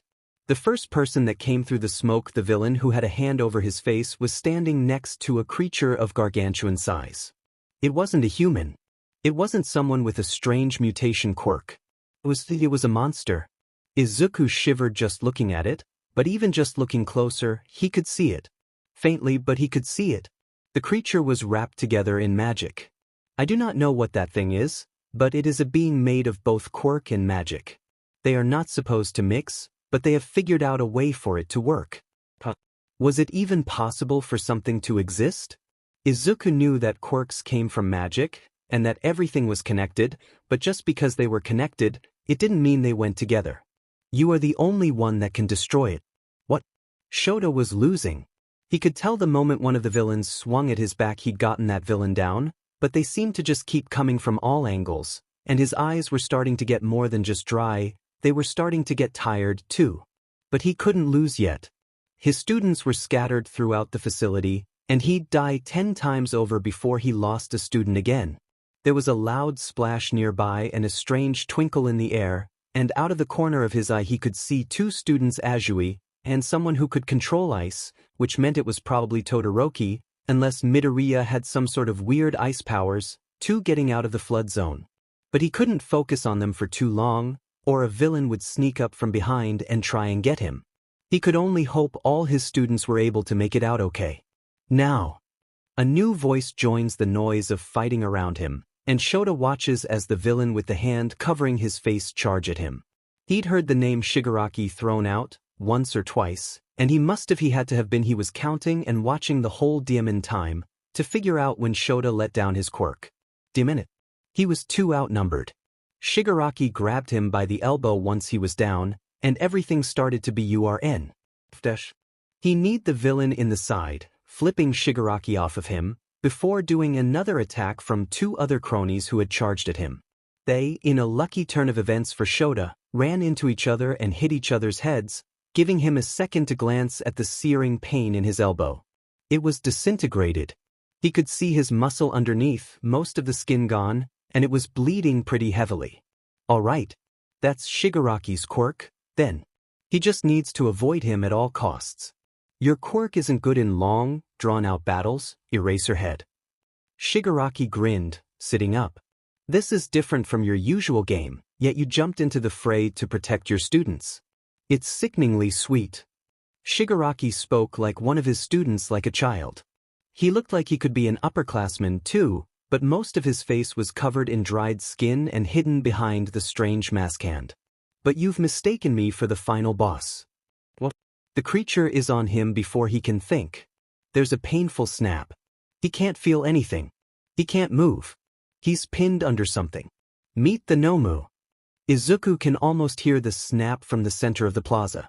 He hadn't moved from the time Mother first called on him, and Tsuyu joined him, looking towards the center in shock. There was blood. There was so much blood, and in the center of the mess was Aizawa. Eraserhead. His teacher. And Mother expects him to take that thing on? She's gone silent since she said that to him, moments ago, and isn't listening to anything he sends her way. Please don't let Eraserhead die. Please don't let him die. Please don't let him die. But Mother told him he was the only one who could stop that creature. It was wrapped in magic threads, strong enough for Izuku to see over the hulking mass of muscle that made up the creature. It trailed over the body like golden string, and it felt like magic was leaking out of the creature's chest, keeping the body knit together. It's a walking leak, Izuku thought. We should go, Midori-chan. Tsuyu said, but she wasn't tearing her eyes away from the scene either. Aizawa is dying. Eraserhead is dying. Izuku was tasked to help. No, he said, clenching his wand. He felt his eyes watering, but he wasn't just going to sit back. Not only was he being told he's the only thing that can defeat that creature, he's the only one what can weaken it for someone else to take down, someone else with more experience, but he can't just sit by and watch as their teacher dies. Izuku doesn't hesitate. He heard Tsuyu call his name as he dove out of the few bushes they hid behind, cheering up the first spell that came to mind. The gale he had cast earlier drained a lot more out of him than he'd like, But seeing Eraserhead hurt and prone and dying sparked new energy in him. Adrenaline. Instinct. Furio Congeria. The black energy sparked out of the tip of his wand, and it hit the creature in the side. Unlike other hits the creature seemed to take from Aizawa, this one hit and dug into it. The creature pulled back, in the shock of a sudden, new pain. Of course, now all the eyes were on Izuku. He must have looked like an interesting sight, some sort of child, soaking wet with water, holding just a metal rod at something that could kill All Might. The man with the hand over his face turned quirky to Izuku. What are you supposed to be? A magic user? The word hit too close to home, but Izuku watched as the villain scratched anxiously at his neck, and the black cloud formed again. Shigaraki, the black cloud said, pulling the villain from his stupor at Izuku. A name. 13 has been incapacitated, but a student escaped. Reinforcements will be here soon. We need to go. Kojiri, another name, Izuku took note of. We're on the winning side. So what if we don't get to kill All Might today? It's a farm of experience right now, with 13 and Eraserhead down. Shigaraki turned to the creature perched over Aizawa, who was looking very worse for wear. Nomu, deal with this brat. The creature the Nomu perked up at its name, and two beady eyes locked onto Izuku. He tried to outrun it, but it had a speed quirk. It had a strength quirk. It had a regeneration quirk. How did Izuku know all this? The Nomu picked him up like he was nothing by the neck of his robe. It didn't conveniently tear, which gave the creature a good hand on Izuku, and it threw him, tossed him, aside like he was nothing. Like he was a chew toy of a large dog. Izuku hit the ground hard. Something cracked, something broke. There was pain. There was so much pain. Everything hurt, and well, he disappointed everyone, didn't he? He wanted to be a hero. Maybe he could be born in the next life and try again. Izuku closed his eyes and opened them again to a warm, yellow light. The warm light was not like the light at the end of the tunnel he's heard of. The ringing in his ears has stopped, and he can sit up immediately like there was no pain, like he had not been dying too, a moment before, in a beat of rash stupidity, throwing himself into the fray without thinking. He was in a garden. There were a few flowers he recognized and cherry blossoms floating through the sky, but they weren't the familiar pink hue like the ones outside the school. These were a warm, golden yellow, full of magic. Where was he? Was this where mages went after they died? No, this won't do, Fate. Mother's voice echoed through the garden. Izuku stood up carefully, noticing he wasn't in the hero costume he was just wearing. He was wearing a golden sokutai, but the fabric was soft and light that it felt like he wasn't wearing anything, like he didn't have a body. And maybe he didn't. Mother's voice grew louder. No, wait. Around the corner, he saw her. She was an appealing woman with dark skin and hair braided tightly behind her head. She was an appealing woman with bright blue eyes and brown curls. She was an appealing woman with long, dark hair and amber eyes. She was Mother. She was everything. She was magic. Oh, Izuku, my child. Mother approached carefully, reaching a hand out. She was tall, even though he could not get a read on her shifting appearance. Looking at her was like looking at a kaleidoscope, but instead of random colors and shapes, it was people, her appearance changing by the second, too fast for his eyes to catch. But no matter her form, small and petite or large and strong or curvy, she was appealing. Izuku felt tears well up in his eyes, and they came out before he could stop them. He failed her. He failed Mother. No, Izuku, you did not fail me. Mother's arms were warm and comforting, just like his own mom's. They wrapped around him 2 arms, no, for arms, no, 2 again, and embraced him tightly. She was his second mother, she was the mother of his power, she was mother magic, and her hugs were the second best in the world. Nothing could beat the soft embrace from Midoriya Inko, but she was a much better hug than the awkward limbs of Eusan. I'm so sorry. Izuku managed to say between sobs. It is not your fault, my child. What you were up against, I am sorry for throwing you against it so quickly. It is a creature that defies death and fate, and only magic can stop it. You are just a child, I should not have rashly thrown you into the fight like that. She hugged him even tighter. But she pulled back, allowing Izuku to wipe furiously at his snotty, teary-eyed face. He still failed Aizawa.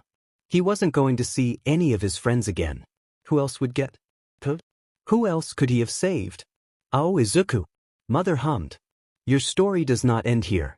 You are destined for greater things, and the creature will not tear you from them so simply. I'm going to give you a choice. He perked up, but still tried to rub all the tears out of his eyes. I am going to send you back home, no matter what. That Nomu defies everything that it should.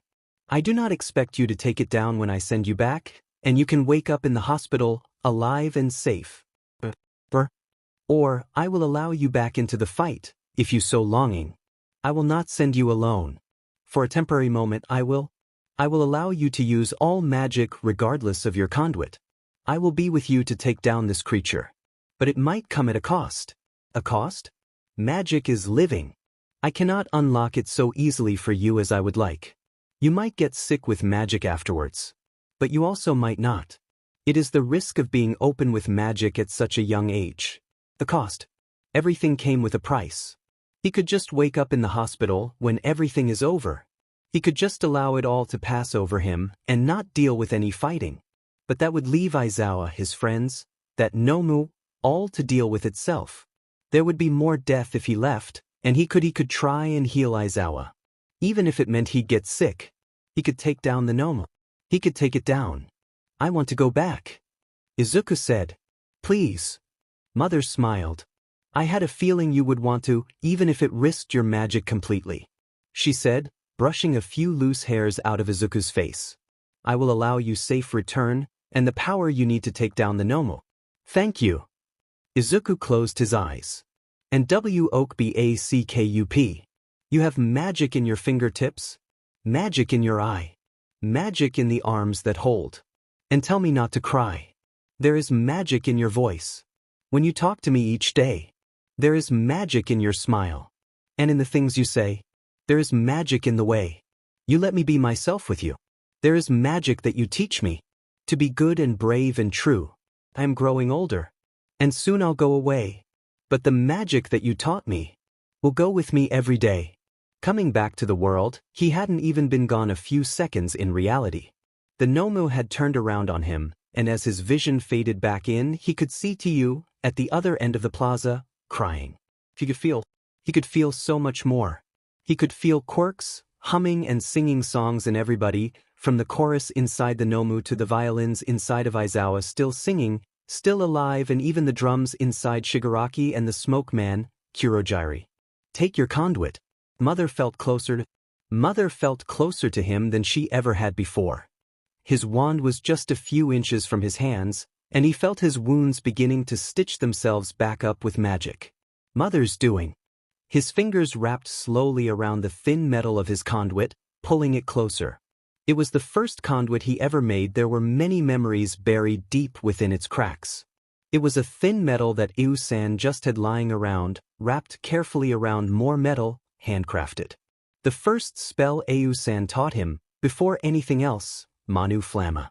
His hands beam fire, and he could bend the metal, so instead of having a stick from the yard he'd picked up randomly, it would be something he made himself. It took him weeks to make it, but it was his conduit. Going without it felt like he was leaving behind a part of his soul. Having it taken from him felt like he was losing a part of himself. Mother gave him his next instructions. The conduit would not be making it out of this battle. Another price to pay, but if it meant that nobody was going to die, then okay. Izuku grabbed his conduit with two hands, slowly sitting up as magic stitched his broken bones together, pulling the shards of bones that had broken off his ribs and into his lungs out and fixing them back together like a broken puzzle piece. What the hell? The voices of people around him didn't matter. Izuku took his conduit and slammed it into the ground, as deep as he could dig it into the world. You are magic, and to magic you return. He never imagined that he would cause a magical leak on purpose. The conduit hit the ley line in the earth, and like a knife puncturing a pipe, magical energy exploded in a golden light. It filled his soul, it filled his being, like a second skin, energy beneath it quaking, and Izuku slowly stood on his feet. Everything was vibrating. Everything was singing. Aizawa was still down on the ground. His violins were reaching their diminuendo, and Izuku would not let that happen on his watch. The Nomu was ordered to charge him again, and with a wave of his arm, Izuku casted Crongelo. It hit the Nomu, freezing it in place. It wouldn't stay still for long, so Izuku picked up his pace and got to Aizawa's side as fast as he could. Manus Isis, he ordered, and white energy coated his hands in an instant. It sparkled in the light, and Izuku didn't know where or how deep the extent of Aizawa's wounds were, but he didn't have long, so he just slapped his hands down on his teacher's side and willed as much power into it as he could. Enough to keep him alive. Enough to stabilize reverse damage. The snapped arm slowly fixed itself, the disintegrated arm regenerated, even though the fabric still remained chipped and broke. The violins began to sing again, though their song quieted down, it was still there, still present in their melody. "What the hell are you doing, you hacker?" Shigaraki yelled as Izuku stood up. The Nomo freed itself from the time spell Izuku had trapped it in, and Izuku allowed himself to grab a hold of Aizawa before blinking out of there. He'd never taken a non-mage along with him through the other, but Aizawa was knocked out from quirk exhaustion, probably too much magic in his system at once, but he was alive. He was stable. Izuku felt bad dragging the knocked-out hero across the plaza as fast as he could, but he left him leaning against the stairs, blinking back in to drop him off before blinking back by the Nomu. "Dirty hacker. Undoing all my hard work. I'm just going to deal with you myself." Shigaraki threw himself at Izuku as fast as he could, forgetting any order he had barked at the Nomu moments before. Izuku was faster, luckily, and managed to duck out of the open palm that Shigaraki held open. Disintegration, some sort of contact-type quirk. Probably stronger on meaty stuff than other stuff, so I should probably use a hand spell, then. Manu Taro. He felt his hands stiffen up, almost like Kirishima's quirk, but they were tough rocks. He balled them up into fists before swinging one at Shigaraki, who blocked it with his own hand, but seemed surprised when suddenly, Shigaraki was met with rock and not an actual meaty punch. "Look out." Izuku barely dodged another open palm strike thrown his way. He swatted it away with his forearm, but the palm hit for just a second, and the self-recovering fabric of his robe disappeared in a second. His spell managed to reach up to his elbows for better protection, but that bit of the sleeve was long gone. "You're like sensei." Shigaraki faltered for a moment, which gave Izuku the perfect moment to jump back, turn his attention to the Nomu. He reached out for the magic and felt it, deep within the earth, reaching out from the ley lines. Through the leak he created. He tugged at the magic, and filled his words with it as he charged the Nomu. "Lakis." The spell would take time. It didn't have time. Kurogyari tried to appear at his feet, to trap him from getting at the Nomu, but Izuku was just a little bit faster on his feet. Mother was helping. Izuku reached the Nomu, and could see the leak from the center of the creature's chest. Without orders it stood around like an oaf. There was no soul in it, it was just a creature made of quirks, knit together with magic that Izuku didn't recognize. Clauses. Izuku grabbed at the magic leaking out of the Nomu's chest and pulled, quickly, to avoid the creature throwing its entire body at him. The magic leak exploded out of the creature, and the threads began to disintegrate like Shigaraki had used his quirk on it, but they faded back into the natural magic of the world. The creature couldn't stay together anymore without the magic. It stood for a few moments, before stumbling on its feet and then collapsing. Izuku felt bad. The Nomu could hardly be considered a living thing, but it had been in existence, and he had to pull the plug on it, or it would hurt his friends. His family. It hurt him, his teacher, and if he didn't stop it, who knows what would have happened. Shigaraki froze in shock, at the sight of a 14-year-old boy taking down a multi-quirked creature. "You? You're not human either, are you?" he asked, his voice cold, but his fists were clenched, except his thumbs stuck out to not activate his quirk on himself. "Not human." The words stung Izuku like the wounds he had before, but these ran deeper. He wasn't human, was he? Not just at that particular moment, with mother magic flowing through him and helping him like an avatar. But in general, he wasn't a human. He was a mage. He didn't have a quirk, he didn't have a quirk factor, he couldn't get sick like others, He had to watch himself to not hurt non-mages. Is this why, so long ago, mages broke themselves off from humanity, because of Mother's interference? They themselves were not human? Izuku heard them coming before they broke through backups, reinforcements. The trumpets of Ida's quirk announced his presence first, and he hoped that when Mother left him eventually, he would still be able to listen out for the songs of other quirks. What had once been hums had become appealing songs, and he would miss them dearly. Other heroes were there. Teachers at UA. Izuku stepped back carefully from Shigaraki, keeping his eyes on the villain as his attention was torn away. Mother was leaving him quickly, and he'd like to be at a good enough distance to not get hurt by the disintegration. Thank you very much. You did well, my child. I am proud of you. Thank you, Mother. His knees were shaking at the sight of the Nomu, collapsed on the ground, not moving. There was no blood, there was no gore, but he had felt the magic that had once sewn the creature together, and he tore at it, and it felt more invasive than what would happen if he stabbed it. Do not be afraid, I am here. All Might's quirk is different from the other songs. Even as Mother left him, he could still hear the songs, just quieter, and he had to listen out for them more, but they weren't just hums anymore. All Might's quirk sounded like a literal song. It had violins, it had a piano, it had a guitar. Multiple instruments wound together for his song, and it was amazing. All Might landed between Izuku and Shigaraki. Even though his song is a multitude of instruments, it is still quiet. It is somber. It is weak, though it plays strong. Leave my students alone. Izuku smiled, allowing himself to fall down.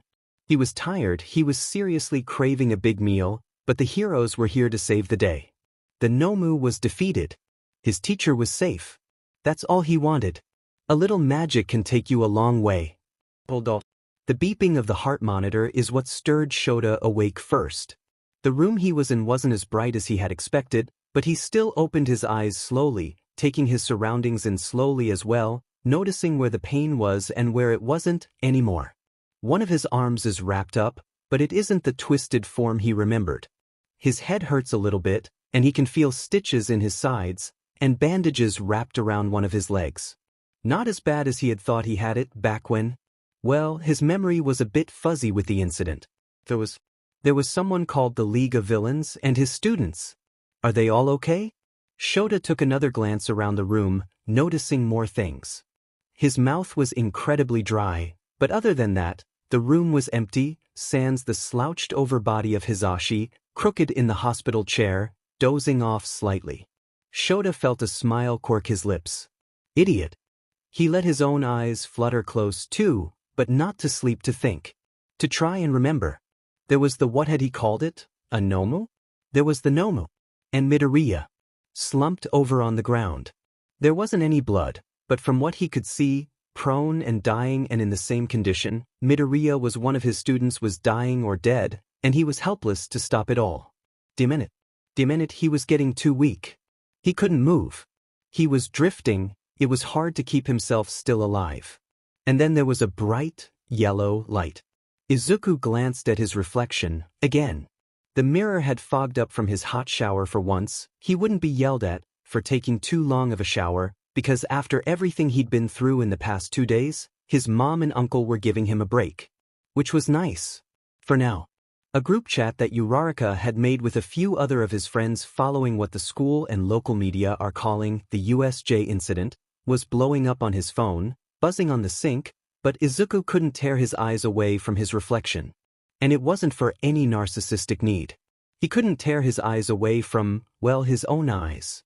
Mother Magic had said there would be a price. His eyes always had little flecks of gold in them, reflections of his own magic, but the gold had grown, and now there was also a little orange and red, and it looked so much more like Nebula than it ever had before. He ruffled his hair, which was already a mess post-shower, and let his wet curls fall in front of his eyes. It didn't hide the new color. He flicked off the lights, and there was a small, faint glow to them as well. Less than human. The sound of his mother's quirk came before he heard her knock on the bathroom door. The new development of suddenly hearing quirks, not just feeling them with his weird magic sense, was something he was going to have to get used to eventually. It wasn't as intense as it is before at USJ, where he and Mother were truly connected, but it was present now, a new sense, in the background, like tinnitus but not as painful. Izuku, are you all right in there? Her voice was muffled through the wood of the door, but she spoke over the piano tune of her quirk. Yeah, I'm fine, he replied, pushing the dark curls out of his hair. His almost golden eyes were just going to have to be something he would have to get used to. Hopefully. Okay. He heard his mother sigh. Is there anything you want to talk about? Later, of course, not when you just get out of the shower. Izuku doesn't know what to start with. How he had basically died, ascended, been given godly powers by mother to slay a monster made of quirks strung together with magic. How he had witnessed one of his teachers die in front of him and tried, in reckless haste, to save him, only to almost join him as well. How he had to fight against villains, how he might have killed someone, because the world was cruel and unforgiving as it always was. He didn't know where to start. And his mom, she wouldn't understand the magic half. Not at all. Filing it later for therapy, he thought to himself, cynically, glancing back at his reflection. It was still him, but he could tell the magic had taken something on it. It had stripped him, a bit, of humanity. His phone buzzed again and he finally looked at the chat. Uravity, I'll admit it, having school closed for the rest of the week was good in theory, but I'm actually bored out of my mind. Ida, Uraraka, now would be ample and appropriate time to get ahead in our studies. Tsuyu, you may be right, Ida-kun, but also it's only been 1 day since the incident, we should take as much time as we need. Ida, you are quite correct, Azui. However, if Uraraka has exhausted every avenue on her lonesome, studying is something we all can do. Red Riot, I really need to get studying too, but some of these math questions are ridiculous. Red Riot, Redicilus. Red Riot, hate myself.jpg. He smiled at the typo, reading through the previous messages as he made his way back to his room to change into comfortable clothes. It wasn't too late out, it was only about 6, but he and his family had pretty much said, screw mealtimes, and had just been snacking on pre-made bakery treats and fresh fruit all day. Midori, Red Riot, if math questions are causing you a lot of stress, I can try and help. Red Riot, Midori, you are a literal and figurative lifesaver. Ida, Midoriya, if it is possible at some point, we should try and organize a meeting, since we will be off for the next few days and the weekend. Uravity, Ida, you are a genius. Uravity, we could meet up at the mall or park or something. The weather's supposed to be amazing all week. Ida, my intentions originally were for studying Uraraka, but socializing with our classmates and future colleagues should be just as important. Uravity, just let me know when and where and I'll do all the planning. Ida, I will have to double-check with my parents, but I should be able to meet up at some point. Tsuyu, my parents took a while off work, so I can hang out whenever as well. Red Riot, manly dude. I'll have to ask my moms, but I'm sure it'll be good. Red Riot, also Midori, if you're free for a video call soon, I'd love to get these math problems done sooner than later. Izuku had to pause for a second, looking over the messages. Hanging out with friends? Outside of school? He hadn't done that, no. Izuku couldn't even think of any time he had done that with anyone other than Kaken, before things really got bad and Izuku had to go online. He'd never done anything like it. His heart was skipping beats in his chest.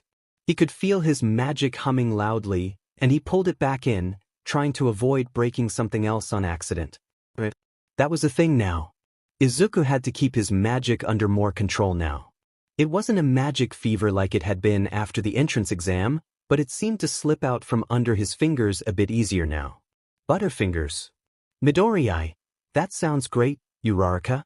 And yeah, Kirishima, I'm free anytime now. He wasn't expecting an immediate call. You're a godsend, Midoriya. It's no problem. Math is kinda hard, especially when you don't know what you're doing. Yeah, which I don't. Izuku tried to hold back a laugh. Poor Kirishima, poor math.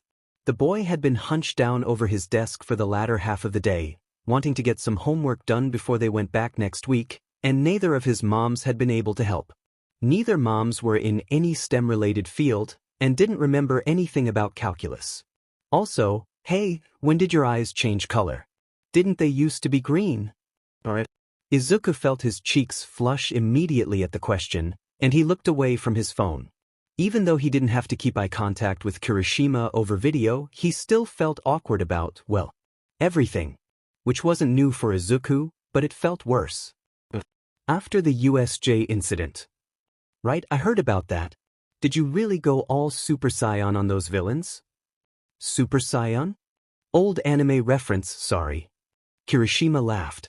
Still, I didn't see much, but on the bus ride back, everyone was talking about seeing some weird lights, and Azui said it was you that took down the weird creature thing. What was it called? A Nomu. Izuku said, feeling his voice drop.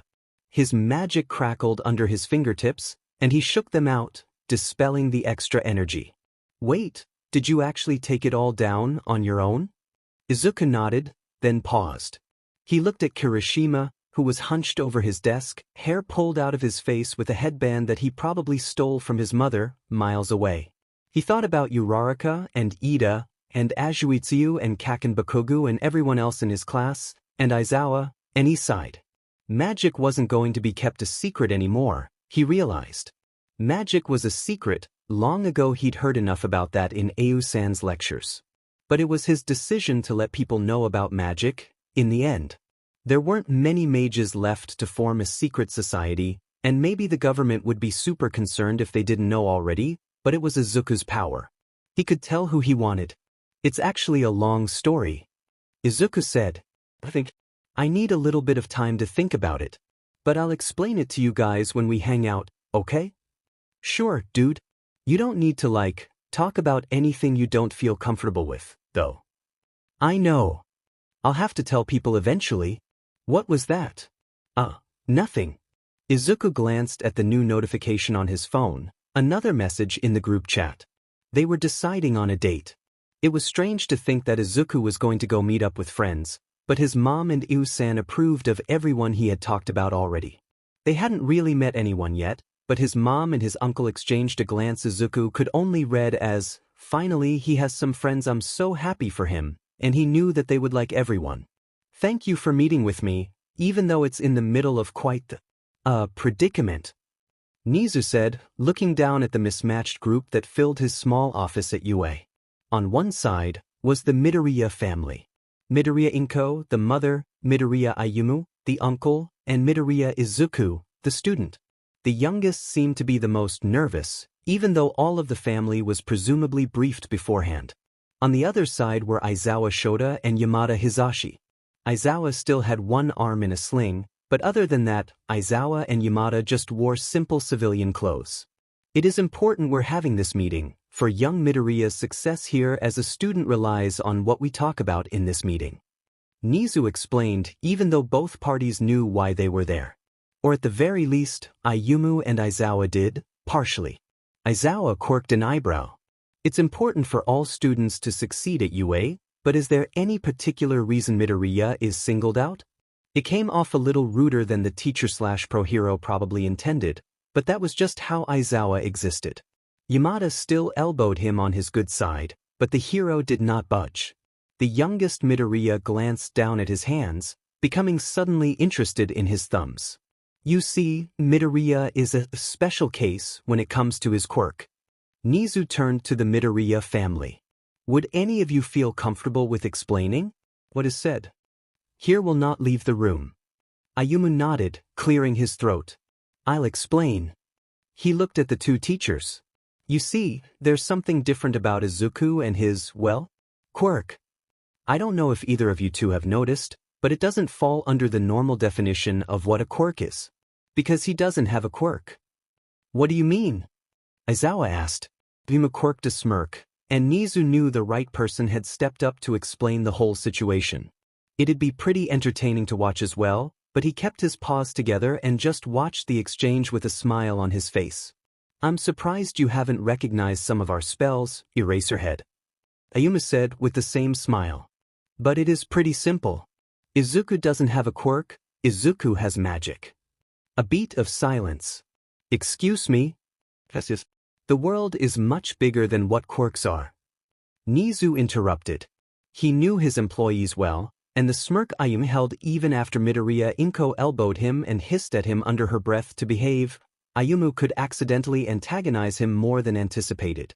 For a while, scientists have debated on the source and origin of our quirks, but science hasn't gotten too far on that end because scientists are looking in the wrong direction. It's been under our proverbial noses the entire time.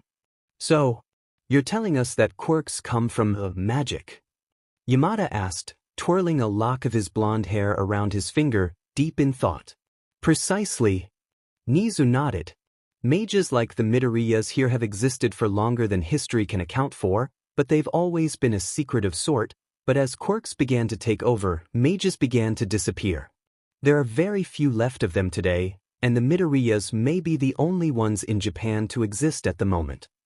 He watched Aizawa and Yamada glance at the Midoriyas, Ayumu who smiled, and Izuku who was trying to steel himself with a few deep breaths. Inko looked like she had just been dragged into the whole mess, which made sense, given that she was the only one in the family that had a quirk and not magic. That makes a lot more sense than I would like it to. Aizawa sighed, glancing at the Midoriyas, Ayumu specifically. But why do you sound so familiar? Ayumu shrugged. Given that young Izuku here has something we cannot account for, I've rearranged his schedule a bit. Nizu interjected, bringing out the file he had planned on him for a while. Since he has tested out of English rather easily, he will have his uncle come in during the day to help him train his own magic in an independent study session, and since you have no classes for that PRD, Aizawa, and we cannot have an adult on our campus who is not employed in us without supervision, it will be your duty to be the supervision for them as they train in one of our training rooms or outside, wherever they wish for the day. Aizawa nodded. What? Yamada interrupted, glancing at Izuku from across the room. You mean to tell me you've been fluent in English this whole time, and you let your classmates say dumb stuff all the time? Even though the youngest Midoriya hid behind a blushing face, he shrugged. Come on. Yamada specifically slipped into English. Is this a magic thing then? Maybe. Izuku slipped into English as well. I think mages learn languages better than most people, right, Usan? We do. Ayumu nodded. Nizu glanced around at the room. He could almost peer into Aizawa's mind. It didn't make sense, but it also made sense completely to him. It looked like pieces were slowly coming together in his head, and Aizawa's eyes widened, glancing at Ayumu. You're one of the cloaks, he said. Ayumu nodded. Yeah, that's what you've been calling us. But we're not technically doing anything illegal. Just patching up magical leaks so they don't accidentally cause unjust chaos in our world. And since it's not a quirk, it's not illegal quirk use either. At the sound of leak, Midoriya Izuku flinched. Nizu would have to file that away for later. Well, I believe that settles it for the formal part of this meeting. He slid the newly revised schedule over to Izuku, and a copy left on the desk for Aizawa and Yamada to take home as well. Is there anything specific you'd like to as of us, Midoriya-san, for training your nephew? It's Izuku's training. Ayumu glanced at his nephew. Anything specific you need? Not that I can think of. Izuku shook his head. He spoke in a quieter voice than what Nizu had witnessed around friends. Probably stressed out from the day, and whatever he had experienced at the USJ the few days before. Which, Nizu read the file on downright horrifying. Absolutely disgusting, what they would do to a class of first years in the name of killing All Might.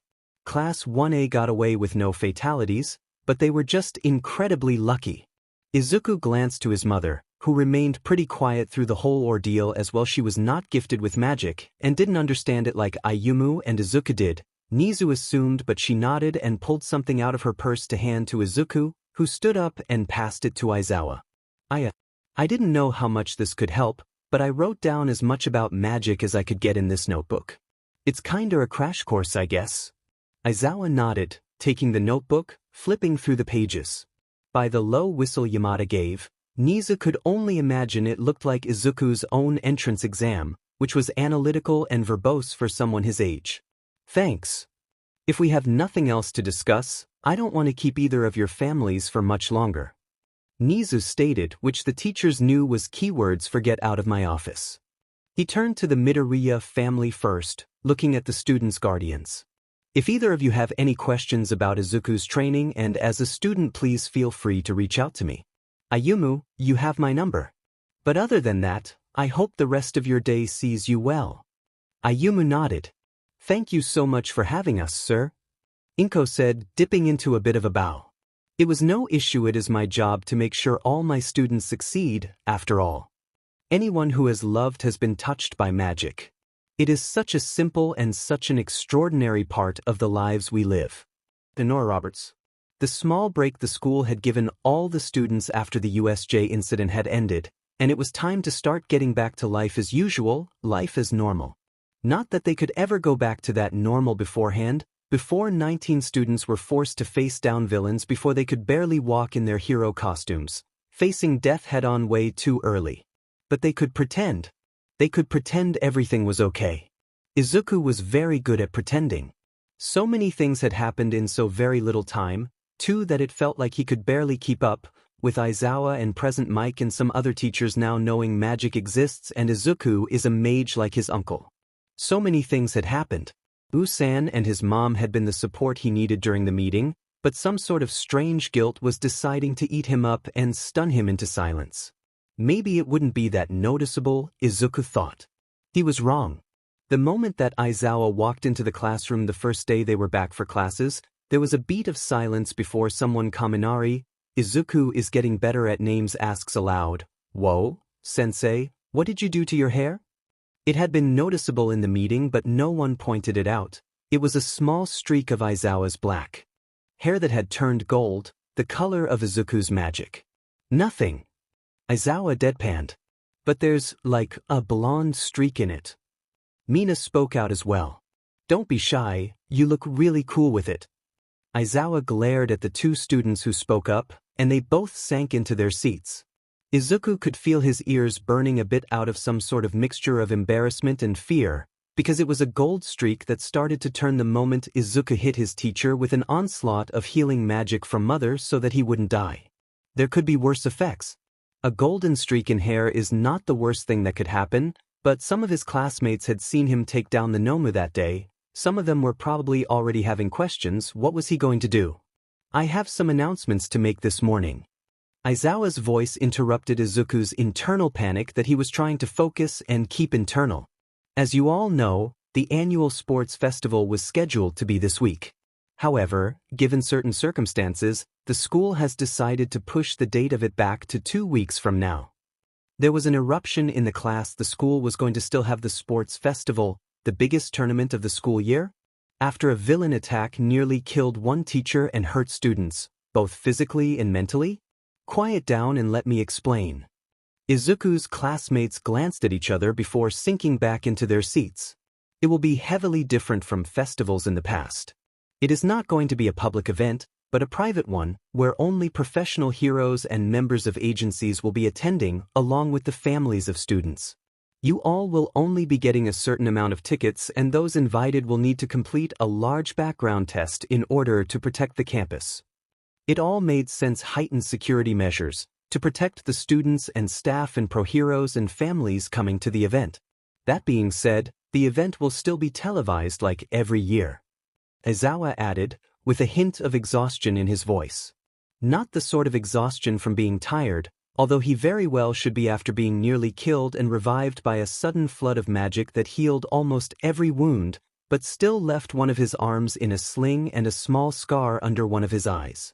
But it was the sort of exhaustion that came with trying to do something and not being able to do it. Defeat. Aizawa glanced around the room, before his eyes settled on Kaken Baku. Bakugo, you scored first place in the entrance exam. You will be giving a speech at the beginning of the festival. Meet me after English today so that we can get you started on it. Bakugo rolled his eyes and clicked his tongue, sitting back farther in his seat with a slump. Izuku could immediately tell that the speech wasn't going to go well, but at least Aizawa would be there to monitor the process of whatever was about to happen. That is everything. Don't kill each other for the rest of homeroom. I don't need to do any more paperwork. The teacher said solemnly, taking a seat at the front of the class and pulling out papers.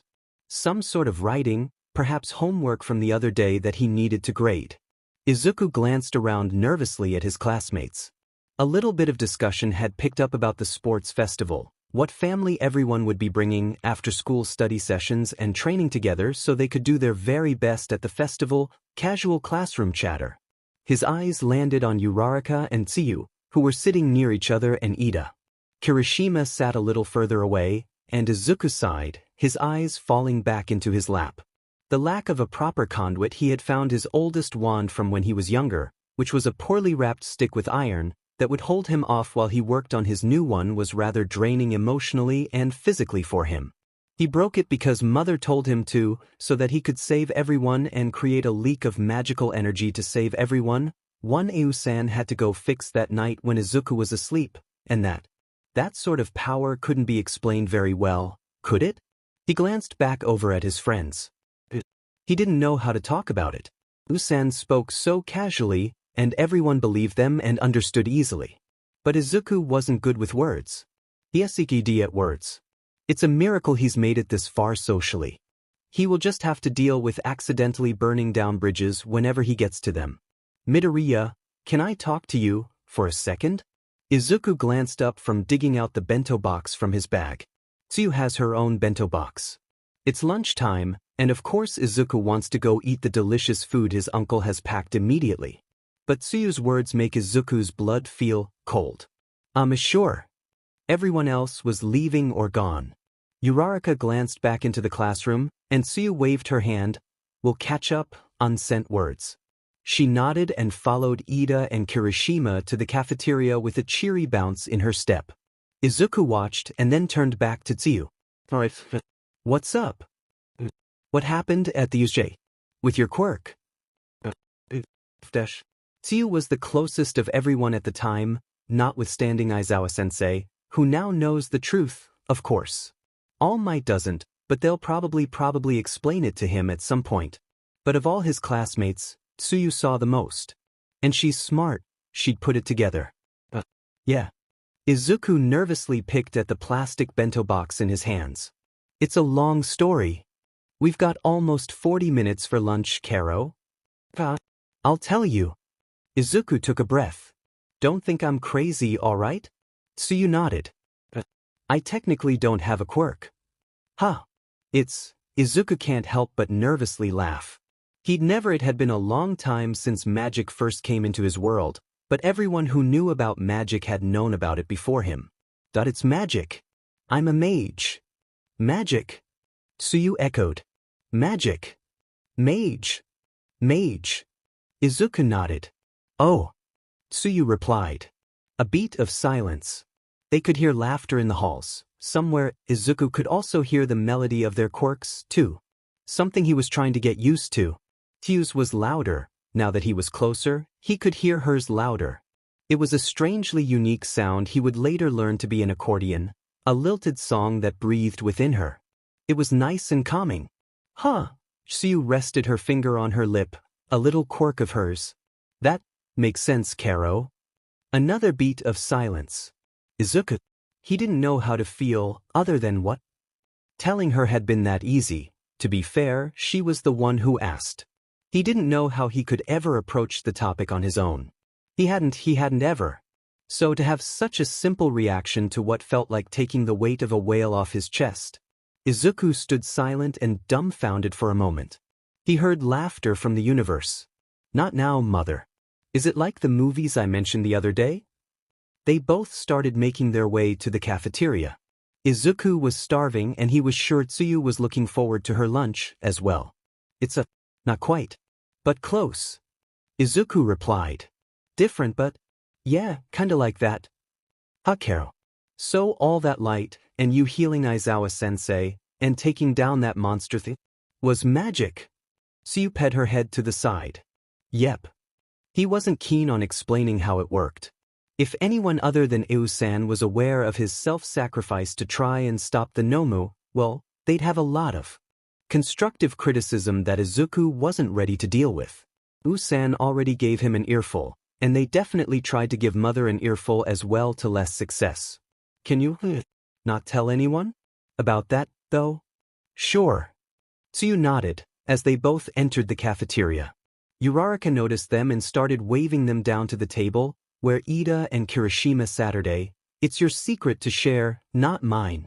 Thanks. Izuku let out a deep sigh. And thanks for, believing me, I guess? Tsuyu smiled and nodded at him as they both sat down at the table. Kirishima immediately leaned in with a grin. So, what were you guys talking about? And nothing important. Izuku stammered. Everyone laughed. Maybe, everything would be okay. Ayuma sat across from Aizawa, their arms crossed, as the pro-hero looked over the plan that they had created for Izuku. The teacher brushed the golden streak of hair out of his face. Slow. Oh. Yes, it is. Ayumu replied. Izuku has mstread a lot of the easy spells, or, well, almost mstread. Higher power spells like these will take time to work, so we don't cause any serious injury. Aizawa quirked an eyebrow, and then set the plan on the table. He said nothing else of the plan. Ayuma had never been to UA before. They had passed it, of course, many times. Both as a human and as a crow. The building was, just as their nephew said, on a convergence of ley lines. Woe would be upon the school if they ever had a leak on campus. Of course, if Izuku was there, it could be contained long enough for Ayumu to arrive. Silly human security measures couldn't stop Ayumu. At least, not as a crow. Aizawa leaned forward in his chair. There used to be one more of you, right? Ayumu looked away from the windows, which they had been staring out of a second before. The cloaks. Your nephew wasn't always one of them. Aizawa clarified. Oh, yeah. A sudden memory, Hisashi, holding a baby Izuku, while Ayumu stood a few feet apart, watching in awe and curiosity and wonder at the new life in the world, flooded their mind. Her mind. His mind. The gender. He's gone. Oh. Apologies for bringing it up. It's all right. Ayumu shrugged. She ran a nervous hand through her hair. He's been gone for a long, long time, Aizawa-san. No formalities. Just Aizawa. The teacher cleared his throat, then looked back at the lesson plan. If I can ask, how the hell does any of this work? Ayumu chuckled. Well, that's a big question, Eraserhead. How long do you have? Shota was not prepared for the history lesson about magic. He's still struggling to wrap his head around it. But it took up the rest of the lunch PRD before he and Midoriya's uncle he was going to have to differentiate them somehow. It was going to get confusing met up with the younger Midoriya outside for his training. Midoriya, younger Midoriya, Izuku, he will refer to his student and his student's uncle by first name in his head to avoid the confusion, arriving at the field outside where they first did their quirk assessment test in his gym uniform. Ayumu grinned as Izuku approached. Shota rolled his eyes. Izuku greeted them both. In one hand he held a wooden stick. Similar to that old wand of his, but apparently he'd broken it at US. Shota doesn't remember any of that. All right, Izuku. Ayumu said. They spoke like a teacher, like they had experience. Izuku listened, but of course, Ayumu was a teacher, of sorts. Shota isn't sure why he's surprised. Because of your mishaps at the USJ place, and your loss of conduit, I'm going to switch up what spells we're learning for a bit. Really? Izuku asked. His eyes even sparkled a bit. Is it what I think it is? Ayumu nodded. Izuku's smile got wider. What is the spell again? Shota turned to the older Midoriya. Ferroforma, he said, slowly. I was teaching him a bit of it before the incident last week, but it's a useful spell. Shall I demonstrate? Shota nodded. Ayumu took a step back. Ferroforma. And before his own eyes, he watched as a full-grown adult shifted into the form of a bird and took off into the sky. The transformation hurt his eyes, already a bit dry, of course, as it tessellated and shifted in ways that Shota could never describe to another soul. Izuku grinned watching it all. Oh God, Shota thought. The world is not ready for magic. He looked at Izuku, who cheered as his uncle landed and turned back into a human again. At least it's Izuku. The world could deal with Izuku. Hopefully.